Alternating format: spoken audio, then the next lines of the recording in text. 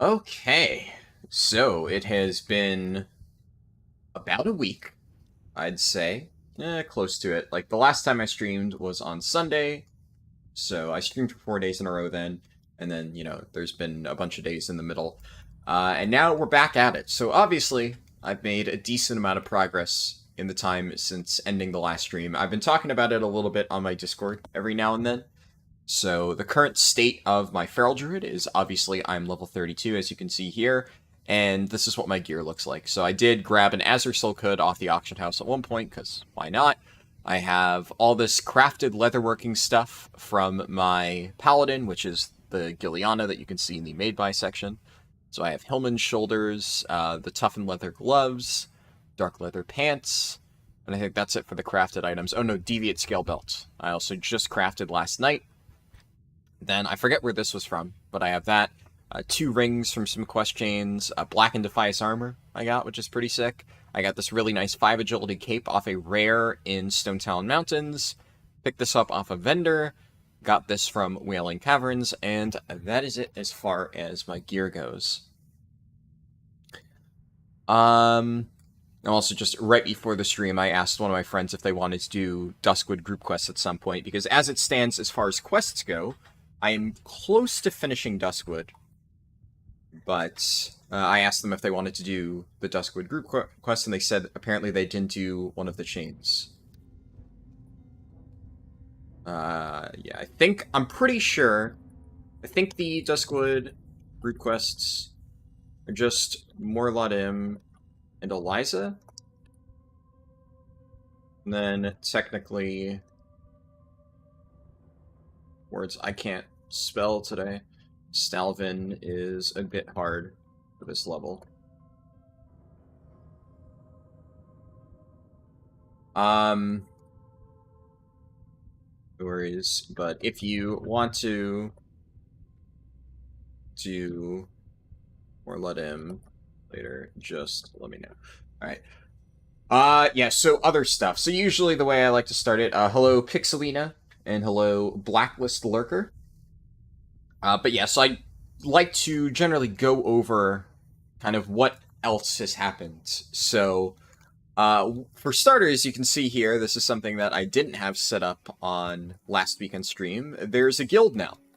So we did end up putting together a guild. I said I had been considering it. I do want to be careful, because if I scroll up a little bit, you can see the Stitches, like, yells and stuff have started. So Stitches is coming close to the town a little bit, so I don't want to be here when he arrives. But, what was I saying? Yeah, so we did put together a guild. If you are on Alliance side Defias Pillager and you want to join, just let me know. I'll invite people. I don't really care too much. I will say, though, same disclaimer that I gave before. This guild is primarily just for, like, me, my friends, and people in, like, my retail guild and stuff like that. So, you're welcome to join, but don't expect anything crazy. Don't expect anything even remotely organized in terms of guild events, or raids, or dungeons, or whatever. We are just going to be kind of doing our own thing, but because, last weekend, some people expressed interest in joining a guild if I made one. So there you go. I have at least made one. Feature Vlog said, perfect timing, you just got home from work and now you're doing homework for college and I just started the stream. Awesome. Well, I'm glad you could tune in to watch. And yes, I did just start the stream. What is something else? Oh, there's a chest over there. I'm guessing this guy's probably already partially looted it because, it's literally sitting right out there in the open. So I'll just pop this sucker open. Before I forget, so looking at the guild stuff, so that was another thing that I talked about a lot over the last stream. So I have yet to die a single time, and I'll quickly at least log out and show you the progress on my other characters. That is to say, they're all level 10, but at least how I've come along in professions and stuff.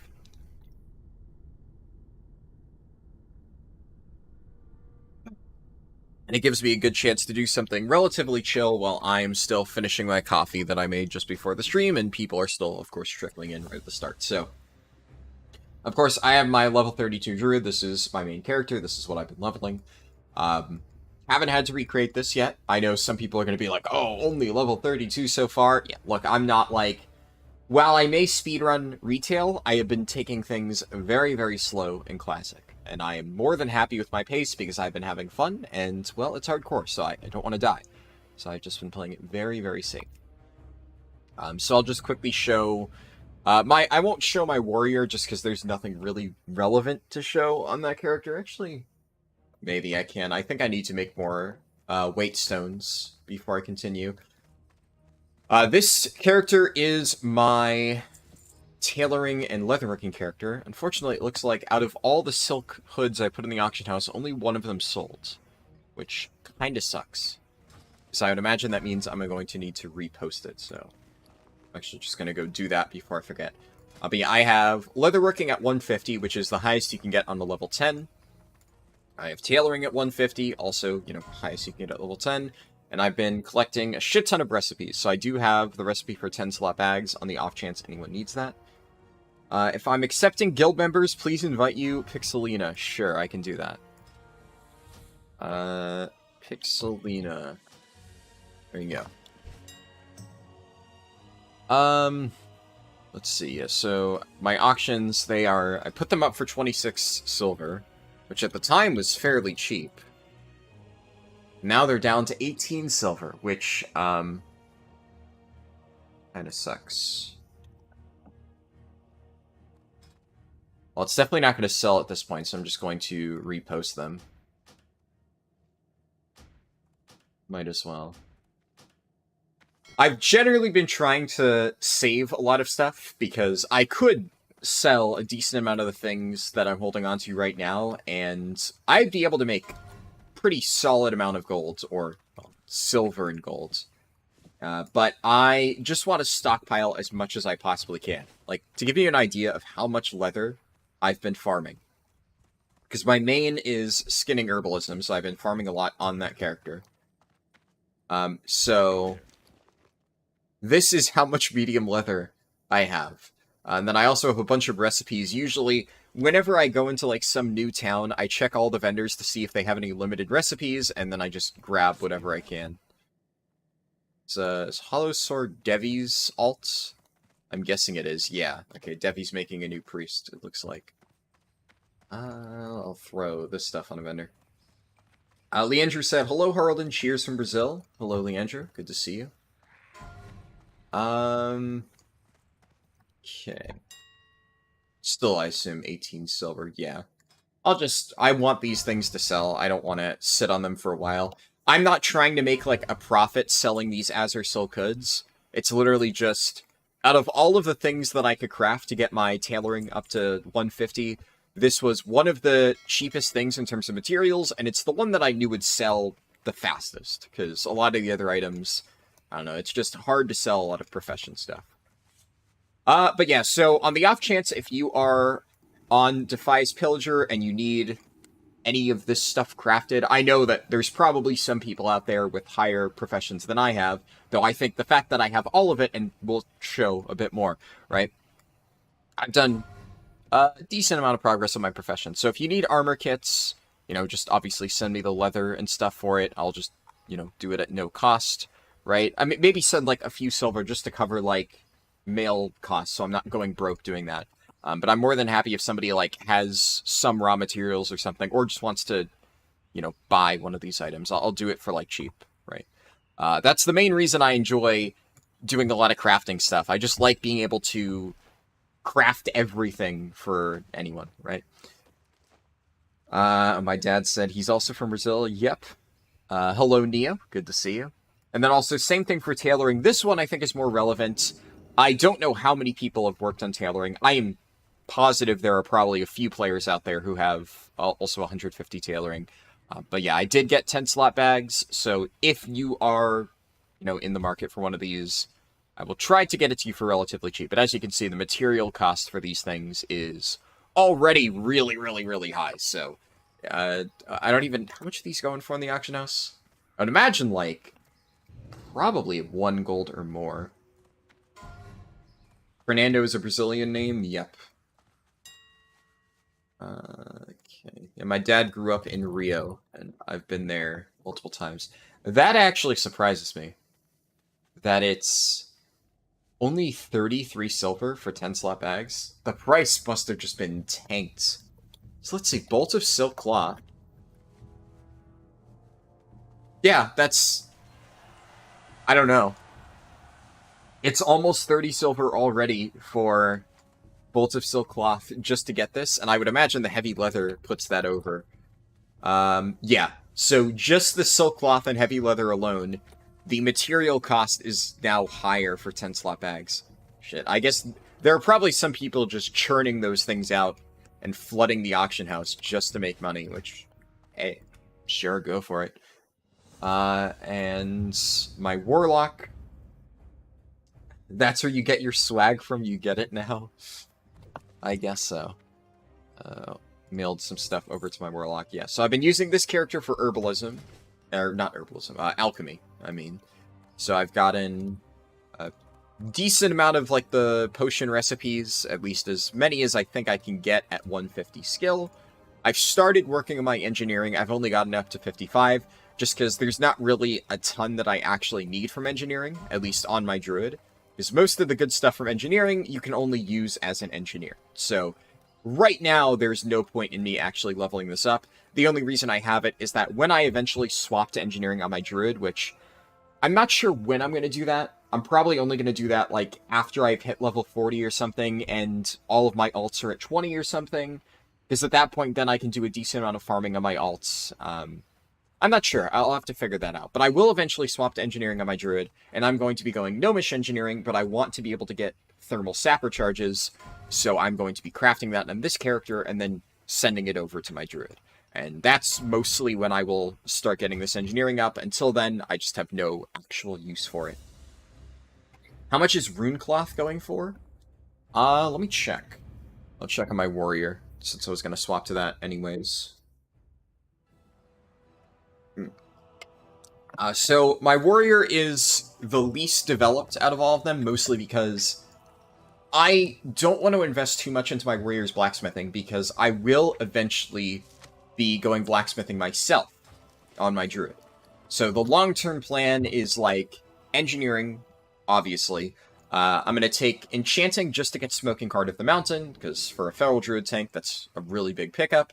But the thing about Smoking Heart of the Mountain is once you have it, you can just drop enchanting and not worry about that. And then my other profession is going to be blacksmithing. So my Druid will eventually be my main blacksmith, so I don't want to invest a shit ton of resources into maxing this out. The only thing that I've been doing is getting weight stones, like so. Have I farmed all the mats to level those professions? Most of them. I farmed about 90% of it. The only stuff that I haven't really farmed is the blacksmithing ones. Every single herb that I've used for alchemy, I farmed myself. All of the leather that I've used for leatherworking, I farmed myself. I bought some cloth. Usually it was like, I would mail over a ton of cloth. I would get, craft like a bunch of bolts of something, and then I would be one skill point off being able to reach the next recipe. So in that case, I'd buy like 20 cloth off the auction house just to finish that off, so I don't need to go out and farm more just to continue again. Just easier that way, right? And blacksmithing stuff, I have bought a few things. So wool cloth here, I will buy something, whatever's cheap. I guess it would be anything around 90 silver for a stack of this stuff. Just because most of my resources have gone into my other professions, and I've only been using this specifically for, I guess the 90 silver wool cloth is just the cheapest by far. I've literally only been leveling blacksmithing just so I can get weight stones, because weight stones are still very nice to have, but I don't want to, like, go out and farm all this mining stuff right now when it's something I'm not actually going to use. Mining in general and, like, anything related to the ore, because, like, engineering uses a lot of ore, right? So I'm also stockpiling a decent amount of the copper that I farmed so that I can save it for that. So eventually I will start farming that, and then I will kind of level up my blacksmithing and engineering with all those resources at the same time. Am I making an effort to play with no add-ons? Definitely not. No, I have a decent amount of add-ons. I don't have, like, a ton of add-ons. I mean, all things considered, but I have, like, a fair amount. My dad's talking in Portuguese with somebody in chat. Let's see. Do I feel like AUG is mandatory for Sark Prog? Well, no. Obviously, no. Considering a lot of people killed Sark before AUG was a thing. Okay, how much wool cloth did I get? 15, so I want just a few more coarse stone, and then I'll just... actually, this stuff's pretty expensive. But I'll just get exactly enough to make all this, unless... No. So I'll buy 5, that brings me up to 11, and then I need 4 more. So 1, 2, 3, 4. Coarse stone sells for quite a lot, honestly. Have I considered making my own leveling add-on? Yes, that is something that I have talked about quite a lot, honestly. For retail, at least. It is something that is in the works more long-term, but not completely ready at the moment. And I'll say the same thing that I always do in that regard. Just because I've said now that I am working on a leveling add-on for retail, please do not constantly ask me when the leveling add-on is going to be done, because the answer will always be, it's going to take me a while.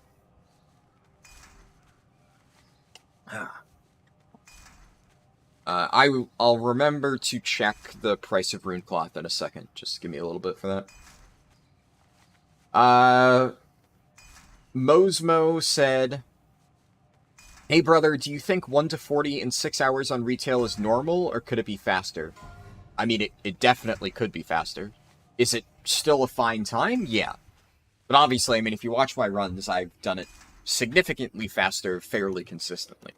Obviously, though, practice makes perfect, right? You can't expect to get, like, an insanely fast time your very first attempt leveling a character, so don't be, like, discouraged. No. Don't be discouraged if you weren't able to level up as fast as you wanted to, but yeah, you definitely can get faster with practice, and it also depends on what you're playing, right? A lot of people will be like, oh, it's my first ever World of Warcraft character, I have no heirlooms, no consumables, I'm playing a rogue, and it took me 10 hours. Is that normal? And it's like, kind of. At that point, there's a lot of variables that go into it. So Chori wanted to see what the price of rune cloth was. You know... Okay, yeah. I expected it to be higher. I'm going to be honest. A stack of rune cloth is only 15 silver per. It's still a lot, right? But considering, you know, rune cloth is a higher level item, there's a decent amount of rare stuff that's already being farmed. And yeah, that's actually fairly cheap for Devilsaur.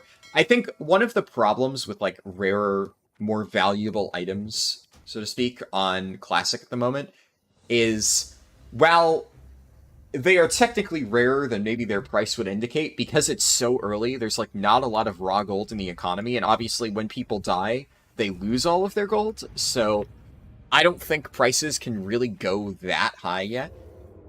Just, you know, that's kind of how it works, right? Alright. Also, I might be doing dungeons later on in the stream. Depends on if people in my guild are around.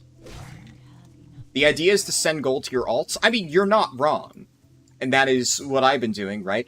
Every single time I make gold, like, this is how much gold I have, or lack of gold, I have on my Druid.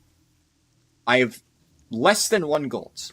And that's not because I haven't been able to make gold, it's just because every single time I get some more gold, I take it and I invest it in something else. So I invested in leveling up my professions, or buying rare recipes, or, you know, crafting pieces of gear, like, you know, deviate scale belts, and stuff like that. So, you're absolutely right that if you're smart, you should be spending all of the gold that you make at this stage, you know, on stuff, or just hoarding it on an alt. Personally, I think it's better to invest it. And the last thing before I forget. So, this is good.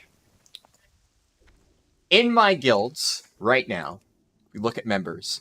There are 3 people, we're actually all online, apparently, right now. 3 people around the same level. So my friend Devi is level 33. She's playing a mage. Gooch is a new person on my guild. He is 32. And then, of course, I am also 32. So we've been doing dungeons and stuff. We're all around the same level. Now, Floor Liquor over here. So this was Palandrew in my chat from last weekend. So people who were watching those streams will probably remember him. He got up. He was like the first person in our guild to hit 20. He got pretty high. And then he's kind of sputtered out, mostly because he's been having internet issues, so he hasn't been able to level as much. And important context for anybody who did not watch last weekend's streams, but I offered people in my guild 1,000 or 100,000 gold if they managed to hit level 20 in Classic WoW. Specifically, this is people in my retail guild. So just to be clear, anyone, like I said, you're welcome to join my Classic guild if you want. But that is specifically a bet that I made with my retail friends. Mostly because I wanted to try and get them to play Classic WoW, and a lot of them were kind of knocking it early on and saying, that sounds boring, I don't really want to play Classic WoW, blah, blah, blah, blah, blah. So I figured if I made them a bet, and I said, I don't think you'll be able to get to level 20, but hey, if you do, 100,000 gold. You know, it's a decent amount. So a lot of them took me up on that offer. You can see Gibdo here, another person in my guild who made it to level 20. I forgot to send him the gold yet, but I mean, there's still plenty of time for that. You can see, though, I marked number 3. So this was his 3rd attempt. He got pretty far on his 2nd attempt and died, but, you know, credit to Gibdo. He came back. Number 3, he got to level 20. So he made 100,000 gold on retail WoW.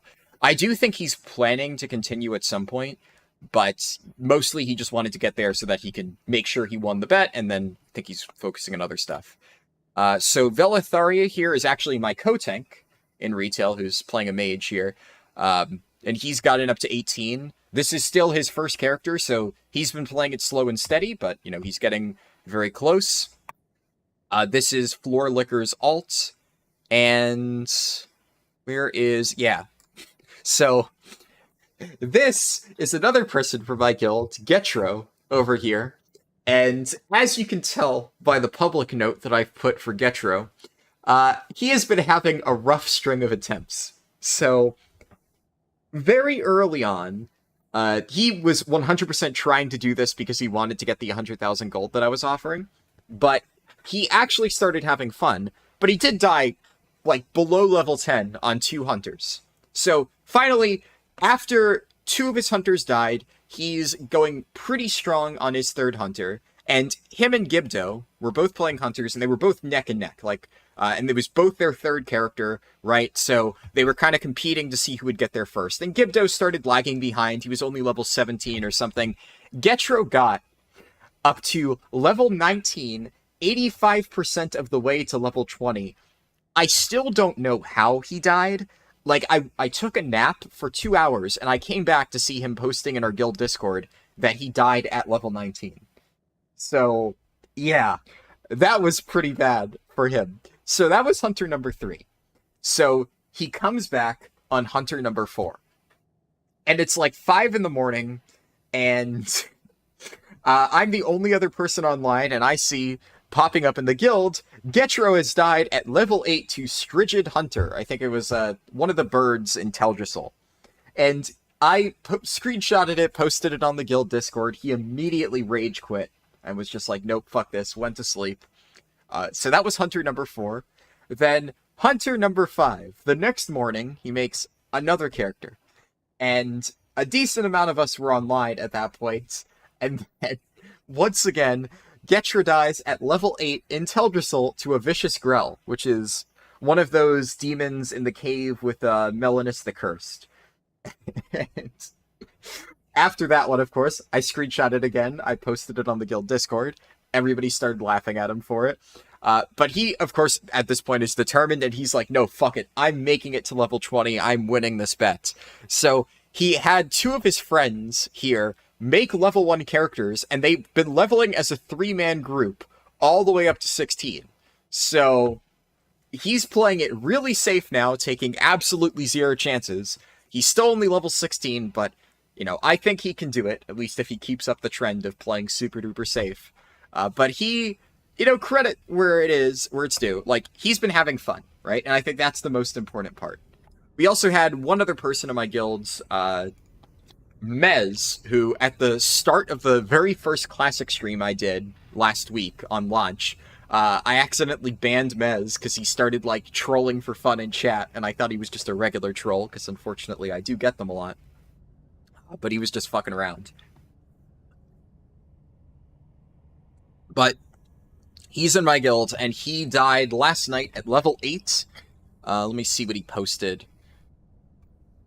I'll read the exact post. Yeah, he posted in the guild Discord, "So I got on hardcore while I was drunk last night, and I died on my level 9. I don't know if this is for me." So, obviously, don't play hardcore while you're drunk. Should be a pretty safe thing. And where else? Oh yeah, so... yeah, I forgot 2 people. So, Girthy Faxi here and Scaleboo, these are 2 officers in my guild, and after Getro number 5 died, they both created characters and are going to try to hit level 20. I don't know. We'll see. Girthy Faxi is dead, so even though he's still in the guild, this character died at level 9. Scaleboo is still alive, though, so he hasn't played since last night. They started playing poker and then, like, went off and played League of Legends, so he got distracted. But he's actually been doing pretty good, and this is his first character, so credit where it's due. And then, Demi is also another person from my guild. She's still only level 8, but, you know, solid progress, and I think it's her first character. So we've gotten a decent amount of people from the guild on retail to play, which has been pretty fun, and that's partially why we made the Classic Guild. So overall, it's been pretty good. I've had a lot of great deaths, especially from Getro among my friends, which is the main reason I wanted to tell that story, because it is quite fun. What do I want to do here? I think for this quest, I need 8 Vile Things and 8 Tainted Ones, so I'll just head over there and do that Worgen quest. I, technically speaking, could finish this quest over here, but all of these mobs are gray. So I think just to make, you know, the farming a bit more efficient, I will complete this quest over in the cemetery. Because I think those mobs are at least yellow or green at this point, so I'll get some experience out of it. And just like last weekend, I am primarily doing, like, green quests and stuff. It's not necessarily because I'm trying to play ultra super duper safe, although I am trying to play safe. But mostly, I just want to knock out every single zone kind of in its entirety. Mostly because I haven't really played Alliance on Classic before. I played Horde entirely in the original 2019 release, and most of my characters in, like, Wrath Classic that I've leveled up since then have also been Horde, so I haven't really gotten a chance to do a lot of the Alliance zones, so it's just kind of been fun for me to go through all of the quest lines and kind of see how they play out in Classic. And that's primarily why I've been doing this. Though, it doesn't hurt that, of course, since it is hardcore, right, it ends up being a very safe way to play. Well, I was talking about that. I missed a few messages, though, so let me catch up a little bit. Yeah, I guess just to touch back on what Frozen asked about, do I think AUG is mandatory for Sark? The obvious answer to that is no. Obviously, AUG is not mandatory for Sark. I don't know. I think AUG is definitely very nice to have, but I think if you are unable to kill Sark without AUG, it's like, what's the classic line from the new Marvel Spider-Man movie? Like, you know, if you're nothing without the AUG, then you don't deserve it. Obviously, in that case, it was the suit, right? I think if your guild is struggling so much on Sark that they can't kill it without an AUG Evoker, that is a problem. Because AUG Evoker will help, sure, but it's not like slotting in an AUG is some magic thing that's going to get you a kill. And, you know, if you don't have one, it's just an impossible fight. In fact, I would actually argue that AUG probably doesn't matter that much for killing Sark. Is it a really good DPS? Yes. Does it have powerful utility? Also, yes. Augmentation is broken. right? We all know that. But is AUG required? Not really. I mean, a lot of the wipes that you're going to have on Sark, or that you should be having on Sark, should be to mechanics. So, damage really shouldn't be a concern for you on Sark. If you are wiping to the Enrage, which is the only case in which, like, really having optimized damage and stuff should matter, then, I don't know, you're kind of doing something wrong anyways, especially considering the Sark Enrage is now, 7 minutes 30 seconds, so it's up from what it was before. So realistically speaking, with the extended Enrage, damage should not be the limiting factor preventing you from killing Sark. If you are struggling to hit the Enrage, by that point you've likely already run into issues killing the adds on time, because if you are killing the adds with absolutely zero problems and still hitting the Enrage, I don't know what's going on there. Realistically, Sark is a mechanics boss with a very minor DPS check, and 90% of the DPS check just comes down to, did anybody in your group die? And if nobody died, you really shouldn't be struggling to hit it. So, yeah. Let's see. Since I use the AH a lot, Auctioneer and Auctionator should really help you. I don't use the AH a lot, though. That's the thing. I use the AH briefly there just to grab a few things, but it's like, I'm not selling a lot of stuff. As I said before, the only reason that I posted those Azure Silk hoods isn't because I'm trying to, like, flip them and make a profit or whatever. I crafted them to level up my tailoring so that I could get, you know, this 10-slot bag for myself. And in the process of leveling up tailoring, well, I had to get my skill up, and I crafted Azure Silk hood. So it's really just that simple. Let me check something real quick, make sure I posted everything correctly. I will say we are in the danger zone now in terms of concurrent viewer numbers, right? Where it has only been 30 minutes, but I'm always a little bit sketched out whenever things got off to a slow start. Because sometimes it's just like, it is exactly that, it's a slow start. And things will bounce up, like, inevitably, and we're fine. But whenever we get, like, one of those really slow days, a lot of times it doesn't recover. And in those cases, I'm going to be honest, very short stream angle. So we'll see. It's still too early to call, but it is definitely a little bit slow at the moment. So, obviously that's a tad concerning, because I never like to see that. But, for instance, there was a stream that I did... Oh, 1 second. There was a stream that I did a few weekends ago for 60 to 70 testing on the PTR, and that one did not do super hot. And it was just kind of, it never really got there. Just started slow and then kind of sputtered out towards the end, so I just ended it early. Hard to say when streams will do well or whatnot. Obviously, I want to keep the Saturday-Sunday schedule going, even when it is inevitably a slow time at the moment. That one is a no-brainer. There's not a lot of stuff going on. I'm not doing any big retail speedruns. So, obviously, I'd rather stream than not stream at all. But it is one of those things where, especially if it's really slow, it can be hard to justify keeping that going. But we'll see. It's still too early. It's a holiday weekend? Yeah, exactly. Right. Definitely, I know there's like a lot of extenuating factors at the moment.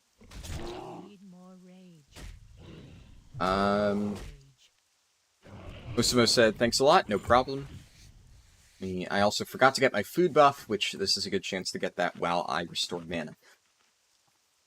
Let's see. It's more rare, not rarer, because rare is an irregular verb. I don't care. I can imagine people don't run around with their bags full of gold. I mean, some people do. There obviously are a lot of people who are smart enough to use a bank alt, but you'd be surprised. There are some people, obviously a lot of people don't expect to die, so they just sit there with a bunch of gold still on their character. ATD donated $5, some appreciation where it matters. Thank you very much. I really appreciate that.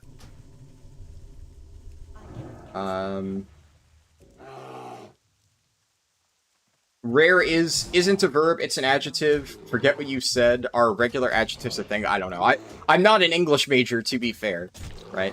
So I'd like to think that, like, I have fairly good grammar and stuff, but, yeah, I'm not, like, you know, I have no idea if my mom is watching the stream. She does sometimes, but my mom is, like, super duper grammar police all the time. I'll, like, joke with her about that. I am not.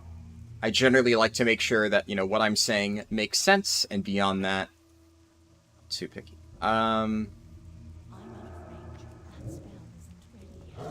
Let's see. Did I pull anything extra? No. So obviously this area is a little bit spooky just because there's a lot of Worgen around here. I'm very articulate? Thank you. I try to be, right? Sometimes I just start ranting and, like, you know, my vocabulary goes out the window. A lot of people like to joke that sometimes when I get pissed off, I'll just start saying a shit ton of swear words, which, yeah. I'm not saying I have the absolute best vocabulary in the world, but I generally am better about that than a lot of people, I'd think. Very cool, my parents support me streaming. Yeah, I know my dad is watching. He was talking in Portuguese with somebody in chat earlier. And my dad helps me a lot with the website for the guides and stuff. So definitely helpful to have him around.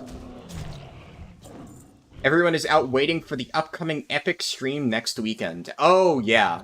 Are we actually doing that? Can I, like, announce that? Because I didn't want to officially confirm or deny that until you were dead set on doing it. But if you say that you're actually going to do that, I can announce it here, then. Because I think that'll be fun, but, like I said, I don't know, it depends on you. Hello, EC... I don't know how to say that. Luke's? I'm gonna guess, is that how you say it? Let me scroll up a little bit. Do I reckon I'll have enough gold to instantly buy my level 40 mounts? I don't think I will, actually. At this point, I'm almost certain that I will not. I'm kind of fine with that, though. Let me... This is going to pull a second mob. Yeah, that's fine. Yeah, I'm gonna put Rake on this other one, and then go into bear form. Oh, this stacks up? That's annoying. I can get 2 infected wounds from multiple mobs. Yeah, I'm almost certainly not going to have enough gold to buy my mount at level 40, and I'm kind of fine with that, just because I have travel form. So, if I was playing any other class other than Druid, I would start saving up right now. But I think it's more important that I start investing in stuff like getting my leatherworking up, and making sure that I have, for instance, Wolf's Head Helm the moment I hit level 40, instead of worrying about my mounts when, honestly, I don't really need a mount at this point. It's just not super important. Can you add your Paladin in Classic? Your name is Anadad. Yeah. I'll do that real quick. Anadad. I don't know if I pronounced that right. There we go. And Leandra said, can I get invited to the guild? Yeah, for sure. Anyone's welcome to join. I want to give the disclaimer that, you know, don't expect anything crazy from it. Because I know a lot of people are maybe looking for a guild to do, like, dungeons or a giant community. I don't plan on doing anything crazy with this guild. So as long as you understand that and aren't expecting a ton, then yeah, you're welcome to join.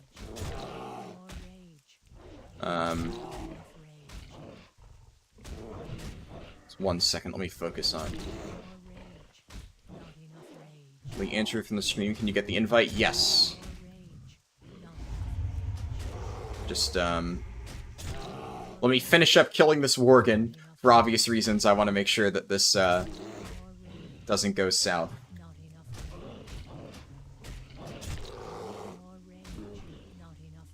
A lot of parries. I mean, I'm fine no matter what, because... Jesus Christ. Oh my god! And I hit the fucking mob. Thank you, game. Here we go. See, I still had my health potion. I was kind of fine no matter what. But there we go. Oh, nice, you're level 23. That's a solid progress right there. Let's Let's see. Would my recommendation doing for gear... Prince Teddy, you're gonna need to rephrase that. I have no idea what that's asking. Would my recommendation doing for gear to get to level 420 for Mythic Plus is do heroic dungeons? Are you saying you are... Let me break this down. You are trying to do her Mythic Plus dungeons, and you're asking, what would I recommend to get gear, and would I recommend doing heroic dungeons? Definitely not heroic dungeons. Heroic dungeons are one of the worst ways to get gear. I have an entire video covering that subject, so if you look on my channel, let me find it. I actually have... It was something I forgot to post. I'll post here before I forget. Oh wow, that's actually quite good. That is like a solid BOE. A lot of my greens I just vendor, but of the Tiger is like really ideal stats. And on male gloves at level 23, I'm definitely going to auction house that. So before I forget, vote for the class I use in my first 10.1.7 speedrun. Go. And then I will pin this. So this is the poll for this week. Obviously, I'm streaming Classic Hardcore this weekend exclusively. This is probably going to be the final weekend of only Classic Hardcore. Let me play it safe here. I'm still going to be streaming Classic Hardcore in the future, but on future weekends, we'll probably go back to like the 50-50 split that I was doing up until now, where I do like some retail runs, and then at the end, Classic Hardcore. That has worked out well. I think that helps appease everybody. For now, of course, for today's stream and tomorrow's stream, right, still going to be doing only Classic Hardcore, but I still wanted to put up a poll for the speedrun that I'm doing next week, because I know people like the polls, and I didn't do one last week because there was literally nothing that I could have done a poll for. I technically did an in-stream poll on, like, what alt I would make for one of my gnome characters, and Warlock won that, but that was the kind of thing that I did on the fly. This is, like, a regular YouTube poll for specifically the 60 to 70 speedruns that I do after 10.1.7 launches. So if you are interested in seeing any of those classes or specs, make sure to vote. They are traditional ones that we've seen for a while, though, so because those 60 to 70 runs are primarily going to be testing the new content, like the Dream Surges and stuff, I'm not really trying to test a new spec on the fly, so the options on that poll, you can see, I'll read them out, they are Guardian Druid, Havoc Demon Hunter, Protection Paladin, Fury Warrior, and Windwalker Monk. They are all classes that I have played extensively, with the exception of Fury Warrior. I've played Fury Warrior enough to know how to play it, and I've played Prot Warrior a ton, right? So I think that would still be perfectly fine. Okay, I did pull both. So I'm a little bit spooked out by the potential of respawns here, so what I'm going to do is I'm going to fight these mobs over here. Because if anything does respawn, this is going to be where it takes the longest for mobs to come back. And this area is right next to that cliff. So if I do find myself... Oh my god, you're kidding me. And I can't see shit. Of course, I say this is the area that should have the longest on respawns, and of course, the first respawn is directly on top of me. I swear to god, the game fucking rigs it sometimes just to try and get you killed. And this is really annoying. They are just spam casting poisons on me. Which, fuck me. Okay. This is maybe, like, a bit of an aggressive thing to do, but... at the very least, I got all of the mobs I needed, and I can nope the fuck out of here. Done with all that. Just gonna stealth. Chest placement in vanilla was dev trolling? Yeah, definitely. Okay, let me read the other messages that I missed.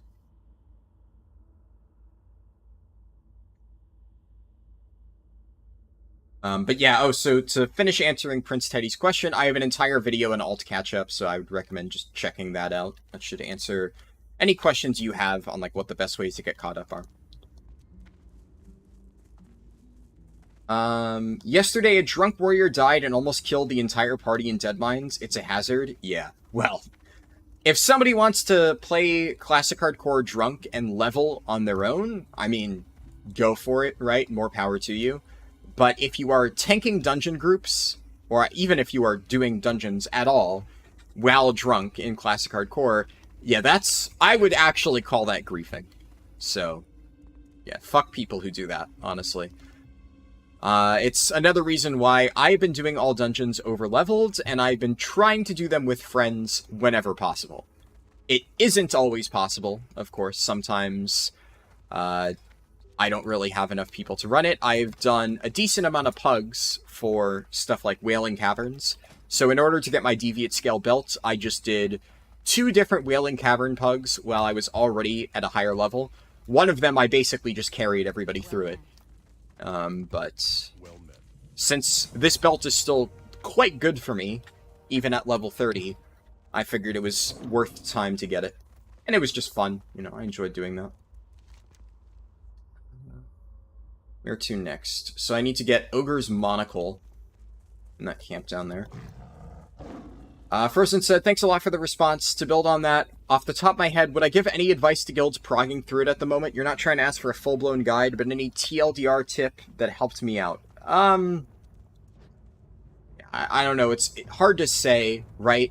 Because the thing about, like, asking for tips on Sark is, like, without going into a full-blown guide, I can't really think of one particular thing, especially if you don't specify, right?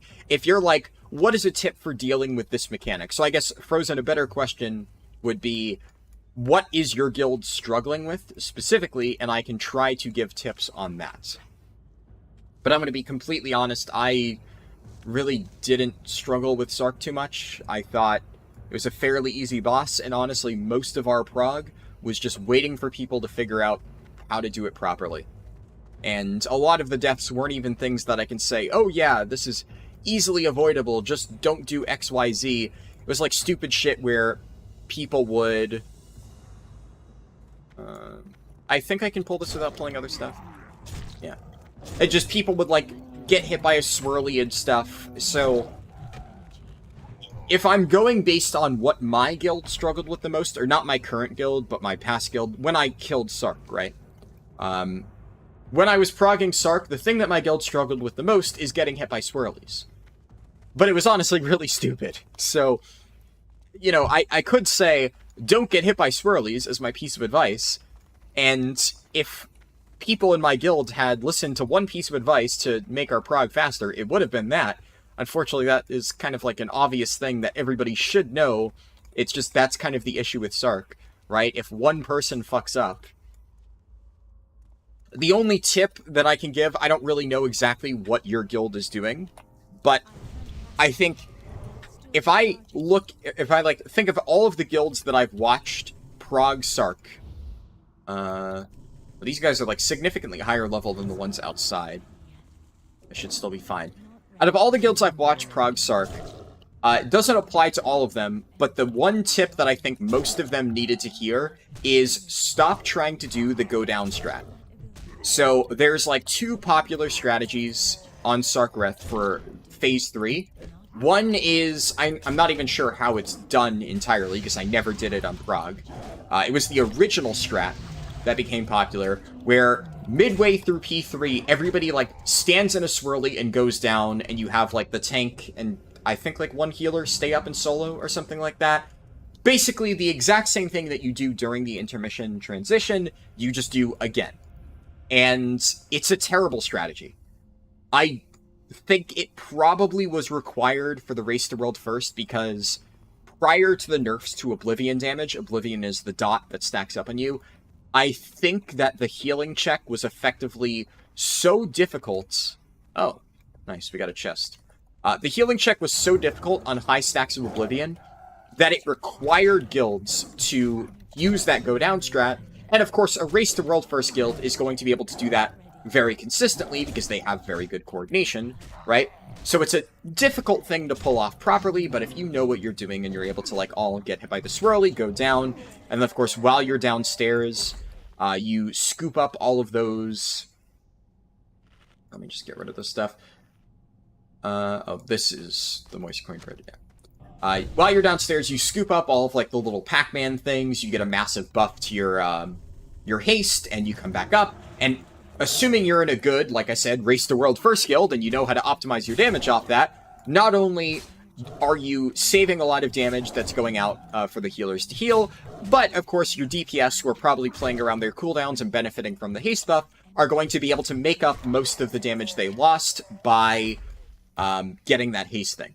Of course, that being said, all of those same Race the World First guilds have now pivoted to the strat that I'm going to talk about next, because it is just better. I want to get rid of... I got another mutton chop. I'll just take that. I also want to... I'll toss Shark Claw and just take this, just because I don't want to leave, like, a chest with just a mushroom in it for people to pick up, because that would be kind of troll. Yeah, so I've seen a lot of guilds still using that go down strategy, and the other strategy is just don't do that. Just stay up. The only issue with that strategy is it requires you to not get hit by a single swirly, which, in theory, should be easier. The amount of coordination required to pull off the go down strat properly, a lot of the guilds that I've watched that are still doing it, quite frankly, are guilds that are not very good, because most of the good guilds have at this point realized, hey, the go down strat is troll as fuck. It is so much harder for literally no reason. You end up, in almost every case, losing more damage, and the healing check is nowhere near hard enough to justify doing it. So pretty much every good guild has already swapped to just not going down, right? So a lot of the guilds that are still using the go down strat just don't know any better, and they always lose multiple people. So every single time I've watched a guild prog Sark and they try to do that strategy, multiple people fall into a hole, and then they're down like 4 players, and they consistently hit the enrage because they keep losing people. It is just stupid. And I don't care how many attempts you've put into doing that strategy, stop, right? Just give up on that, learn the other strategy, because quite frankly, it's not very hard. It's a very, very, very easy strategy. All you do is you just don't go down, right? Don't go down and dodge swirlies, and you do the entire fight exactly the same, and it's just so much simpler. It makes life way easier for everybody. So that is like the only single big piece of advice that I can think of, but of course I have no idea if your guild is doing the go down strategy, so I don't know if that's something you actually need to hear. Who knows? But if your guild is doing that strategy, there you go. How are you? Safe travel. What's the follow-up quest? Return to Sven. Okay. So I'll head out there then. Can your mostly sexy Brazilian viewer join your guild? Second most Fernando is there. Oh, I think my dad missed that message, but I'm sure he would love the compliment. Whenever somebody's complimentary of my dad, you know, he loves it, right? Because he's always complimentary of himself. What did I miss? Please don't be that guy that looks at numbers. I mean, I'm not obsessed with numbers, right? But you do have to understand, there's a reason a lot of people look at numbers. Now, I don't make 100% of my decisions based on numbers, right? If I was making all my decisions based on numbers, I wouldn't be streaming WoW Classic Hardcore right now. I'd be doing another retail speedrun because I'd want to have a speedrun that does well. At the end of the day, I'm going to do whatever I think is fun, but of course, you know, you can't just say, oh, don't look at numbers, right? Don't do that. I mean, it's my job, right? I gotta care about that. I don't necessarily need to make all of my decisions based around that. But if I am doing something that is actively detrimental for my channel's growth, I'm going to stop doing that. It's one of the reasons why I've just abandoned any idea of doing the classic hardcore dungeon guides. I tested the waters for the Dead Mines one. It did not perform well at all. And the reality is, making stuff like that takes a lot of effort. So if I'm going to spend a ton of effort making a video that is going to completely bomb and not get any views, why would I do that, right? It's not only am I spending a lot of my time on something like that, but videos like that, as I've said before, for people, a lot of people don't really understand how YouTube works in that regard, and they're just like, oh, who cares about numbers? Just do what you want to do, whatever you think is fun. The thing is, like, if I start uploading videos that are just, like, I wouldn't say bad, but that don't perform well, it actually affects the performance of my other stuff. So, like, just because my leveling guide is up there and it's doing well, right, like, if I start uploading videos that aren't as good as my leveling guide, right, the performance of all of that other stuff will suffer as a result. YouTube is a fickle mistress in that regard. There's weird shit that, of course, goes on with the algorithm, and at the end of the day, while I wish I could just do whatever the fuck I wanted and not care about that at all, there's a reason that you hear a lot of YouTubers talk about the algorithm and whatever, because you gotta at least somewhat look at analytics and try to figure out, you know, what's working and what isn't. Ignoring that is, like, the dumbest thing that I can do. It would be channel suicide. Following your dreams is a nice saying, but it's just that, a saying. It has to be balanced with the reality. Yeah. And a lot of the people that you'll see, right, like a lot of larger YouTubers who will just do whatever the fuck they want, I mean, quite frankly, they are in a financial position that allows them to do so. I am not, right? I'm not poor. I'm not going to, like, starve tomorrow if my videos don't do well, but I am nowhere near well off enough to just do whatever the fuck I want. This is a job like any other job, and at times I will have to make decisions that, you know, I don't necessarily like, right?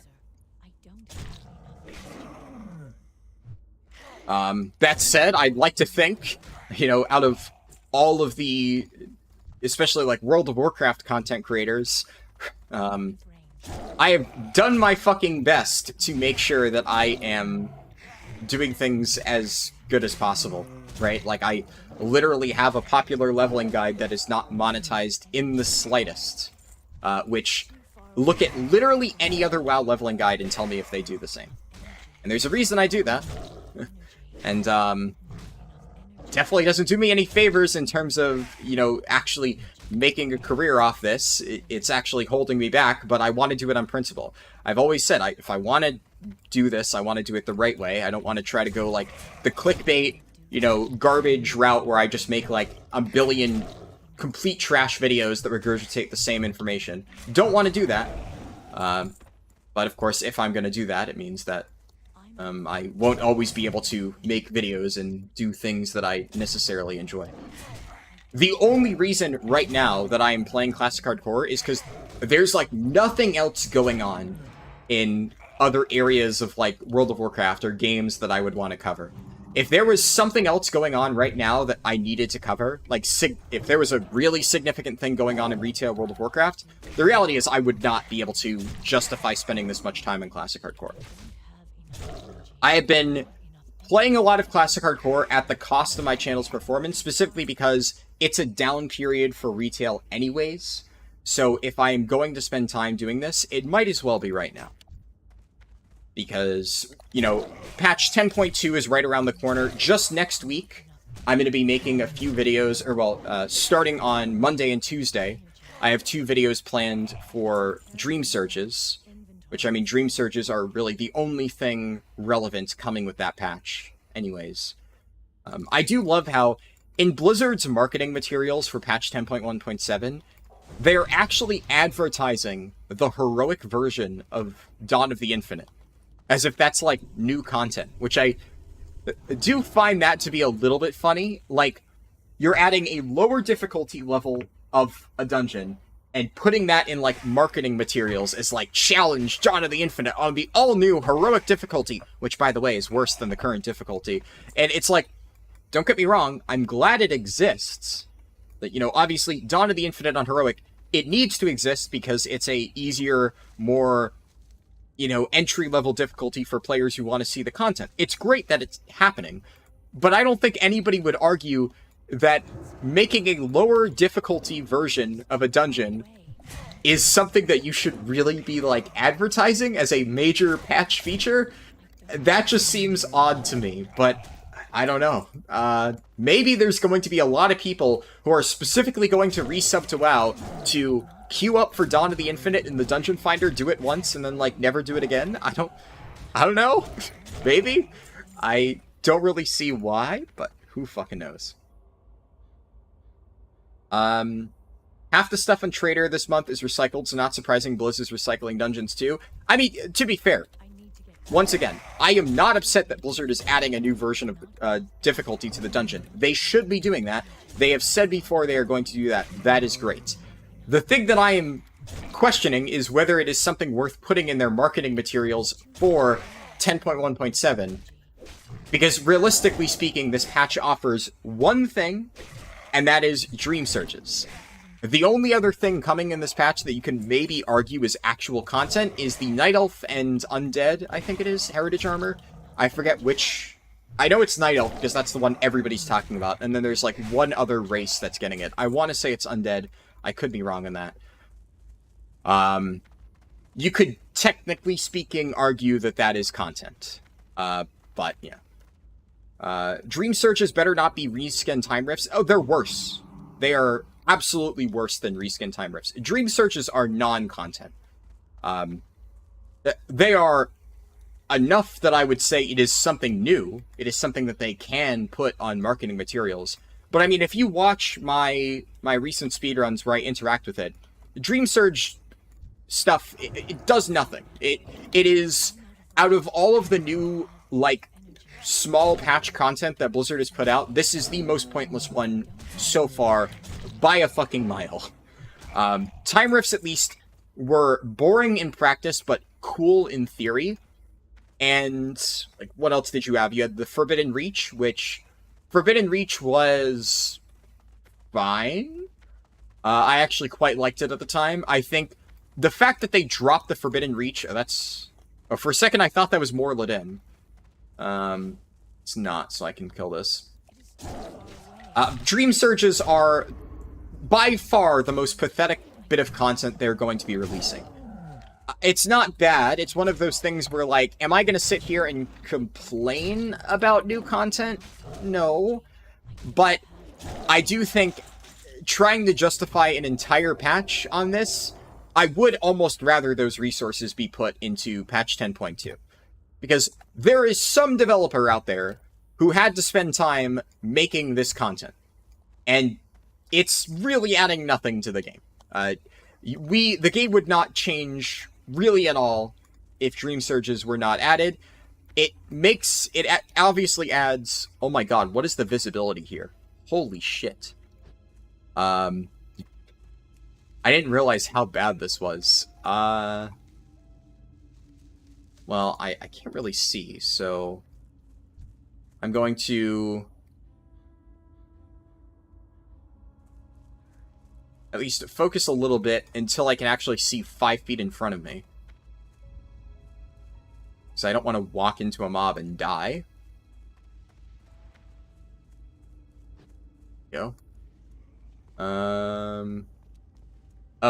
I'm guessing all of the mobs that I need to fight are in this crypt. That makes sense. I was wondering why I couldn't find anything.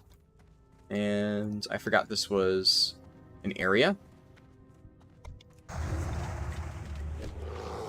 Let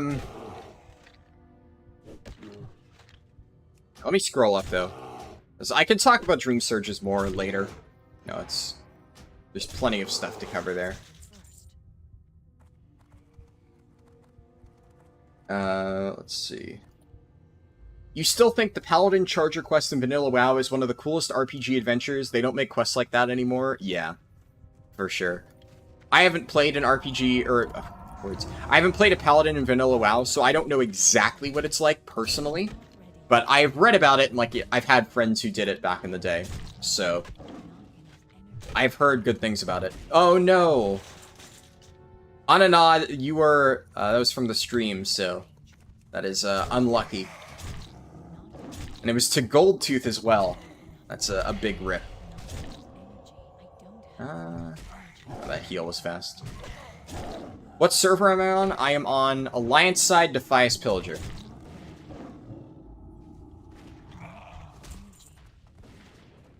Let me fight the Skeletal Raider. There's also, like, tons of, I would imagine, places in here for chests to spawn. So I'm trying to keep an eye out for that. Oh yeah, so The thing that my dad was referring to is, I did mention this briefly before as a possibility, that I was trying to talk my dad into playing WoW Classic. So, my dad is going to try Classic Hardcore next weekend.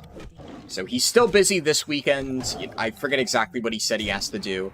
But, you know, he's able to watch the stream, but he's not actually able to do anything, like, that requires focus.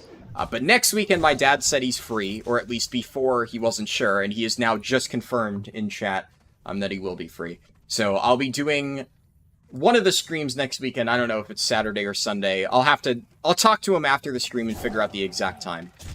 But either Saturday or Sunday next weekend, I will be doing a Classic Hardcore stream with my dad and my sister. Probably. I asked my sister about it, like, a month ago, and at the time she said she thought it sounded cool. I'll be honest. My sister is not the most reliable person in terms of scheduling stuff. So, it would be very cool if she was still down to do that, but I think there is a chance that maybe she'd be busy doing something else. But we'll see. Definitely, according to my dad in chat, he said he will try it. But I do think it would be more fun, assuming my sister is around, for all three of us to play it. Because my sister has never played Classic before, at all. So obviously, getting into Classic with Hardcore is maybe not necessarily the best way to do it, but I think it'll be fun to watch, at the very least. And my dad technically played Classic back in the day, when it was current. I mean, he was the one who got me into WoW back when I was 5 years old. So, he has definitely played it, but the thing about my dad is bad. He sucks at WoW. So, you know, he's probably still going to struggle. He also hasn't played this version of WoW in a very long time. He hasn't played WoW much in a while, anyways. But he definitely hasn't played Classic since it has re-released, so all of his experience is from a very long time ago. Let me be careful here a little bit. While these mobs are kind of low level, I still don't want to run the risk of respawns jumping me, and I'm like reading chat and not focused or something. So there's one respawn, of course. Woo, stream time. It's Nevilator in disc, by the way. Awesome. I'm glad you were able to make it to the stream. One moment. Go.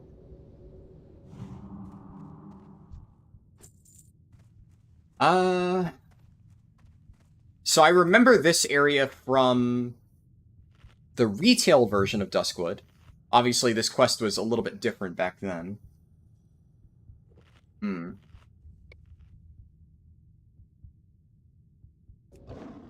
I have no idea what's down in the crypts on... Let me see, I just got pings in, Oh, I see. Yeah, I have no idea what's down in the crypts here. Ooh, that's spooky. Can I stand to the side and wait for these mobs to pat? Huh. So there's patrols going down this tunnel. That's pretty cool. I know there's a group quest for Morbent Fell, right? I have no idea where Morbent Fell is. Because Morbent Fell is, like, just part of the quest line in Cataclysm. And I know the name Morbent Fell is, like, an iconic vanilla-era group quest mob. So, I have no idea where he actually is in Duskwood. Because, like I've said, this is the first time I've ever leveled an Alliance character. And we are in, like, unknown territory, at least for me. Because I said before, I leveled a lot of Alliance characters when I very first started playing WoW, all the way back when, in, like, 2005.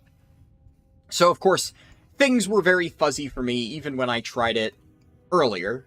And I didn't remember everything super well. But I still had vague memories of how Duskwood played out, or Darkshore played out, among other things. And I also very recently leveled on the PTR, and I got up to 30 on my PTR Druid. So I did everything up until that point before official servers. Late stage Duskwood and anything past level 30, I've never done before on the Alliance, like, ever. So this is all brand new for me, which means I am trying to play it very safe. So right now, I'm just kind of scoping out the area. I'm mostly checking for chests because since I don't see anybody in this area, I kind of was hoping that there'd be at least one chest up. You would think so. On retail, this is a place where I find a chest a lot, doing the Duskwood quests, but I guess not. Either way, cat form OP. I fucking love cat form, honestly. That was another reason I was really slow leveling last week. Before you get cat form, honestly, Druid leveling is just kind of exhausting. Because it's just, you have to do, like, Wrath Moonfire on multiple mobs, and then just, like, drink after every single pull. It's just, ugh. Absolute misery. I didn't really want to do that. And now, I finally have cat form, bear form, and stuff, and leveling feels pretty good. So I can actually level for longer periods of time without just being dead tired. I'm just going to move Ferocious Bite to 5, just to match what I use on retail. So the muscle memory is already there. Now that we're out of that spooky area... wait.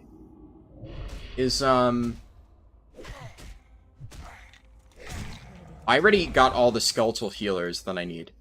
So I need skeletal fiends and skeletal raiders. Hello, Azero. Good to see you. Let me scroll up a bit because I did miss some messages earlier.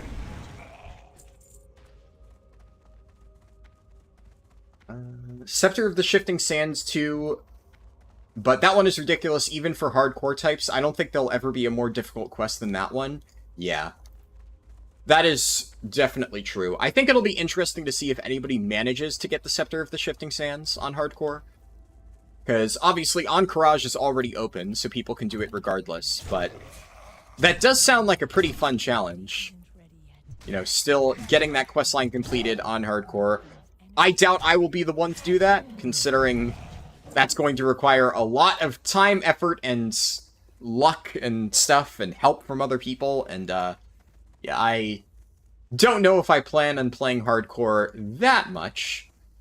I'm aiming to at least get to level 60, and I think I have a fairly decent shot at it, considering I have watched people drop like flies, and I have yet to die a single time. Well, if you don't count, I died once on the PTR on an alt, so... I have yet to die once on my Druid, on either PTR or live servers, and I haven't died once on live servers at all. I had, while leveling my Warlock, I had one disconnect that nearly cost me my life, but thankfully I disconnected while I was in the middle of fighting a Wendigo that was already at half health, and when I logged back in, my pet managed to finish it off. So, if I had been playing a non-pet class, might have been a little bit spooky, but thankfully I was safe. That is, like, the only really scary moment I've had. Honestly, my Druid has been, like, kind of chill. Because every single stream, people obviously ask me, like, have you had any close calls yet? And... not really, surprisingly. At least not on live servers. I will still cite that close call with the Murlocs on the PTR, by far the scariest thing that I've run into. Which is kind of a relief, because after that happened fairly early on, I remember thinking, wow, that I nearly died. Clearly, as I get to higher levels, it's going to be more challenging. But the reality is, as a Druid, like, I've been in some situations that were kind of scary, but I have so many tools at my disposal. Like, if I do one wrong pull, I can just pop dash and just get the fuck out of there. So, realistically, the scariest level as a Druid... Wait. Did somebody die? Oh. RIP. Oh. I mean, it's a level 16 in the middle of a graveyard filled with level 25s. I don't know what the fuck this guy was doing here, but, yeah, actually, come to think of it, how the fuck did he get here? Like... how did you even get this far into the graveyard on a level 16? You would have thought something earlier on would have killed him. And why? Because, like, it's not like it's a level 1. If it was a level 1 and he just randomly decided to run into Ravenhill Cemetery and get himself killed, I would still question why, but at least you're not losing any progress. But, like, level 16 is at least, you invested a decent amount of time into that character, like a few hours, right? Or, you know, a day or something. And then you just decided, you know what, I'm going to run in here. My best guess is somehow he just, like, left auto-run on. But, like, where was he auto-running from? Because his body was in this direction. So unless he auto-ran across Elwyn Forest, across the river, down into the graveyard, I mean, that's the only thing that makes even some moderate sense as to how a level 16 ended up here. I still just... Yeah, I don't really know how that happens. Interesting. Every death has a story? Yeah. I'm trying to figure out what the story here is. I can't really piece it together. There's, like, too many things that just don't really make sense about why a level 16 dwarf is in the middle of Ravenhill Cemetery, but okay, I guess. Now I need to kill skeletal raiders. Stitches is whacking peeps in town. Ooh. I actually managed to take down Stitches, not alone, but with a group of people. But when I was, like, level 25 or so, I came to Duskwood to turn in that quest from Redridge where you, like, report to the mayor of Darkshire and then report back to, Lakeshire and whatever. And when I landed, or, well, I was walking there. So when I arrived in Darkshire, Stitches was already sitting in the middle of town, just camping there, killing guards. And I needed to turn in the quest in the town hall, and Stitches was sitting literally right outside the town hall. So that was a problem, because I couldn't leave, because I still needed to turn in the quest. But, you know, I wasn't about to go 1v1 Stitches. But we ended up killing him because he got threat on some of the guards who were fighting him directly below the roof next to the flight point. So we had like 10 people sitting on top of the roof, just like waiting there. And then I just started healing the guards because I figure, hey, the guards were able to do like 10% of Stitches' health. So when one of them was at 5%, I just threw a healing healing touch on it and regrowth and stuff like that and kept it alive. And then a bunch of other people started doing that as well. So for like 5 minutes, we sat there healing up the guards while the hunters tried to land shots on it. And we eventually killed Stitches, and I was able to turn in my quest. So as long as the guards were the ones holding threat, so, you know, Stitches didn't evade bug and snap onto the roof or something, you know, we were able to just sit there and kill him from a safe distance. I was ready to run if he did happen to activate, because I did not want to die there. But overall, it wasn't too bad. Okay, so there's some skeletal raiders in this area. I guess a decent amount of them are probably in the house as well. Isn't kiting monsters to other players griefing? If so, deaths by kiting others should be null. I mean, it's reportable for sure. But I don't know. There's no, like, appealing deaths or whatever on official servers. And as much as it would suck to lose your character to something like that, like, I would completely understand being frustrated. I've said before why I feel that there should be no appeal system whatsoever. I think it's a slippery slope that if you add it, it just would not go really great. So I don't think there should be an appeal system. I can understand the frustration there, though. That said, if you're referring to Stitches specifically, Stitches is a bit of a different case because Stitches is not something that gets kited. So Stitches, the way he works is there's a quest line, which I need to turn it in to Abercrombie over there. So basically, Abercrombie has a long quest chain that you can complete, and on one of the final steps of the quest chain, Stitches will spawn around Ravenhill Cemetery. I don't know exactly where he activates, and then he walks all the way along this road, all the way down, and ends up in Darkshire. And then when he gets to Darkshire, he will just sit there and wait and kill anybody that happens to wander into town. So Stitches isn't really necessarily a case of... I don't know. You know, Stitches isn't a case of somebody griefing. That's just kind of how the quest works. Where do I get zombie juice? Oh, so are all of the Abercrombie quests just going back to town and talking to people? It looks like somebody summoned Eliza. I don't know if they died. Because Eliza's just chilling there, so clearly somebody activated it. But they obviously didn't kill it, and I don't see anybody nearby, so...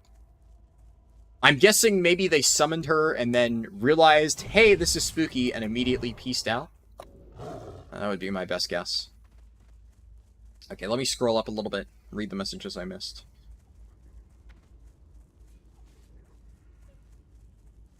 Oh yeah, so people responding to the question that I got that I didn't understand the way it was worded. Hello, Azaflips, it's going good. Okay, there's more Lidim, so I'm gonna keep a safe distance away from him. And... there's some skeletal raiders over here that I can kill for the quest. Oh, that's where Morbidfell is. So I guess he's in this house. I guess it's a good thing I didn't try to go in there to find more skeletal raiders to kill, because that might have ended poorly for me. I need 10 more of these mobs. Red Draenei are finally becoming a thing. Surprised it took Blizzard so long. I mean... I don't know if I would say I'm surprised it took Blizzard so long. Quite frankly, I'm surprised they are doing Red Draenei in the first place. I think it's neat that players get more customization options, so, like, I'm not upset about it, but let's be real, the lore is a little bit fuzzy around that. I don't really know if there is any way for Blizzard to make them become available that, like, actually makes sense. So...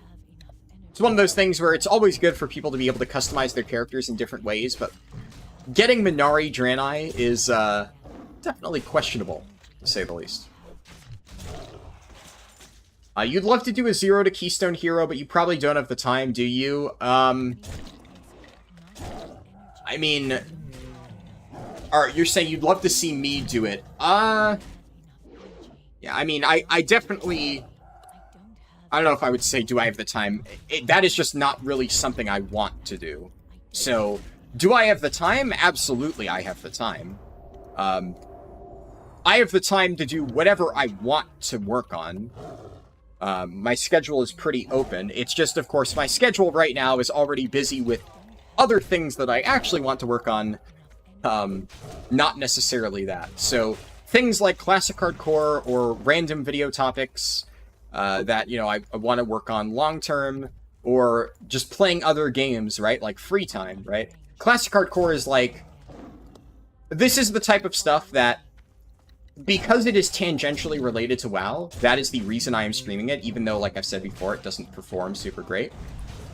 But, of course, there's a lot of times where I will just play something on my own free time for fun, and Classic Hardcore definitely falls into that category, but because it is still somewhat WoW-related, I'm actually streaming this, whereas in a lot of other cases, I would just not stream it and do it offline. But yeah, of course, I don't want to spend, like, 100%... like, if I was just doing videos that I didn't enjoy 100% of my time, I would not be doing YouTube, right? That would be miserable. There are some video topics that I don't necessarily love making, like, quite frankly... making videos about time rifts, is that my idea of fun? No. As I've said before, time rifts are a very boring system that I don't really think are interesting at all. The reason that I am testing them and covering them is because it's new content that is at least somewhat relevant, both for gearing and for leveling. So, it's the kind of thing that people need to be aware of, right? I'm sure there's probably going to be a few... like, videos about, like, how to gear up with time rifts. I still think that I'll be able to make one that's better, because all of my catch-up videos, quite frankly, are the best ones out there at the moment. At least I'd like to think so. I've received a lot of comments saying that they think so. I put a lot of work into making that the case. So I think I can definitely make a video in my usual style for the time, not time rifts. Was I saying time rifts? I meant dream searches. a video in my style about the Dream Surges, talking about like how to optimize your alt gearing with it, and honestly, it shouldn't be long. I think, based on what I currently know of Dream Surges, I think I can pack all of the relevant information into 4 minutes. It's a pretty basic event. Now, that being said, the rewards from it are pretty good, which is why it's still worth covering. But I'm pretty sure I can, like, in 4 minutes, just knock out, like, this is everything there is to do in Dream Surges, and this is how to get every single relevant reward. Bam, bam, bam, here's all you need to know, here's a video. And I think that would be easy enough to make, and it should be something that I think people will find helpful. And then, of course, the more important thing that I know most people, I mean, they might cover, right? Like, Bellular might make one of those videos like, leveling is insane, where he just, like, reads the patch notes and doesn't actually do anything. But, of course, I'm the only person who will actually test to see how fast Dream Surge leveling is, realistically speaking, under, like, proper conditions with, you know, ideal speedrunning stuff. So I will actually be testing that. I've already tested that in a few past streams. And that, of course, I will make a video on, and then I will do multiple speedruns testing that out. So, of course, is that necessarily fun? No. But that's something that I know people will be interested in, and it's something that, you know, if I don't do it, nobody else will. So I'm definitely going to cover that.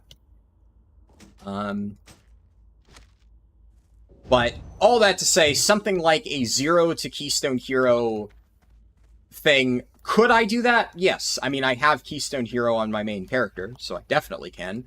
But generally speaking, when somebody does, like, one of those 0 to Keystone Hero things, it's entirely with pugs. And I'm going to be completely honest, I just don't find that interesting. I get why people do it, because I get a lot of people are obsessed with the idea of, like, you know, starting from low ranking and getting up to higher ranking, whatever.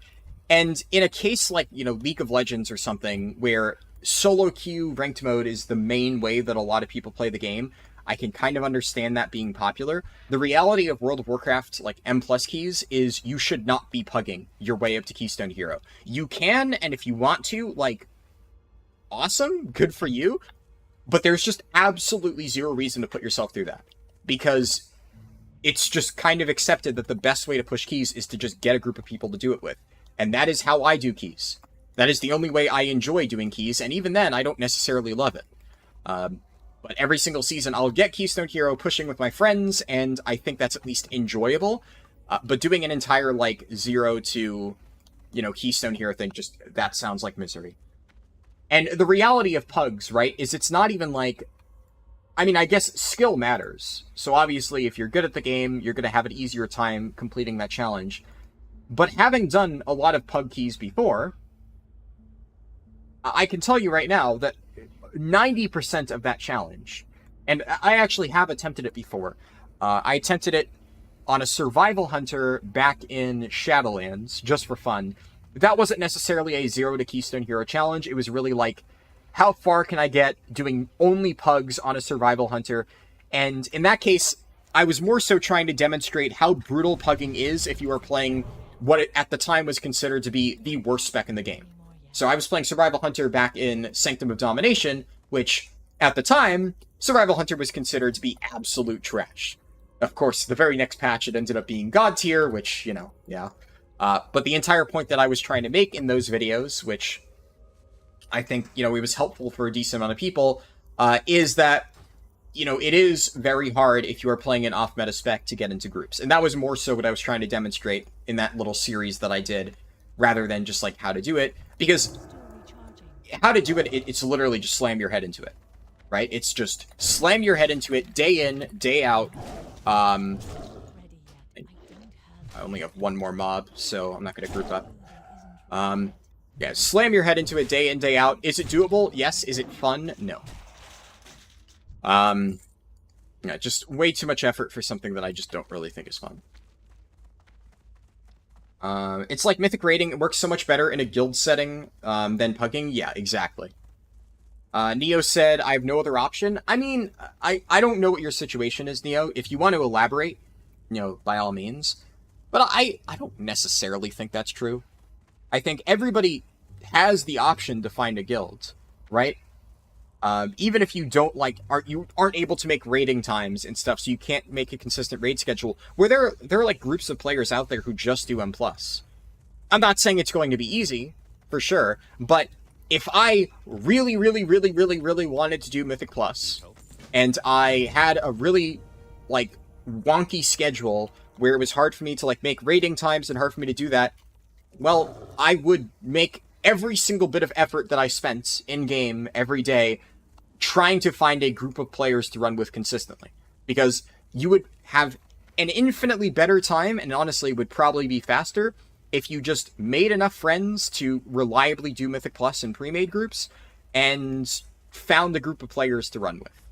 Now, and that's one of those things where I know there is an element of not everybody is, like, as good at making friends and stuff, and I'm not saying that, obviously, that is, like, a realistic thing for every single person, but I do think it is objectively true that if you really want to do M+, it is just a better option for you to try and find a group of players to run with, rather than just slamming your head into pugs. Slamming your head into pugs, it's just a waste of time.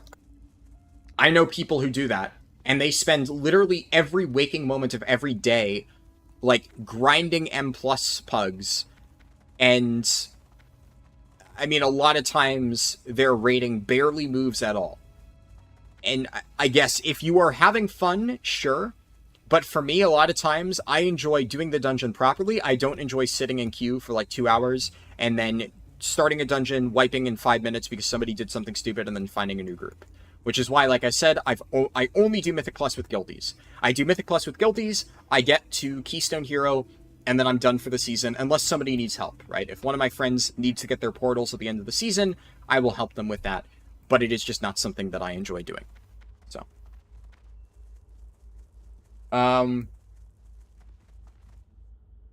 Rice, what is your announcement? So White Rice said, "Hello, Harldan. I would like to make an official announcement." Rice is my friend, so... Generally speaking, whenever Rice pops in here, it's to say something goofy. But I don't know what it is. So if Rice has an official announcement, it could be good, could be bad. Who knows? You have made the death run to Wetlands, and you've hit level 12 on your priest. Are you playing right now? Where are you? Yeah, you made it to Westfall on your Night Elf priest. Rice. Okay, look. So, good job making it through Wetlands, right? Like, I am proud of you. However, did I not tell you that it was much safer to swim around the coast? Like, hey, more power to you. I'm glad you survived, but you would have had such an easier time swimming around the coast. And you're on, like, character 3, right?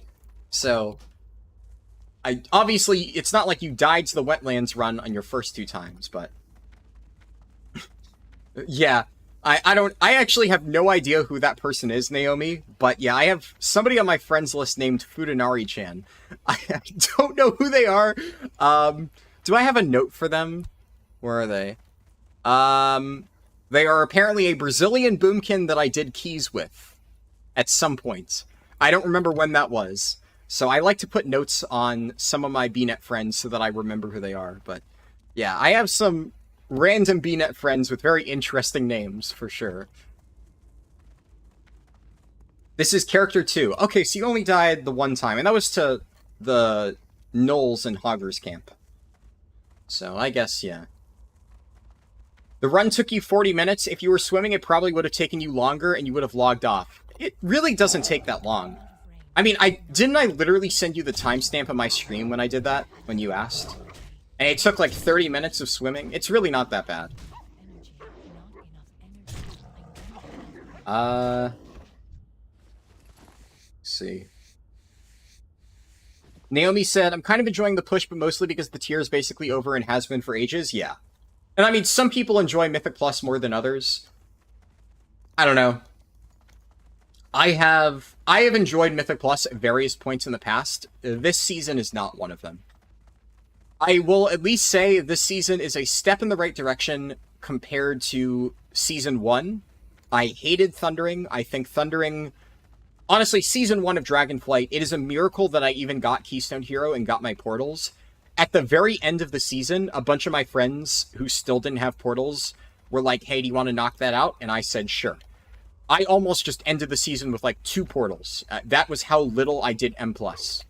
And also because I started playing Vengeance DH in preparation for Aberrus, and I was actually having fun with Vengeance, so I figured, fuck it, I'll do some M+. I really hated Season 1 of Dragonflight. It was misery for me. This season definitely is better, relatively speaking, but I still haven't been really having a ton of fun with it, to the point where, like, I don't know. I just can't really care enough to push much. But I'm glad some people enjoy it. And next season, maybe they'll fix all the bullshit. One thing that I am glad they did is they took out the seasonal affixes. That's very good. I'm glad that finally happens. Also, what is going on here? Are these guards waiting Stitches? Like, I saw people saying Stitches was coming down the road, and there's like a group of watchers just sitting here. I'm guessing Stitches pushes through here, and that's why. Anyways. I'm going to try to be careful, though, because I'm not sure. Maybe that's, like, misleading and Stitches has already gotten past them. Yes, he has. Okay. Well, it's a good thing I didn't just barrel down the road. Huh. Well, I am going to play it safe. I just saw Naomi said, is Rice's announcement that he didn't make it past level 10 again? Oh, man. Hello, Kent Williamson. Good to see you. Swimming is about the same speed, if not faster, since you gotta be so careful. Yeah. I would say, by this point, there's enough people killing the crocodiles in wetlands that you probably can get through it fairly quickly, but in a vacuum, I would say that swimming is faster. Keys start to be fun at 25. Below that, yeah, for sure. Though, honestly, I don't really think I'd have fun in 25 pugs. I think if I had enough friends who really wanted to do, like, 25 keys and higher, maybe I would enjoy that. But I don't really have enough people I know who genuinely enjoy pushing. It's cancer until you get to the point where people aren't the stereotypical pugs, yeah. You definitely will get better pugs at that level. I don't know, I just don't want to fucking deal with it. You're watching a guy on YouTube who pugs his way to 3,200 every season? That's great, yeah. And I mean, there's a lot of people who... If you... Like, for instance, if I just enjoyed doing Mythic Plus, and Mythic Plus was the main thing that I did on my channel every day, sure, I'd probably do that. But considering I already struggle to enjoy M+, in a vacuum, I don't see myself making those kind of videos. I will... Of course, I'll do M+ content when the new season starts. I did it in this season as well. I'll make a guide for every single dungeon, or rather, one guide that covers every single dungeon, to be more exact. And I will probably post some of my better M+ runs early on. I did that this season for a bit, and people seem to enjoy that. But definitely not going to go, like, super hard into it. Okay, so any second now, Stitches is arriving in town, right? Like, he was right around there when I saw him before. I'm gonna wait here for a second, because I don't want to get ambushed going into one of these buildings and then suddenly Stitches is, like, out here murdering people. Gives me a good chance to catch up and chat really quick. It's the pushing there part that is dumb. You're about 3.3k right now, not pushing super hard, but 25 to 27 pugs are actually kind of fun for the most part. And when it goes bad, everyone's like, alright, happens, go next. Yeah, I think definitely the fact that people are less toxic at that level would make it more enjoyable, but, yeah, bit hit or miss. Okay, what did I miss? Rice said, I'd gladly sponsor you making a fresh account and showing you doing 0 to hero and show how to find players to run with, etc. I mean, so, I wouldn't do a full series, right? So what Neo is saying is a lot of people will literally show the entire way pugging from 0 rating to, like, Keystone Hero. Another thing is, the style of videos that I make, I rarely post just very long form whatever videos. The closest you'll find are these streams, And there's a reason why after like a week or two, I tend to unlist these streams, because I feel that long term, they aren't the best things to keep up. They don't have like as much watchability in the long run for like the vast majority of people. The speedruns at least have a purpose and still get consistent viewership later on. But something like that is, if I were to make videos on it, I would effectively, there we go, there's Stitches. I would effectively need to either heavily edit the entire process and only show like the highlights, which at that point, that might be something interesting, like the highlights of pushing to Keystone Hero in a pug. Like I said, not something I'm terribly interested in, but it could be cool. You know what? Fuck it. There's a lot of guards and Stitches right now. So, yeah, like, Stitches is fucked, right? There's no way he lives this. He's just getting dogpiled. That actually makes me wonder, how does Stitches ever get a foothold in town? Because I've seen him just chilling around here, murdering people and NPCs, but the moment he walked into town right now, he just got jumped by multiple guards, and he's totally fucked. Oh lord, he's online. Oh no. Scaleboo's leveling up. And I guess, I don't get loot if the guards are the ones primarily doing all the damage. But, okay, we're safe. Stitches is dead. Cool. On the German servers, Stitches is called Little One. Huh. Interesting. I'm guessing that's a translation thing. You need something? Ooh. The icon for that shield is pretty cool. I kind of just want the 5 agility. Webwing Cloak is so massive. There are so few cloaks at this level other than, like, Defias Brotherhood Cloak that give that much, like, flat agility. I think I'm just going to take Shield of the Faith for vendor value, because, like, you know, I like money. I supply only the finest goods. Oh no, shit. That's the one I want to save. This is the stuff I want to vendor. Am I invested full-time on YouTube? At the moment, yeah. I graduated college last year, and since then, I've been doing YouTube full-time and just trying to see if I can make this work. It's been going well, for sure, but we're still not there 100%. So, I still have a ways to go if I want this to, in the long term, be like, you know, a full-time career. But at least, considering I'm fresh out of college and it's not like I'd be able to find the most amazing job anyways, I did look for a bit, and just nothing great popped up. This is probably, like... I'm, like, around the same that I'd probably be able to make on, like, an entry-level job. Which is good, I guess. But it's still one of those things where, long-term, I would like this to grow further, and I think it has the possibility to do that. Right? It's not like I've just been making videos and stagnating for a while. I have seen consistent growth ever since I've started. There are, like, obviously periods where, like, it's a slump. Like, right now, we're kind of in a slump just because there's really nothing going on in retail World of Warcraft, and that is mostly what I cover. And what I'm doing now is I'm, like, slowly kind of expanding into, like, other things, or, like, behind the scenes working on, like, you know, long-term video projects. Also, I think whenever I finish making the add-on and my challenge run format for it, that's probably going to be pretty nice. You seem to be from STEM, a very analytical mindset. Yeah. I went to college for game design and computer science. So, definitely. Yeah. So, if I were to find a job, it would be in that general field. Either something programming related, or something, like game design related. Because that's, you know, what I went to college for. But yeah, I think it's neat that you were able to pick up on that.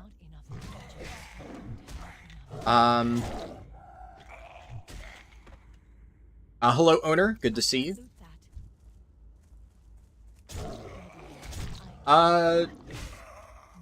Is unlisted not what I think it is? You said you typically unlist these streams, but you literally went back months ago.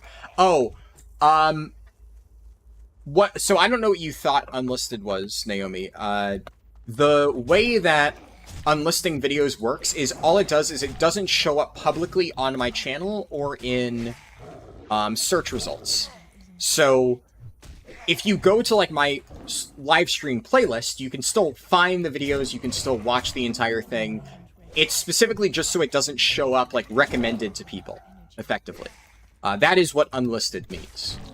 So I very, very rarely actually private videos. I have some of my like very, very old videos, which like, you know, I think are, I wouldn't necessarily say cringy. It's not that they were cringy per se, it's just that the editing quality and stuff is just really, really, really bad. Those ones I have put on private. I will say, I put a few of my old videos from my last guilds on private, because I know a lot of times they would use those as references, so that was a little bit out of spite. I privated some of those videos. Now that they've kind of imploded, I actually think I'll probably unprivate them and just set them to unlisted so that people can watch them again. But the only ones that I kept up from my old guild were all of the Milk videos, because, like, if it mostly centered around Milk, obviously Milk is still my friend, so I wasn't going to completely get rid of that. But then I would go into the comments and, like, pin a comment about, like, you know, the guild being toxic or whatever. The only cringy videos are the ones including my old raid lead. Yeah, exactly. Those ones will probably still be private, and there were a few where, like, he featured somewhat heavily in them, and that's why I decided to private it. But if they're at least entertaining, aside from, you know, his presence, I'll probably still make them unlisted so people can watch it. Have I learned Python? Not really. I have messed around with Python a little bit, but I am not, like, very familiar with it. That said, if memory serves with Python, it didn't seem too tricky. I actually remember my sister was taking a programming class, and she had Python as, like, the language that her programming class was based in. And despite the fact that I haven't really done much with Python, I was actually able to help my sister with her computer science homework, just because looking at it, once I was like, okay, so here are the differences between Python and C++ and C#, which is what I'm familiar with. Once I figured that out, which took me like 5 minutes on Google, I was able to help my sister with her homework because it was like the same thing. So I'm sure if I wanted to learn Python, I could. I have a little bit of experience with it, but the vast majority of the coding I've done is C++, C#, Java, and JavaScript. That is what almost all of my experience is. And like obviously HTML, and like CSS, right, for like the website side of things. So, you know, I've had to do that for the website, and that obviously took a little bit of time. Also, hold on, let me double check. Is there any follow-up quest for Gather Rot Blossoms? If there's no other quest in this chain, actually there are. Oh yeah, this is the Stitches quest. Okay, I'll do this. Even though it's gray, because it has a follow-up, I'll continue.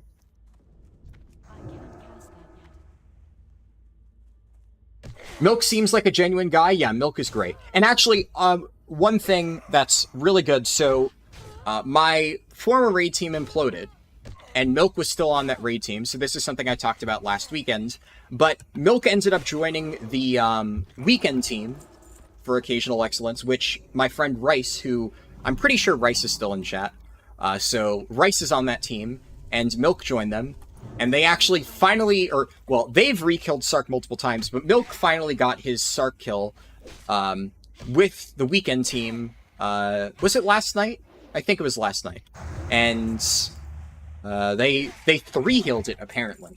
So Milk messaged me about that. You know, he was excited, of course, because he finally got Cutting Edge, which is awesome. Because Milk is a great player. He deserves Cutting Edge. And it's a shame that it has taken him so long to get it just because of how bad OE shit the bed, and he actually missed our first kill because he was absent when we killed it like a few months ago. So Milk finally got his Cutting Edge, and he got it with the weekend team. And obviously, since, you know, I'm friends with Rice, but I'm also friends with other people on the weekend team, I have had my issues with Occasional Excellence, my former guild, but the weekend team is actually a bunch of really great folks. So I actually kind of, in many ways, got along with people on the weekend team better than I ever did on the midweek team. So they're still going strong, and a lot of, at least, how many people joined you from midweek, Rice? I'm sure you could probably answer that question. Or at least how many people are trialing. But I know Milk went there, and I talked to a few other people on the team that I'm friends with, and they said they were applying, but they weren't sure what they would do yet exactly. But curious to see how that goes. Only 2 people are coming, Milk and Raffle. Ah, nice. Glad to hear Raffle's coming too. Yeah, a bunch of the people I talked to weren't entirely sure. And some of them, like Foe told me that he was going to go raid with some friends that he played with before. DZ said he was taking a break. A bunch of them said they were just taking a break for now to kind of like figure out what they wanted to do, which honestly, it's understandable. A lot of those players have been in Occasional Excellence for like 5 years or more. So yeah, it really sucks for them losing the guild that they've raided with, you know, this entire time. I got an interesting response from Zarentai. Zarentai was like, yeah, I knew this was going to happen the entire time. And I was like, really? And he was like, oh yeah, I saw it coming. So that surprised me because obviously I knew there were issues behind the scenes, but the entire thing definitely caught me off guard. But I guess Z is pretty familiar with a lot of the officers and stuff, so I guess a lot of this stuff was brewing behind the scenes for a while, if Z kind of expected it to happen, because he said he wasn't shocked at all, and, you know, he knew it was going to happen at one day, so there you go.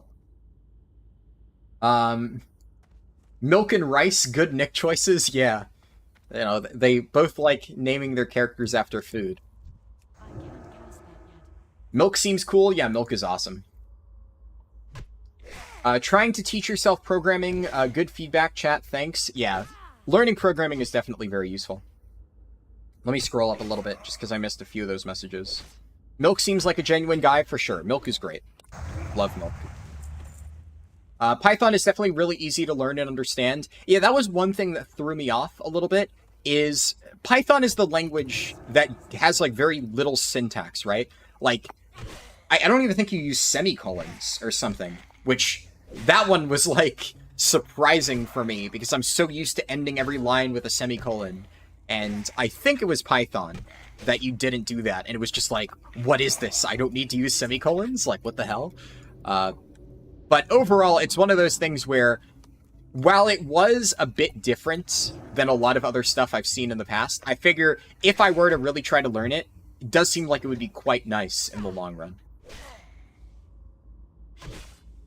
Morgan Poop can't make the timing. Well, that's unfortunate. Though, if I'm being honest, Rice, you're not missing out too much by not having Morg join you. Morg is kind of an insufferable ass. So, I don't know, like, sucks to whatever guild ends up getting him. But obviously, Poop is great. The player, in general. We have a friend named Poop Dollar, and, you know, he's cool. I talked to him, and he told me that he was considering joining weekends, but exactly what you said, that the timing may not work out super well for him. So, sucks to hear that, but, you know, he's a good player. I'm sure he'll find something good. I did offer that, you know, if he wanted, I could try to get him a trial here. Though that being said, we have since recruited a Warlock, since, you know, all that happened, and I made the offer to Poop, so at this point, I don't necessarily know if, we would even have a spot for him, but either way, like I said, he's a good player, he'll find something.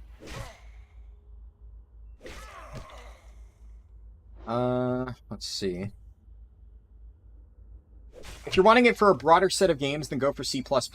Yeah, C++ is a pretty useful language. If you're trying to learn for WoW, learn Lua.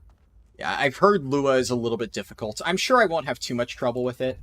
Right? Like I said, I've learned a decent amount of, like, random programming languages just for, like, one-off school projects, so I'm sure I can handle it, but one of these days I'll have to sit down and actually get that done. Poop is great, Harldan 2023, yeah. My friends make rice pudding. True. Up to 7.6k mastery on your evoker? Jesus Christ. That's crazy. Is Boomkin strong? Yes. Boomkin is almost always good. Now, if you ask a Boomkin main, they will probably say no, because most Boomkin mains are just massive doomsayers who always say that their class is terrible. But realistically speaking, Boomkin is good. Yeah, Naomi even said that, despite how much Boomkins always complain about being weak. Yeah. One of the officers in my guild is always complaining about boomkins and how boomkin is shit and boomkin has always been shit and blah, blah, blah, blah, blah. And then everybody else just, like, laughs at him for it. It's like, it's a constant thing. I love how you both instantly put that, yeah. I mean, if you've been around enough boomkin mains, you just know. It is just a chronic boomkin main condition about complaining that your class is bad, even when it's, like, top damage in multiple scenarios, so... Typical boomkins. Is Neuraxis up? Neuraxis is not up, it looks like. Your girlfriend feels weird learning Python because she instinctively puts a semicolon? Yeah. That would take me some muscle memory to get through, for sure. Okay, I caught up on chat now. I did miss a few messages earlier, though, so let me scroll up and read those. Let's see.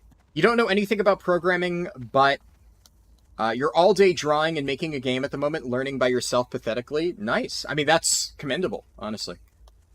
Especially, like, quite frankly, I suck at art, right? So if I were to ever make a game, which, you know, there are, like, some game ideas that I have that I would love to make eventually. It's one of those things where, like, the two activities that I would love to work on at some point, and that, you know, my dad will always nag me about and be like, you always say you're going to do that, you never do, is I want to write a book, and I want to make a game. And, I mean, I've made small games for college projects. Writing a book, that one is at least partially writer's block. Like, I feel like a lot of people, this is the case, right? I have a really good idea for a story in my head, and I've, like, messed around with some, like, rough drafts for, like, early chapters and stuff, and I've, generally speaking, planned out, like, how I would want it to go, but I haven't sat down and written it. And it's partially just because I don't have the time. So one of these days, obviously, when it comes to writing, the most important thing that I've heard a million times over is, like, you just need to sit down and knock it out. Get it done. Also, I guess I can go over there and do that quest. Can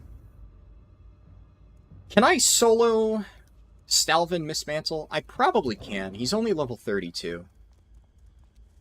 Druid's, like, pretty solid. Yeah, so one of these days when I have, like, actual free time, I would love to, like, sit down and get that done, but, of course, it's a long process, and, you know, would take me a lot of time and effort and whatnot. And I would want to, like, do it right and actually write, like, a good book and not just vomit out some fan fiction tier trash, which I'm sure the rough draft of whatever I write inevitably will be on that level. Is this guy going for Stalvin? I'll invite him. Stalvin? Okay, he is going for it. Cool. But yeah. One of these days we'll see. But definitely, I suck at making art, so whenever I eventually make a game, I'll probably need to, like, commission artwork from somebody. I don't fucking know. Whatever that is, because I can't draw for shit. I think it would be cool to take art lessons at some point to actually learn how to not suck at that. Because I've always wanted to be good at drawing, I'm just not. But that's another thing that I just don't have the time for. And there are some people who are just naturally gifted at, you know, drawing and stuff. Like, my stepsister is amazing at making art. You know, she goes to college for animation. So, some people are just really, really, really good at that. And I am not.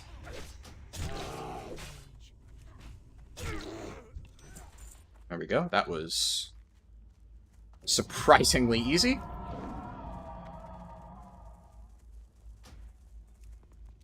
Let me see where I missed that message. You think learning C, C++ first is the most valuable thing? You can then jump to Python super easy? Yeah.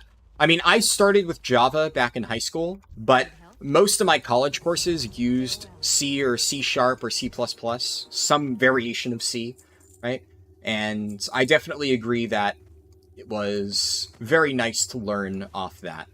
I think learning C or C++, like the fundamentals that way, is always going to be a good idea. I'm obviously biased, of course, because it is what I learned mostly first. Like, I technically did start with Java back in high school, like I said, but a lot of the actual coding that I did, you know, the non-entry-level coding that I did was starting with C++. So I am a little bit biased towards it because of that, but I think I would agree that it's a better coding language for learning stuff. I don't really know if I could do this quest. Oh, wait. Never mind. It gives a 10-slot bag. Okay. I actually want to do this quest. I was about to say, yeah, maybe I skip this. I don't really know if I want to dedicate the time. And then I saw the reward, and it's like, okay, well, you know. I obviously am able to make 10-slot bags on my tailor now, but being able to just get one for free? Sure. I'm still rocking the 12-slot herbalism bag. And I don't know, I've gotten good use out of this, because there's been a lot of times where I end up using, like, 10 out of 12 slots or something. But I feel like in most cases, I will just get more value out of having a regular 10-slot bag at this point. Now, if I got, like, the gigantic herbalism bag, maybe. But the thing is, the most important thing about bag space is that you can hold enough stuff that when you get back to town, you're able to dump it all, like, either off on a vendor or in the mailbox. And realistically speaking, there aren't any situations where I am going out and farming herbs to the point where I can fill, like, a 20-slot bag with it. Like I said, I would farm for hours, and I would still only get up to, like, 10 slots on my herbs. And if I wasn't using the herb pouch, then I would have just mailed off all these herbs to my alchemist when I got to Darkshire, just because I would want to conserve bag space. The only reason I didn't is because I still have half of this bag to go, so I've been trying to be a bit more conservative with using mailing costs, because if I can only mail stuff when my bag is entirely full, I might as well. And it's not like I'm going to be using this bag space for anything else, but I think having an additional 10-slot bag would probably be more useful at this stage, so that'll be helpful. Naomi said, I kind of gave up learning it in depth and just handed that job off to your co-tank who programs for a living. Oh, for making weak auras? Yeah. Let me see if I missed anything recently. I know there's some messages much earlier that I missed. But Darkwind Fair is coming. Do they have the XP buff in Classic? No. A lot of the retail stuff for Darkwind Fair wasn't added until Cataclysm. Darkwind Fair in Classic is... It has some interesting stuff. I would say it's less useful for leveling, and honestly more useful for professions and for endgame content. I mean, I would say, though, the general usefulness of Darkwind Fair for everything across the board is much, much lower in Classic than it is in Retail. Retail Darkwind Fair is like this big thing that is really useful for leveling and rep farming and stuff like that. Classic Darkwind Fair is a bit more niche, but it still has some uses. But I don't think there is an experience buff from Classic Darkwind Fair at all. When does it become active? Is it active now? Because I checked earlier, and although I have the quest for the Darkwind Fair, I went to turn it in, and it wasn't set up yet. And they were like, come back later. But I would imagine if it's gonna get set up, it's probably like noon Pacific time, which would be right now, because that would be 3 my time. Look at all those flasks, you're on steroids? Yeah. I mean, hey, that's the entire reason that I got my alchemy up to 150. And I'm gonna try to get it even further. But I've been spending a lot of time pumping up my profession, specifically so that I can get all these flasks and stuff. I might as well. Can't hurt. It costs a lot in terms of herbalisms, but you know, if I'm gonna level up, I might as well play it as safe as possible. You need something? What's the next quest? Ghoulish Rib. I guess I can knock out 2 birds with 1 stone here, so that's cool. Let me quickly catch up on chat, and then I can scroll back up and read earlier messages that I missed. Also, I got pinged in Discord. Hold on.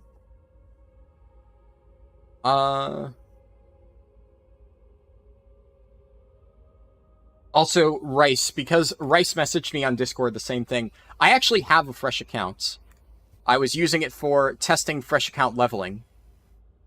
But I don't know. I still don't think I'll do like 0 to Keystone here or something like that.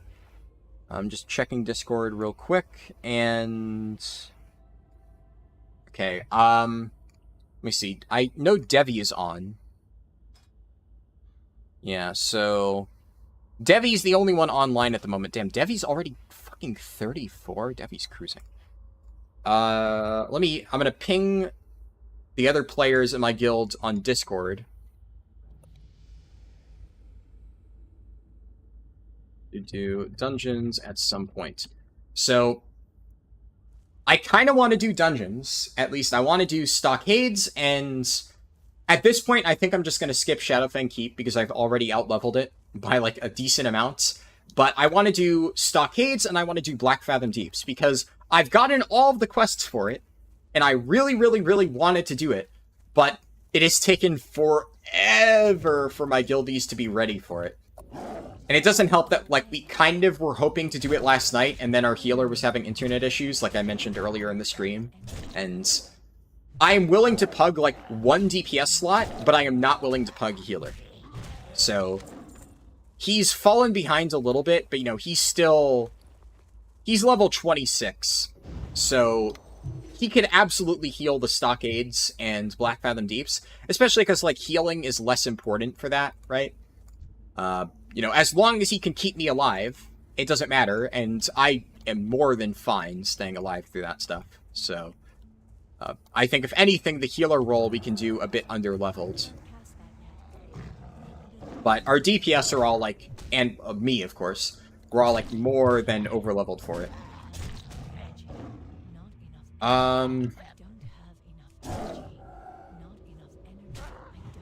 Realistic Level said, my blog, or I assume you mean my website on mobile, is not displaying fine. Yeah, I know. Look, I've received a lot of comments about, like, the mobile website. Look, I get that it's not perfect, and long-term, I'm going to work on it, but I am not an expert at doing, what's it called? Like, responsive web design, where, like, it adapts depending on mobile and stuff.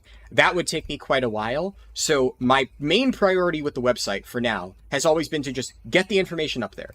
So it's on there, it's working, and you can view it. Is it perfect? No. Is it still viewable? Yes. I am not like an expert at web design. I had to, a lot of the stuff I did just to get the website working, mind you, I had to learn on my own. Because I took like a few courses in college on web design, but not nearly as many about, like, you know, game design or other programming stuff, so I'm not as familiar with it. It also doesn't help that my mom, who is literally a web designer and agreed to help me with the site, then moved to Colorado. So I was planning on asking her for help with the site, and now she's, like, on the other side of the country. So, I don't know. At some point, I think I'll try to, like, find a way to get her to help with it, because, like, you know, that literally is what she did for a job. So I'm sure she can help with it a little bit, but I would need to learn a lot more before I could realistically do that. You'd recommend learning React as a side hobby if you want to get into that? I don't know exactly what that is, but I've heard my dad mention it. My dad has done stuff like that in the past. Honestly, look, there are a million things that I want to get done, and there's only so much time that I have to spend. Right now, of course, I'm playing a lot of WoW Classic. I'll be honest, this is maybe not the most responsible use of my time. But outside of that, right, if I were not playing WoW Classic right now, I would be working on YouTube-related stuff. I'd be working on videos and, like, scripts for upcoming videos or testing for, you know, the videos that I'm posting next week, things of that nature.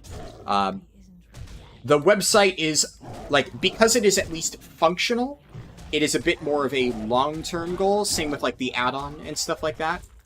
And I will work on them when I have more free time. I would love to learn it eventually, but there's only so many things that I can learn in, like, the immediate moment. How many mobs can I take with that flask on? I can take, like, 3 or 4 mobs. I can take 3 mobs very safely. I have accidentally pulled, like, 4 mobs at once, and I managed to scrape by, like, with the potion use.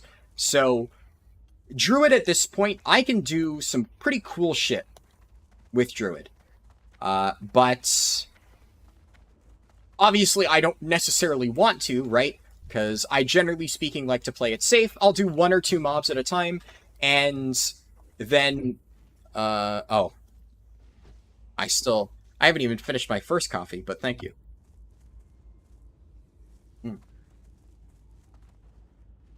My dad brought me coffee. One of the nice things, though, about the new mugs that my dad got, they're like, insulated mugs that retain their heat. So despite the fact that I've been streaming for over 2 hours, the coffee that I made before starting the stream is still actually hot.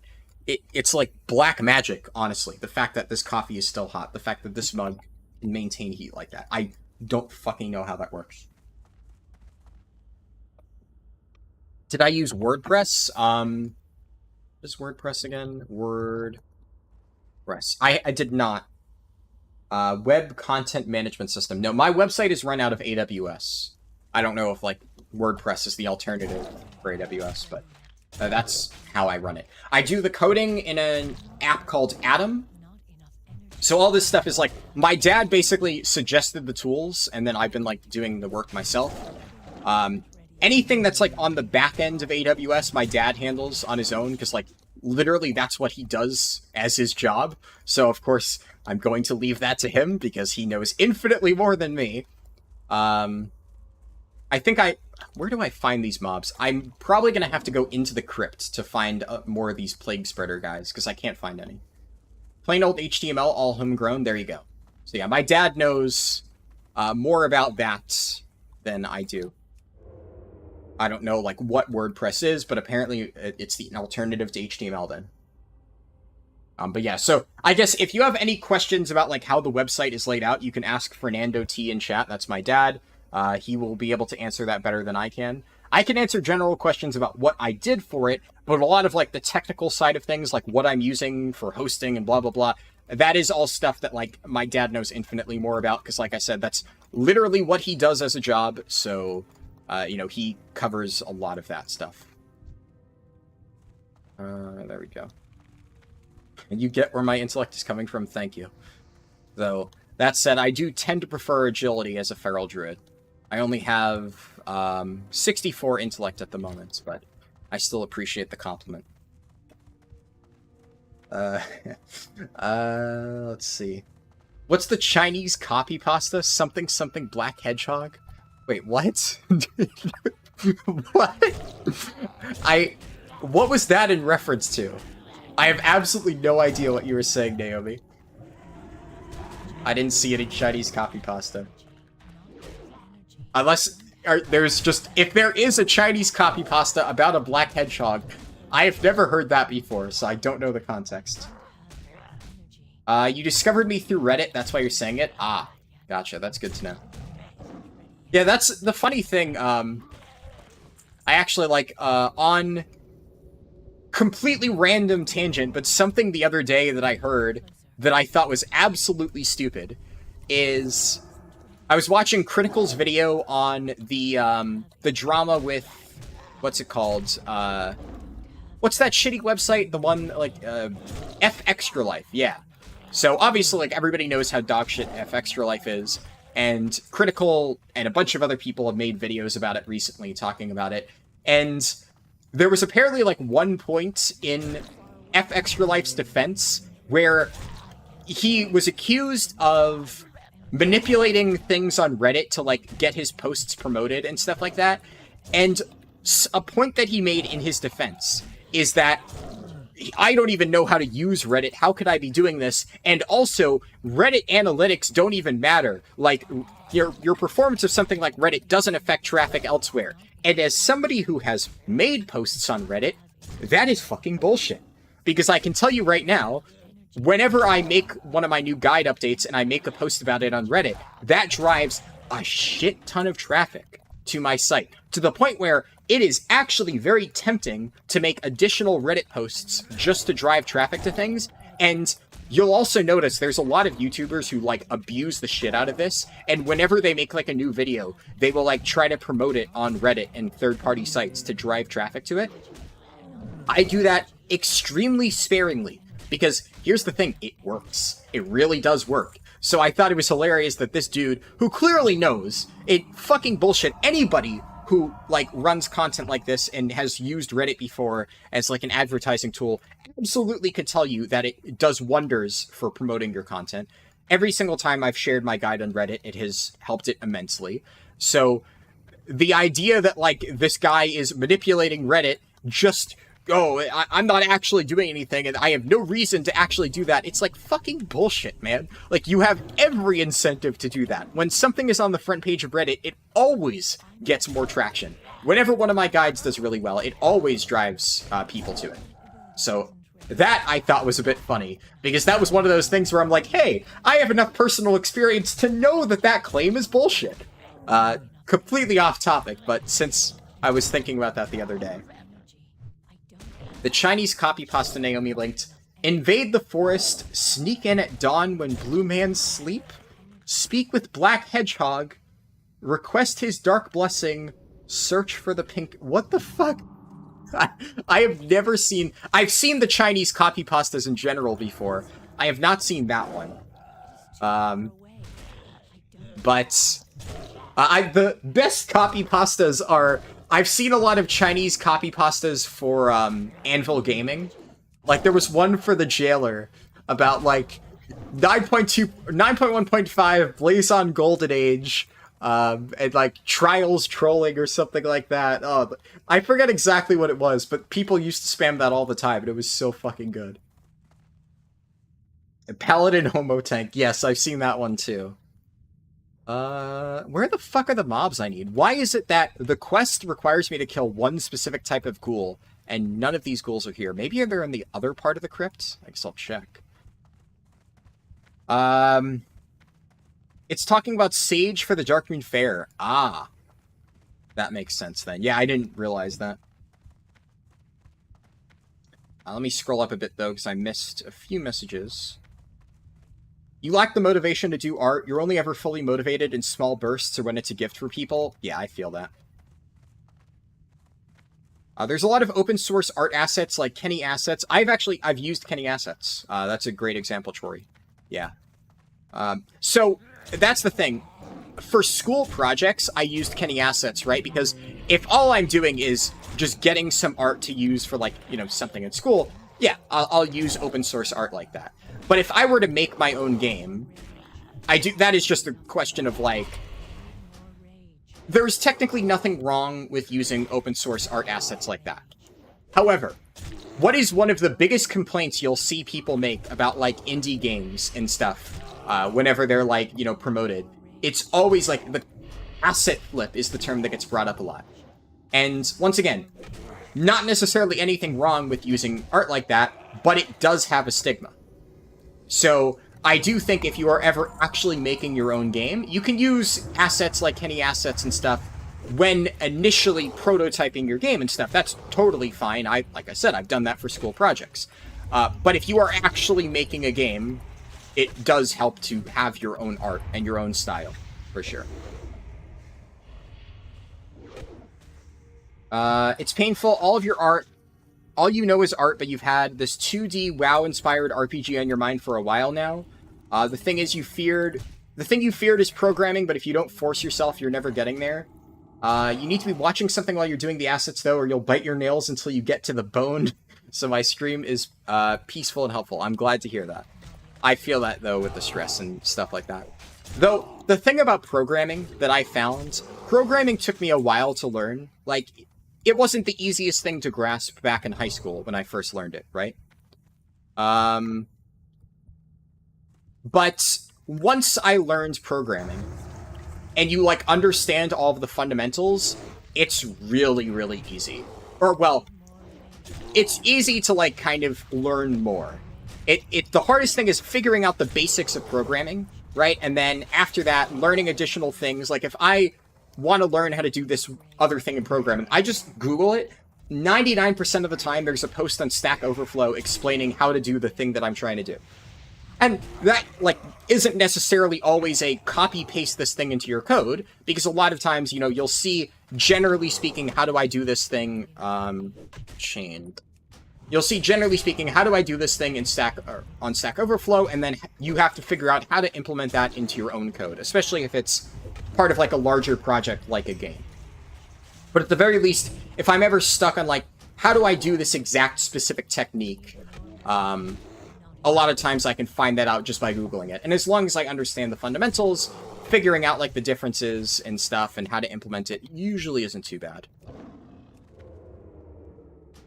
Okay, well, I'm dropping group then. I have no idea where these mobs are. This quest sucks balls. Like, I don't understand how there's... I need to kill 20 plague spreaders, and there's just none of them anywhere. Sheesh. Troy said, maybe the big herb pouch could be used for a bank alt holding all those herbs. I mean, to be fair, though, like, at that point, I could just make another bank alt. You're not wrong, though, but I haven't run out of room yet on my Warlock, which my Warlock is my herb bank alt at the moment, because it's also my Alchemist. So if I were to run out of room, you are absolutely correct, that would be a good use for it, but until then, yeah, no real reason.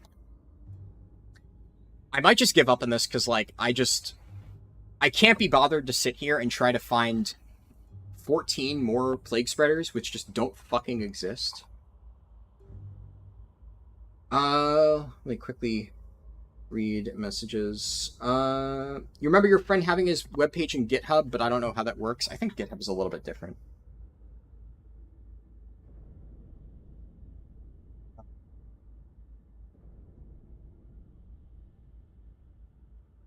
See, you've lost your latest rogue to Son of Aragol. You need some encouragement. Ah, that is unfortunate.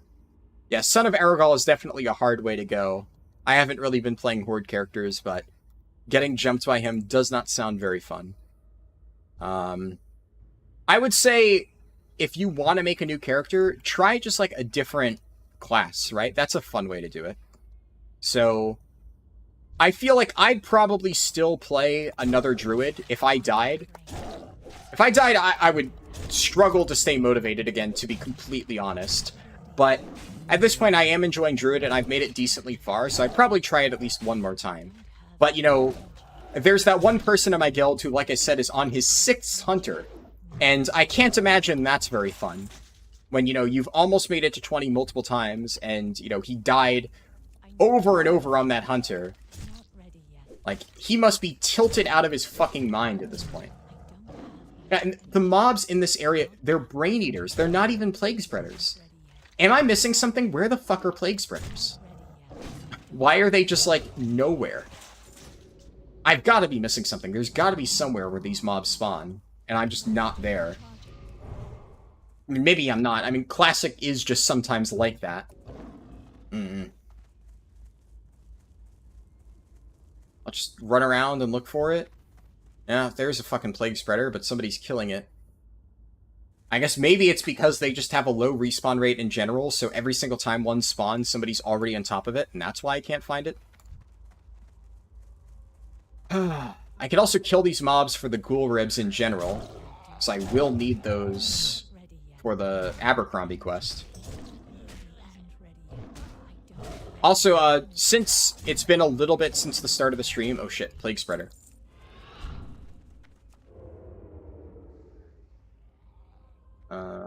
Try to go over here and tag this before anybody else gets it. Yeah, it's been a little bit since the start of the stream. I'm gonna run out of range for that. If anybody wants to join my guild, you're welcome to do so.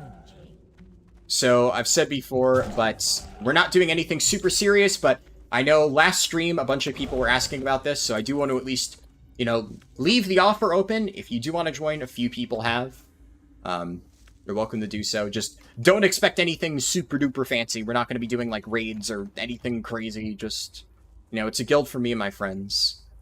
Also, I've gotten pinged on Discord. I'm just going to check to see... what the fuck is CFB Day? What is CFB Day? So, the healer in my guild said that he might not be able to do hardcore dungeons because it is CFB Day. Which... I don't know what that means. Maybe somebody in chat knows what that means. If, you figure it out before he responds and tells me. If Lenara gets to 60, you'll draw her super epic. Awesome. Well, I will do my best.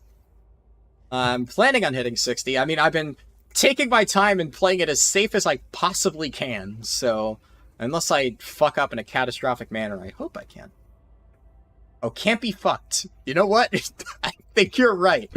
I think that is what CF or CBF means. Oh, nice. There's 2 plague spreaders up at once.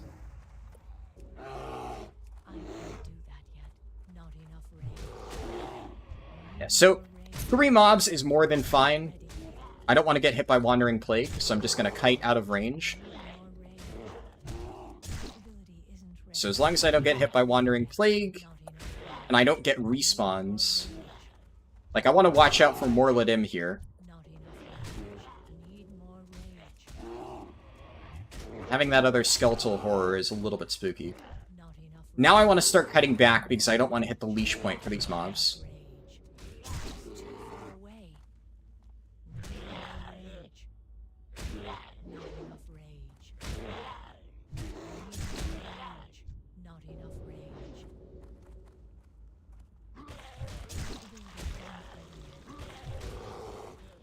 Nice, I barely got out of Wandering Plague. I almost, like, I looked away to check something else and almost got hit by that, but we're good. I mean, even if I had gotten hit by Wandering Plague, it's not like it would be the end of the world. It just would be mildly annoying, because that's a pretty nasty debuff. What realm is this? This is Alliance Defias Pillager. Better than CVT Day, I guess. True.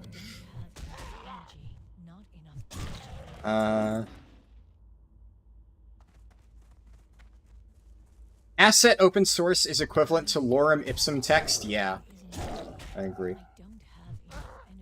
Remember, there was one indie game on Steam that was popping off, and it was withdrawn from the shop because it was using an open source asset which you cannot use in commercial projects. Yeah, I know the rules around that are a bit, like, finicky. Obviously, you can use, like, store-bought assets, but that's, when most people say asset flip, that's kind of what they're talking about, right? Where somebody, like, buys a bunch of assets on, like, the Unity store, and then just makes, like, some shitty game with it, and, like, vomits it out and tries to turn a profit.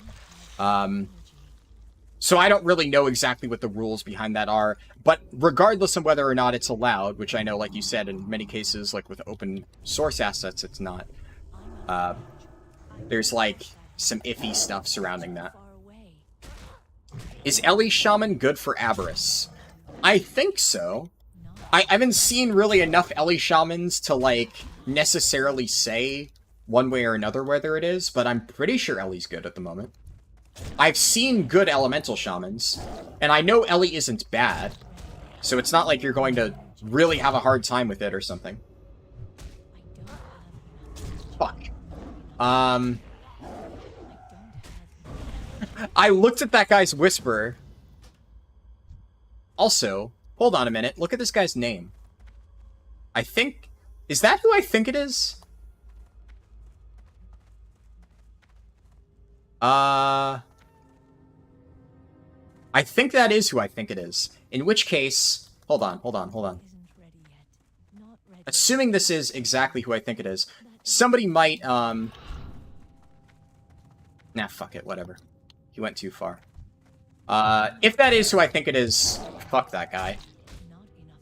But I'm not gonna, like, actively say his name, but I think anybody who can, like, read that and put 2 and 2 together based on his guild and stuff, I'm pretty sure that is who I think it is. In which case, fuck him and everything he stands for.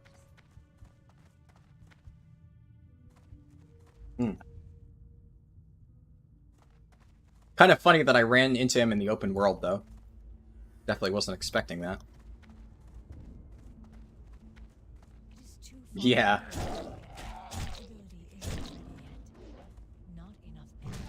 Is X good for Aberrus? If you're asking that question, then yes, whatever spec you're playing will be fine, pretty much. Yeah, fuck, man, fuck the Voldemort add-on, honestly. If you don't know who that is, don't worry about it, but yeah, I'm pretty sure that is who I think it is.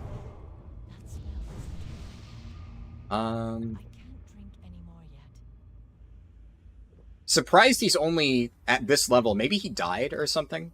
Because, like, isn't he supposed to be good? Like, he's the one who fucking made the Voldemort add-on, right? So, you would think he'd be higher.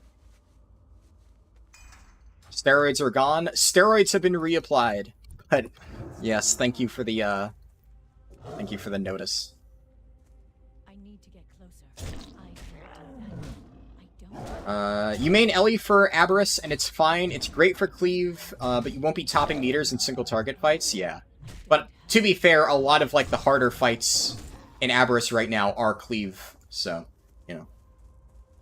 And I would say any DPS spec in retail right now, balance is pretty good. Not balance Druid, but like class balance is pretty good. So if you know what you're doing, you can make anything work. I don't have enough energy. Don't want to diss the pillar of the classic community? Yeah, fucking hell, man. Oh, yuck. Yuck, yuck, yuck. All I will say, Neo, rested experience. I'm not going to talk about it because, like, rested experience is the Voldemort add-on. We don't talk about it. But, just so you have that context, because I know, you know, you're, around the stream a while, so I don't want you to be, like, out of the loop there. But yes, that is the Voldemort add-on. We don't talk about it. We don't like rested experience here. Yeah. And if you want to figure out, like, who that guy is, you can just Google him, I guess.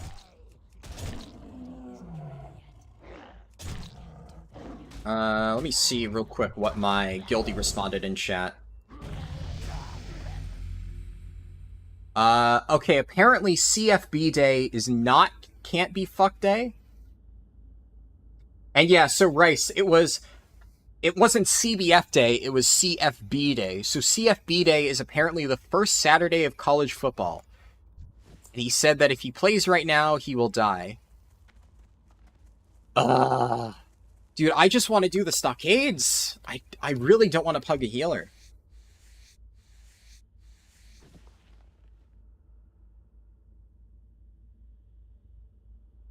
I asked him how much I need to pay him to heal the stockades. What did Rice say? Rice sent me an example of a 0 to hero Keystone challenge. Yeah, I could see that. That seems good. Yeah, that's the thing. So, Rice, to get on what you messaged, if I were to do something like that, it would be highly edited, but right, it's one of those things where that would be a lot of time that would then be taken away from other things like leveling guides, etc. So, yeah. If I were to do a video like that or a series like that, it would have to be in that format. That said, I know a lot of people like watching 0 to Keystone Hero challenges where it's like you show the entire progress all the way through. And that for sure, yeah, I wouldn't do that. I don't know, I won't rule it out. I won't say, like, never say never, right? But it is one of those things where, if in the future I am ever really enjoying Mythic Plus, and I feel like making a lot of Mythic Plus videos, that is something I would consider. But that would have to happen first. I would have to actually be enjoying M Plus to, what's it called? To make that.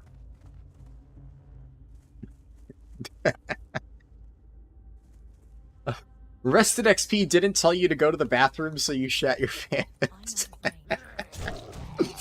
Yeah, the amount of people who follow Rested Experience like the Bible is funny. Especially on Classic Hardcore, where, like, a lot of the tips they give you are just, like, flat out bad, and will get you killed if you follow it. So... Cool. Sure.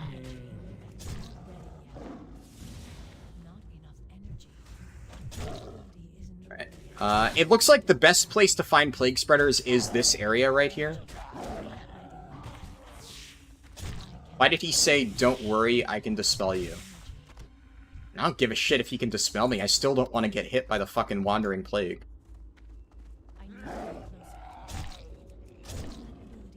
If I can run out of melee briefly, there's no reason not to. Especially considering, as a Feral Druid, it takes me a bit to regen energy anyways, so, like, I am losing damage by going out of melee, because that's, like, a missed auto attack. But it's not like I'm losing that much, considering most of my damage, or, like, a large chunk of my damage is coming from Claw anyway. At least, like, half of it. So, you know, whatever. Rat's in level 33, only 27 left to go? Yeah. We're getting there. Not enough energy. I also, though, I think, after the stream, I kind of want to level up my alts, because one thing that I absolutely want to have is, when I hit level 40, I am getting Wolf's Head Helm, right out of the gate. Like, I will have Wolf's Head Helm sitting in my bags at level 40, and I will equip it the moment I ding at that level. Because playing Feral Druid without it, it's like, why? So that's something I am 100% going to do. And in order to do that, I need to have my Paladin at level 20. Helm. Okay, there we go. Wolf's Head Helm requires Leatherworking 225. And you can get exactly up to Leatherworking 225 by hitting level 20. After you grind it, of course. Abercrombie's Crate. Okay, I can go grab that after. So, I think the first thing I'm going to do, like, the moment the stream ends, is start working on my Paladin. And try to get that up to 20. Once it's 20, I can grind out the rest of my leatherworking. And if you saw at the earlier part of the stream, my Paladin is currently sitting on, like, a fucking mountain of medium leather.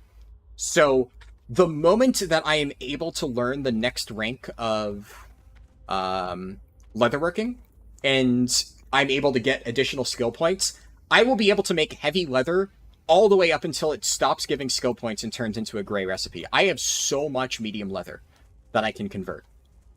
And of course, by the time I actually hit level 20, I will have farmed even more on my Druid.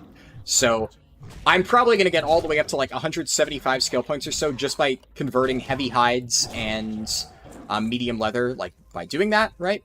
And then I have a million different recipes that I've already saved up in my bank. So I should be able to very easily get up to 225 skill points, and then it's just a question of getting the recipe for Wolf's Head Helm, which I forget exactly where you do that. Come to think of it, Wolf's Head Helm, where do I get that recipe? Taught by... Oh, it's just tribal leatherworking. So, how do I learn tribal leatherworking? There's, like, an NPC that I need to talk to. I only need 2 more Plague Spreaders. Every single time, I have not.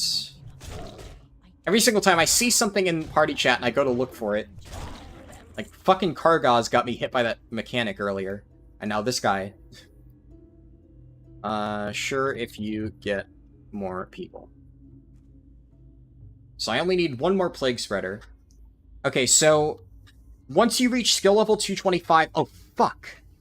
You need to be level 40 to choose a leatherworking specialty? Oh, well, that sucks. I didn't realize that. Fuck. Okay, well, actually, that means I can't... I didn't realize that. Man, does that mean I need to pick up leatherworking on this character, too?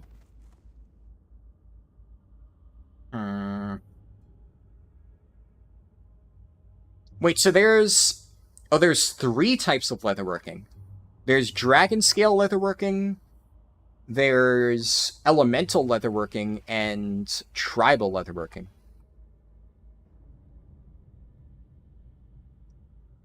Fuck me. Oh, that means I actually do need to learn leatherworking on this character. Well, that sucks. Man, why didn't I read more into it? I somehow have missed that point all the way up until now. I thought I just needed to be 225 skill. I'm not solo self-found. That said, I of course want to have it on my own. Oh, fuck. I want to do that then. I'm not going to do it just yet. What I'll probably do is then... Because I want to keep herbalism for now. And... Oh, there we go. In that case, as I've said, I still absolutely want to be... Wait, is that an upgrade? That actually is an upgrade. This guy needed on it too, so... There we go. Yeah, Yeah, that is actually an upgrade. Pretty good one, too. And I have a heavy armor kit. I guess the nice thing, though, is I have gotten so many things of leather that, leveling up leatherworking again will be very, very, very easy. I won't need to worry about that too much. So, yeah. I'm also almost level 35, so I think what I'll do is, after this stream, I'll get some of my alts up to 20 or so, and I think I'm going to switch those alts to Gathering Professions, and I'm going to keep Alchemy on my Warlock, just because I can still make everything that I need with that. In that case, though, actually, fuck my Paladin, because, like, I don't really care about that at that point. If I'm going to have to drop leatherworking anyways, I'll probably get my Warlock up to 20 first so I can get more Alchemy shit. I think I will drop leatherworking on my Paladin and pick it up on my Druid once I hit level 35, and I will start getting that set up. That's unfortunate. I wish I didn't know. Or I wish I knew that earlier. Oh, shit! Okay.